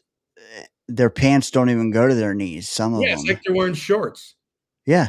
Yeah, I mean, high shorts. I mean, don't get me started on high shorts, but oh yeah. So, yeah, I don't know. I know there's like 3 or 4 guys, maybe 3 guys that. Well, and there's people who said, "Screw it, take downs." Even I couldn't do that, but I know there's probably three guys that they're really considering right now. I love me some downs, man. Yeah, would you take him at 2? I'd take him at 4. Oh, so you would trade back from 2 if you could? I would. Yeah, I would. Okay, all right. But like, I guess I'm gonna have to develop some kind of flow chart though, because it's like I would gun to my head at 2, I'm taking Reese. Okay. At 3, I'm taking Bane or Reese. At 4, if neither of those first 2 are there, I'm taking Downs. 5, probably Bailey if the first 3 are gone. And then it gets sticky, like then and the same at 16, man. Like at 16, I'm taking Styles or Lemon. If neither one of them are there, it's like, let me look at the list again. Like, did someone fall? But like then after all those things, it's like Simpson. Like Simpson at 20, though. Hey, I'm okay. All right. I've definitely heard some people say, and that's a little high still, but man, they would consider Styles at 2. I know. To me, that's like Downs as well. Does he deserve to be the first Buckeye chosen, regardless of 2 or not? Does he deserve to be the first Buckeye? Well, deserve and what a team needs. Yes. What position you're at, which doesn't help him out. Anyway. Scott, will you read this chat that's on the screen? 1 month. Who's that from? Can you see it? 1 month level DZ crew message. That one. Dio From Murph Clancy. Scott. Thanks for the great Friday. I don't know who. Clancy. Oh, Clancy. Can you see it right here, Scott? It's in green. It might blend in. Oh, okay. I can only see part of it, but I thought it was part of your whatever you have going there. You're fine. I see NYJ A Sola F. I don't my see bad. it, but anyway. That's on me.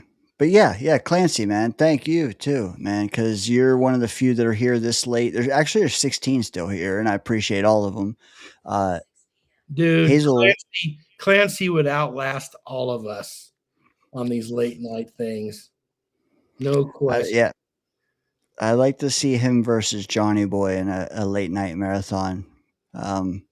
But different show. I don't know. Johnny's gonna win any weird sort of marathon. Yeah, we're about it, dude. Okay, what is your Sunday night looking like? Are you gonna have like? For a Are you Super gonna Bowl, have food, brews? Where where are you at there with like the menu? I'll just be chilling at my house. I don't know menu wise what I'm gonna have. I haven't really thought about that, but I got some beers. I got some gummies. Hopefully, I'll stay awake through the whole game. Um, if it's a good game, I will. But yeah, I You don't gotta know. start slow cook some meat starting tomorrow or something. Come on. I could. I got some. I could do some carne asada. Got some good thin steaks. Maybe I'll do that. Get the crock pot going Yeah. Saturday night before I go to bed. Shit, that's tomorrow. Yeah. It is. Yeah, I'll It's see it. today. Oh, so I may just go to the store and get the perfectly disgusting munchies and some You have to, tortilla man. chips and I got avocados. I could do some guac. You better go early tomorrow, man, because they're gonna be picking all over it tomorrow. Oh well. You'll be all right though. Where you're at, what's the population like? Oh, I think it's only like 200 people here, maybe 250. But what they say is, and it's true, we have a herd of elk that has more of a population than the people here. So the herd is larger than our population. Bad Bunny. I don't watch or I was gonna say happy hour. I don't watch halftime for years. I never watch halftime. I don't give a shit about that stuff. But for years, I've probably spent 20 plus consecutive years in Reno for the Super Bowl. So every halftime we were running down to the sports book. So we never saw the halftime shows. Betting on orange Gatorade? Well, I did say orange, didn't I? So I don't know why I remember that, but probably it won't stuck bet with on me. that, but I don't know if Bet 365 has that. I just got It probably, my one little parlay. I may get some dude. player props. Sports books are, yeah, they'll have that. Well, I don't know about your state. That can change things too, but like the novelty props, man, they love trying to do those to get the casual bettors in. That's a tough one. That's literally, you might as well just go flip a coin. One You're year, you remember when Hertz came back and beat Mahomes a couple years ago? Yeah. That year, like I had a couple bets for predicting the exact score of the final, and I threw like 50 cents on each, but they were like plus 3,000 or 5,000 or I don't even know, maybe 30,000. I can't remember, but like that year I hit that and it was like $200 off like a dollar bet or something Yeah. crazy.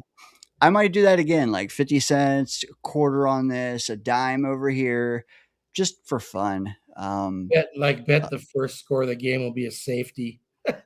Yeah, dude, right? Or like hey, opening kickoff touchdown. What year was that? That That was happened? 2008, I think. No, Saints? it was Saints. No, it was Colts. Colts Bears. There you go. And Hester. McAfee, right? 2006 maybe. Yeah, I used to go down there and the sports books would have stacks of prop bets you could make. I mean, I literally would spend $800 on 50 different bets. Sometimes I cashed the hell out of them, other times didn't. But my best one was one of the Steelers Super Bowls. I think it was the year they beat Arizona. and they had a fullback. I don't remember his name. He just would get some occasional carry, maybe 2 or 3 carries a game. And he was like, Mendenhall? no, Okay, good. Okay. no. Okay. Go ahead. I'd have to go back and look, but he was like 40-1 to score the first touchdown of the game. And I put $20 on it. And he got first, I think they ran a quarterback sneak. And they got stopped, and then they gave it to him the next play, and they scored. I was like, just to start the game, it was the first drive of the game. Yep. Now, let me ask you, the only trouble, and that's why I never do that, is that you get that windfall if you win or whatever, and then you're so tempted to spend it on the rest of the game. Now, did you do that? Dude, I had so many bets going. And my buddy, so that was the game. That was the game that that crazy last play of the half. Remember that? I mean, I watched it. It was Warner. Interception to oh yeah, James Harrison. So my buddy had a big old parlay of all the shit that was going to happen in the first half.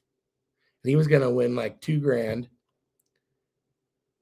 And that play lost it for him.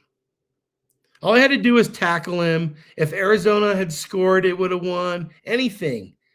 Even the interceptors would have hurt him. Just tackle him. Just don't let him go 100 yards. $2,000. Oh my God, I'd be sick. I gotta find the name of that. That fullback. I think that was the game. If it was either that or when they played Seattle, but I'm sure it was the Cardinals game. Let's see. So while you're doing that, let me just multitask here. You will not be watching the halftime show. You don't care about the Super Bowl commercials, or will you be watching those? I guess I won't turn my head away. They're not what they used to be, though, I'll say. Game is on. Oh, what? Good. Peacock. Gary Russell, 1-yard run. I remember Russell. I don't remember his Gary Russell. first name is Gary. Okay. It wasn't the first drive of the game because the Steelers kicked the field goal before that, but it was the first touchdown of the game. Anyway. Do you know the answer to this question from Havmo here, Scott? Oh, all I can see is you say butt plug in Spanish. How do you say? How do you? Kulu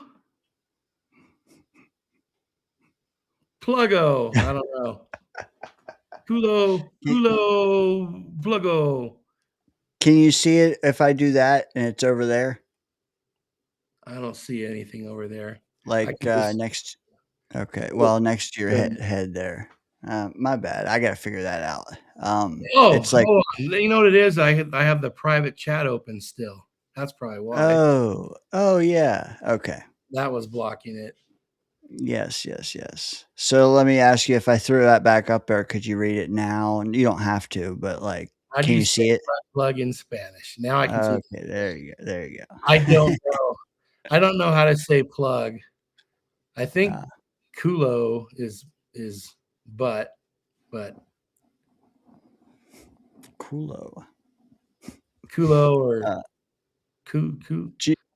Jesus did start that, but I'm not gonna put his up there. Oh, wait till you see what Clancy put in your Discord.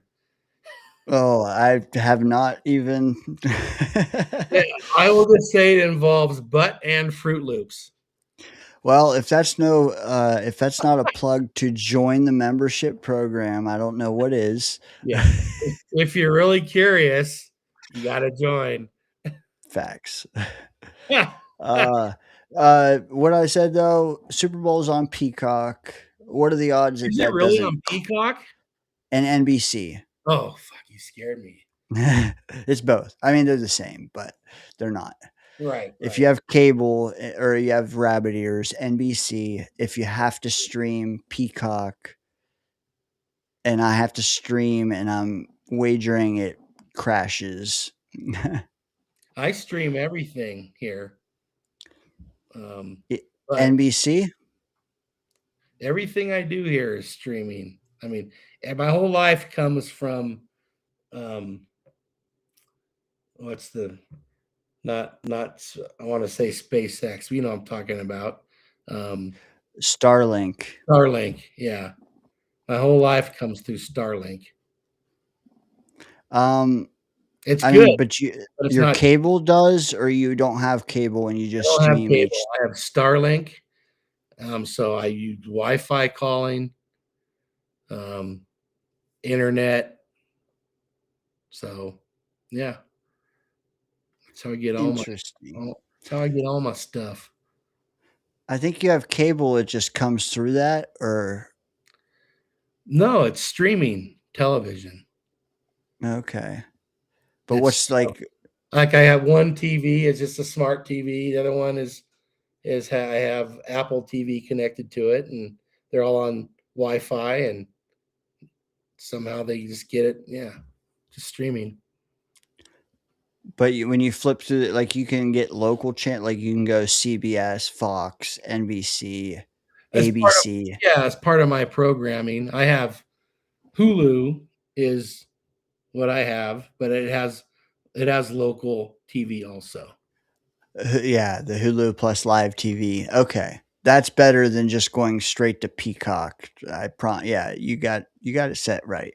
All right, cool. Okay. I mean, did I get Peacock from you this year? You did at some point. Another friend of mine last year. I vowed not to pay the NFL any more money for fucking every different way to watch a game. Next year is going to be challenging for me, what to pay for and what not. This year I pretty much paid for everything, and I don't know, man. Yeah, but you got a deal, right? I did get a correct. Yeah, that's what I mean. Like, I'll have to see if I can get a deal next year, and then you guys can jump on that one. That could work. Yeah, dude. That even with the deal, I think I got robbed. Oh, really? Well, we sucked. Oh, yeah. Well, what was weird for me was because of where you were, I could never watch Seattle play. It was really strange being somewhere different from the actual subscriber. Facts. You'd be telling me, no, you got to be able to watch them on your. I'm like, no, I'm telling you, it was the games were. You were right. Yeah. But you could see but you could see Denver and San Francisco, just not up here. I don't know that I always got. I mean, I always got Denver. I don't think I always got San Francisco, but okay. I didn't really care about watching them. I don't understand why would cable cost $425 a month? What? $420 a month? Okay, wait, 5 or 6 TVs, all the movie channel. Why do you need all the movie channels, Clancy? Why? Why do you need all the movie channels? Yeah, no shit. Man, that's that. Hopefully, you got a lot of people there. Well, you probably got 6 people, all paying for a box. So, less than $100 if everyone's paying that way. But I don't know how that works. And Clancy watches YouTube. Right. He's there on YouTube the whole time. We love him, but that math, man, that's crazy. Well, I mean, you divide it per person, that's different. It is, but still, if they charge, they charge by the box or something? I mean, usually it's like $10 extra a box. So maybe they just got everything and figured, hey, if enough people are getting boxes, we'll just make it worth it. Every single movie option. It must be that porn channel must get expensive. Yeah. He has Playboy TV, I'm sure. Is that still a thing? I don't know. I remember trying to get in on that on my parents' TV. Like he'd be, all of a sudden, shit, you'd see it for 10 seconds and it'd kind of be going. It was a side boob. It's a nipple. And that was glorious. Remember, dude, do you remember you'd be watching a VHS tape and you'd have to hit tracking up and down to get it to smooth the picture out? Because like all these lines would be in it. I remember the lines. I don't remember being able to fix them though. Okay. Well, yeah. So I'm good. Where I grew up. So I grew up in Davis, California. And, it was kind of a lot of farmland, and the university was there, and it was, 50,000 people maybe. But going east, it'd be a lot of farmland. And then you'd get to kind of like a water spillway. They call it the causeway. The bridge is over into West Sacramento. But out of town on the way, there was a drive-in. That it was a porn movie drive-in. So high school kids, me included, we'd go out there, and the thing is so you could park on the side, but they rigged up these lights because people try to do that would shine down at your car, so it'd be hard to see. But you can kind of see, and we'd sit on our roofs and drink beer, and you'd hear you could hear people from actually inside the drive-in. You could hear the movie. They had those little boxes you'd put in. Yes. But drive-in porn movies. Is that ever been anywhere but there? Did you say that there was light shining on the cars? So probably they didn't do it at first, but so it's fenced off. So people would come and park along the fence and watch the porn movie, not have to pay to go in. So at some point, they put up lights that would shine right down, where you're trying to look up at the movie. Yeah. I was just thinking, like, if you're there, what are you doing in your car? And then when you say that the people in the cars are illuminated, I'm just thinking, man, that could go south fast.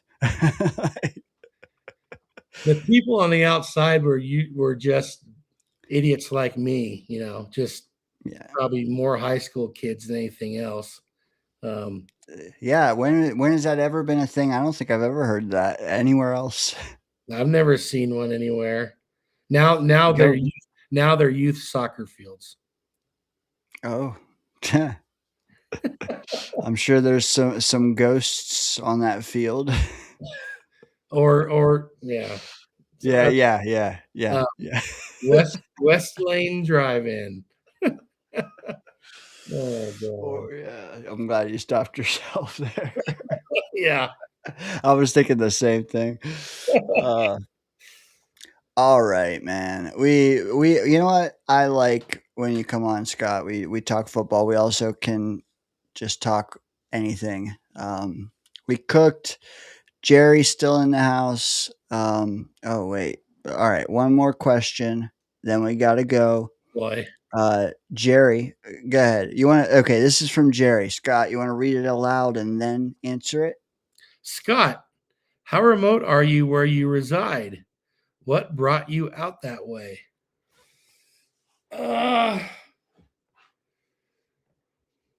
I'm fairly remote. Not crazy. It kind of where my house is, it feels more remote than it is. But I'm close enough to a couple real cities, where I can do my business. What brought me out this way? Well, I just had to get out of California because I didn't think my retirement would outlive me in California. Here, I think it will. I'm still close enough that I can hop in my truck in 18 hours. I can be back to my folks' house if they need me to. And I've spent time in Colorado. I like it out here. My my brother and his wife have a place about an hour away, but they're only here in summers. So anyway, yeah, it's beautiful out here. It's my kind of country. I can still walk outside and piss. Did you just point on a map though, or No, did you? Is it because? I came out and explored. This wasn't my first choice here, but it's a good place. It's probably in the long run good that I picked this spot rather than a couple others that I was considering that were definitely more remote. So, Well, he said he's not just jerking you around. He was genuinely interested. I think maybe we can get him to the West Coast at some point. Maybe. He said Discord photos, please, Scott. Another shameless plug for the Discord. But Scott also is one day going to arrive here in an RV and pick me up. We're just gonna go for a little bit, see. did I tell you that? You've teased it a few times. Have you heard this recently from me? Yeah. You said, well, you didn't say pick me up, but you said you might do that. Okay. And I'm throwing in the pick me up part. renting my house and just cruising for a year or two. Yeah, I'm seriously considering that. There's a couple things going on that I have to get in order to make sure it's a wise decision for me. But I've already contacted the builder that does these campers. Oh, nice. I'm probably going to go there this spring or summer. They're outside of Salt Lake City. And kind of see their whole deal and talk to them some more. Yeah, we'll see if the whole rental thing works well with my house. I'm thinking I might not build, so do a like a modular in another part of the state that I like, live there and keep renting this place. So we'll see. That's kind of getting the cart way ahead of the horse there, but that's just. Would you have to guarantee the renter like a certain term to get a loan? You mean no? Like if you rented your house, do you have to give them 2 years or 1 year or 3 years? Probably the standard would be a year's lease, but okay, if they would like to commit to 10 years, even better. Oh, okay. All right. But yeah, probably it would be. I know when I was gonna rent a previous house I owned, but I wanted to get a home loan to buy a different property, the lender said I had to have a year lease signed. Which that's why I left PA, because I had to sign a year, and it's like that's a long time, So yeah, this all worked out. But dude, it would be cool though if you could have that and have someone else rent it and maybe help you fund it a little while you do some other stuff, and then you could always come back later. Oh yeah, well that's the only problem is renters can be real fuckers. They can fuck up your house. And of course, I wouldn't be here around here to check it out. I mean, I'd hire a rental agency, and they take like 10 or 12%. And I've already kind of worked it out, and that would be fine. I'd be making money on it. So, yeah, we'll see. First things first, I got some appointments to follow through with, and they said probably if I hire them to do this build for me in the summertime, it'd probably take 2 to 3 months, I think they said, because they're just getting more busy right now. They said it'd be like 4 or 5 weeks, but can't commit to it now. So if I do that, dude, I will be up everywhere. I'll be, that'll be great for my Oregon fishing trip to just go, and I'll just camp right by this spot where we fish. And I mean, I can't join you for a year, but man, a couple legs of that race, pick me up, bro. We could go up north, go catch a Seahawks game or something. That would be cool. Go up. Hey, Jerry's going to be up there. You know that? No. Jerry, World Cup something up there. Oh, they playing up in Seattle? Yeah, at some point. So yeah, a bunch of stuff, dude. If you're listening, you're probably on the East Coast. Come on out here, join us. Things are happening. I've been to the old Coos Bay before. I've spent a couple nights in Coos Bay. Oh yeah. Hey man, there's some good spots. I almost bought. I was considering, is Reed Sport out there? And I never went beyond looking at a place online, but I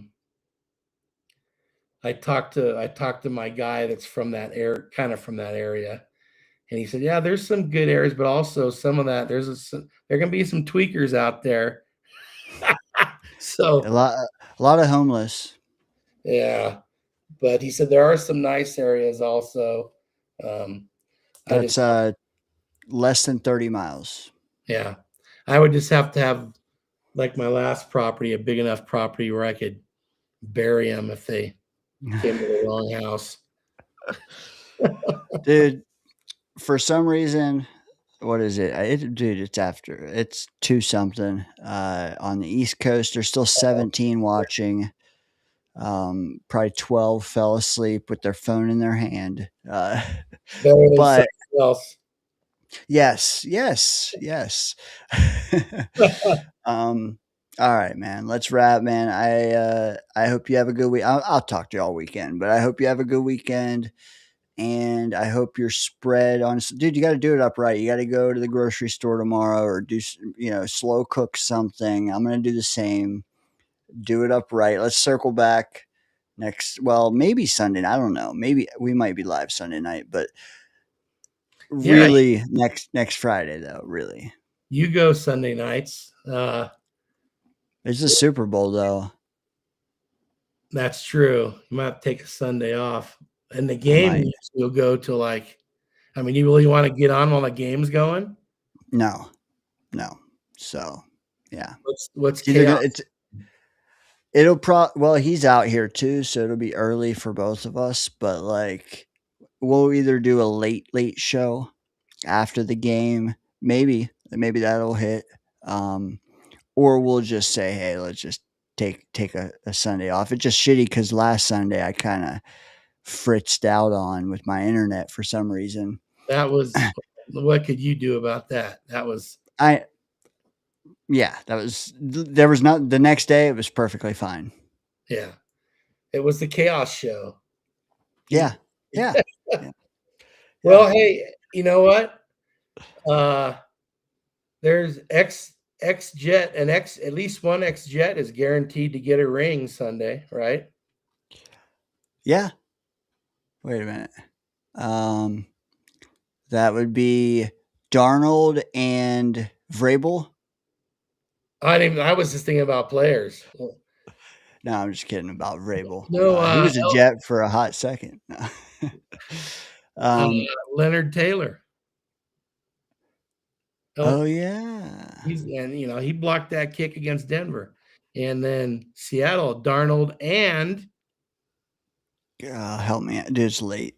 Fuck his name, I just lost it. William, the defensive lineman. Leonard Williams. Yeah. Thank you. Yeah, dude. When we drafted him, I actually loved him for a couple years. He's a good player. He was good. I liked him. Giants also. He was. It's like DeMario Davis, man. They were good. Like, so another ring. Every Super Bowl seems like there's an ex-Jet or two getting a ring. I mean, how many got one with Philly last year? Give it a couple more years, man. Everybody in the league is going to be an ex-Jet. Oh, shoot. Yeah, well.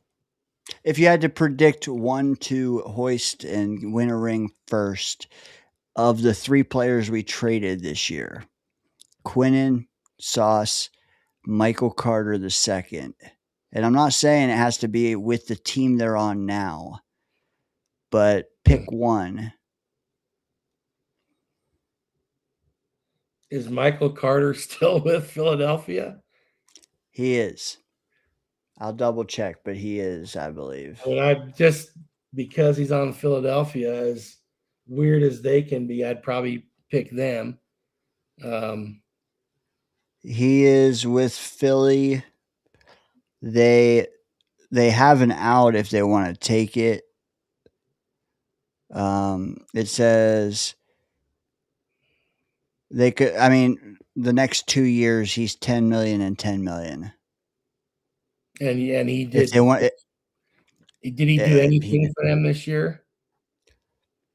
It doesn't say, but I don't even know if he suited up, man. It's tough. Like, yeah, maybe he's just done. We were excited to have him back, and maybe his back won't let him back. Man, that's a tough. I'd probably say Quinnen. Don't worry, I won't clip this. Oh shit! Go ahead. No, yeah, it's the Colts. Quinnen. I mean, if Michael Carter is going to be on Philadelphia, I'd say him because I just think the Eagles would. I just don't. My first answer was MC2 as well in my head. Yeah, I just don't trust because not that I trust the Cowboys.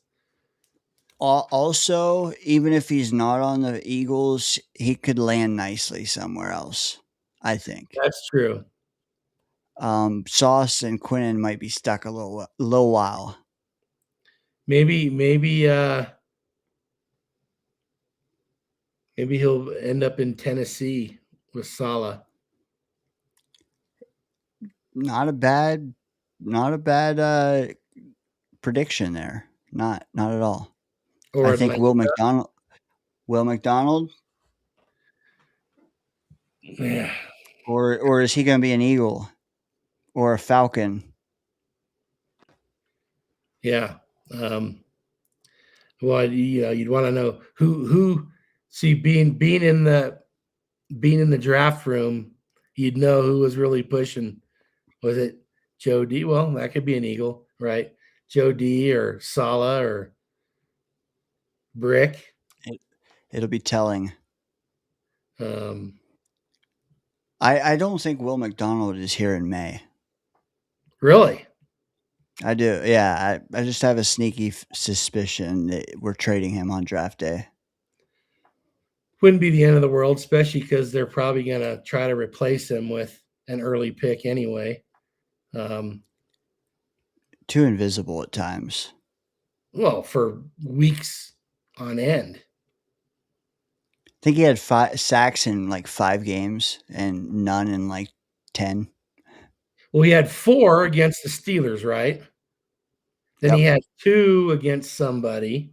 And what did he end up with? Like 8. He had 1 at the end of the year. And I don't know. He didn't play every game, of course. Well, He didn't have 4 against the Steelers. It was who was it? 'Cause Cleveland. that was week 1. Cleveland. Yeah. He had maybe 2 against the Steelers. Yeah. But he had Something. Yeah. He had a bunch in a few games, and then is invisible. Besides, sorry. Also, like, yeah. Sorry, Murph. If we don't slide back with the first 2 picks, it's like, okay, how are we getting a third or a fourth? A good fourth, not a shitty fourth. Like, we got so much. Yeah, I don't know, man. Well, yeah, it's just also like, who are you paying? You paying if you draft a defensive end, and you got to then pay Jermaine if you want. You're gonna pay Will too. Like, there's an odd man out. Yeah, I think it's Will, like you said. I mean, before Jermaine. And the time is now, because someone will get him this year. What's that? Clemens will be back. Christ, man. He probably will. I think he will. Is that a hot take? Clemens will be here longer than Will McDonald.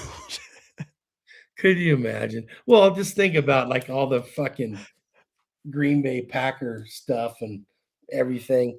And who was the last one here? Lazard. Yeah. Of all those guys, Lazard.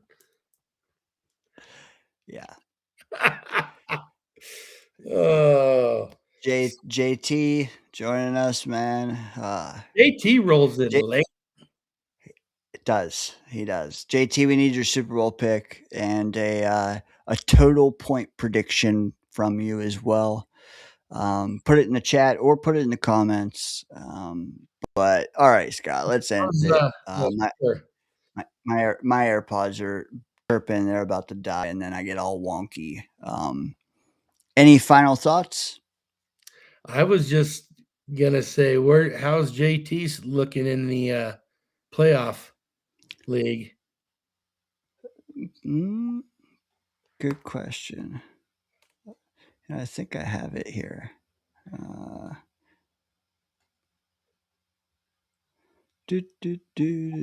think he might be the guy with the best shot at third place. Yeah, because didn't he sub out his running back finally? Well, he's got George. What's his name? Hello. The other running back. Does he have Patriots? Shit, where's it at? League scoreboard? No, it's league weekly points. I forget this fucking website, man. He has. He's got the Patriots quarterback and George Halani. So yeah, well, the Patriots. He's got a chance. Yeah, I think I remember thinking he's gonna be, because he's got 175. He needs 14 points out of those two to beat you. 14 and a little bit more. Shit. So he'll probably get 13 then, I would imagine. Oh, come on, Barney. Yeah, look I'm at 183.39. Clancy's at 183.17. Bill's at 182.33. Jay's at 178.33. JT's at 175.09. Johnny's at 169.84. And then there's you at 189 with nobody left. So you'll have a whole bunch of people nipping at your heels. Wait, who do I have left? You got a donut hole left. I think, right? Yeah. I know. Yeah, here I got you. You're the only one with nobody playing in the Super Bowl. Y'all are lucky Denver didn't win. Let's see. JT says Seahawks in 33. I got that. There's look how close. Top 3 people win money. and old Dangleberry has nobody. So he's just frozen at 189, and then there's 12 people about to pass me. Well, I don't think WVU scored again. No, he's got somebody left, but yeah. I don't know. Johnny's got 2 players left. Who the hell does he have? He's got JSN and Ramondre Stevenson. Ooh, that could be worth some points. Murph's got a couple guys left. Shaheed and Seattle defense. You know the way those defenses can be. Got a game. Jay's got Kenneth Walker. Jay Bill has Jay is also yeah. trying to pay me, so I'll send it over when it arrives. Well, don't send it over until after the game Wait. because if you end up third, you might as well keep it, right? Dude, I will doubt never let you guys live it down. You'll never live it down if I stay at third. Oh, you gonna celebrate a bronze medal like that?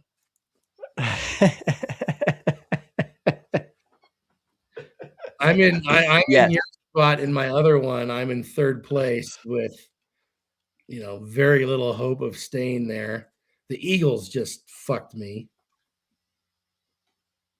But yeah, I'm Clancy, yes, I just got to sort out my Apple shit, but yeah, it's not his fault anymore. It's now on my shoulders, but I'm working on it. Yeah, he's good. We'll get it squared away. You have who? I don't even know what I'm talking about. I'm talking about the other league. I'm in third. I'm kind of like in your spot. I'm in third, just hoping nobody catches me. Although I still have someone left at least in that league. I got Cooper Cup, but yeah, I'm probably in trouble there. The guy right behind me has Hunter Henry and the Seattle defense. Oh, and the Seattle quarterback. So I'm screwed. Oh shit! Yeah, 2020 without. Yeah, I was gonna say, man, if it's like a 10-7 game, some of the shit could hold, but 3 guys, I don't know. Yeah, if Cup scored a touchdown, maybe. But yeah, we'll see. But the defense, man. Yeah, but if there's not a bunch of turnovers and things, and then it could be okay. But yeah, when they start stacking up turnovers and defensive touchdowns, man, those defensive scores can get pretty big. Jerry, I got you tomorrow, man. Trust me, you'll want me to wait until then. It's a little late here. But all right, that does it, man. I hope you guys enjoyed the show. 5.5 hours, and you got something different in each hour, I hope. Also, you guys send in some super chats. We got a couple memberships on the books as well as some milestone chats. Man, we got everything tonight, and appreciate it, Scott. Appreciate you joining me. Late night. You tolerated Johnny and Murph for a little while, but then you got me. Gotta let Murph get a little sleep. But in case he's not sleeping, here I come, Murph. Here I come. All right, folks. Hey, enjoy the Super Bowl, everybody. And yeah, dude, at a minimum, have some good food. You know what? I just hope it's a good game. I don't really care that much. I mean, I would root for Seattle. And our thing, I'd love the bragging rights. I hope I win my bet, but mostly hope it's a good game. I'm with you. An entertaining game, not just the theatrics of it, but a good game. Good game and good theatrics. That's ideal. Last year sucked, man. It was over in the first quarter. Except I loved it. I know. Here's the one thing. Both quarterbacks are capable of shitting the bed, right? And I know it's Yeah. not a reach to say the quarterback who has a better game wins, but it's like, will one of these quarterbacks turn the ball over 4 times? It's indoors, right? No. Okay. It's in Santa Clara, California, on a shitty field, outdoor, Okay. lousy grass. With electromagnetic feedback. I've been there. I've been there for the Pac-12 championship game. Watched Oregon just kick the shit out of Utah. It was awesome. Yeah, snow is off the table though. I mean, it was 60 here today, so No snow, 70. but rain. You just never know. I'm sure Yeah. we would have heard by now if it was going to rain, but yeah, it's outdoors on grass as it should be. Good night, Scott. Good night. Later, everybody. See you guys.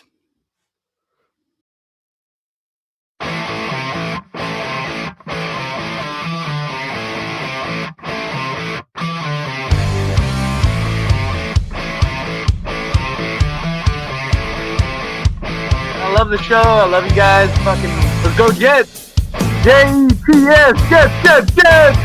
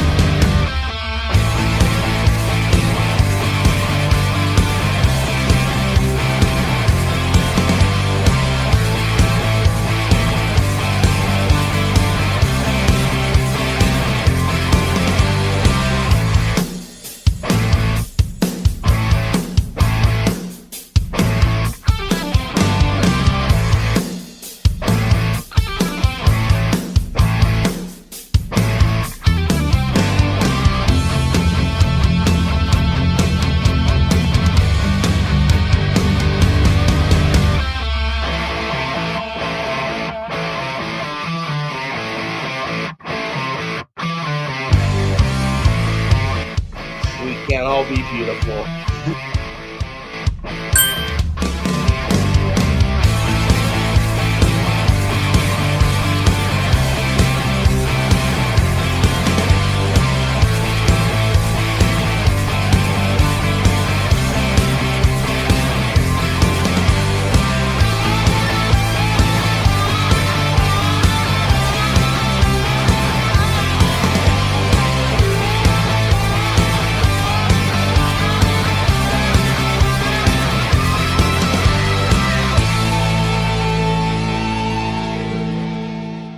Put your seatbelts on and get ready for the ride. You're in the danger zone. Totally back row.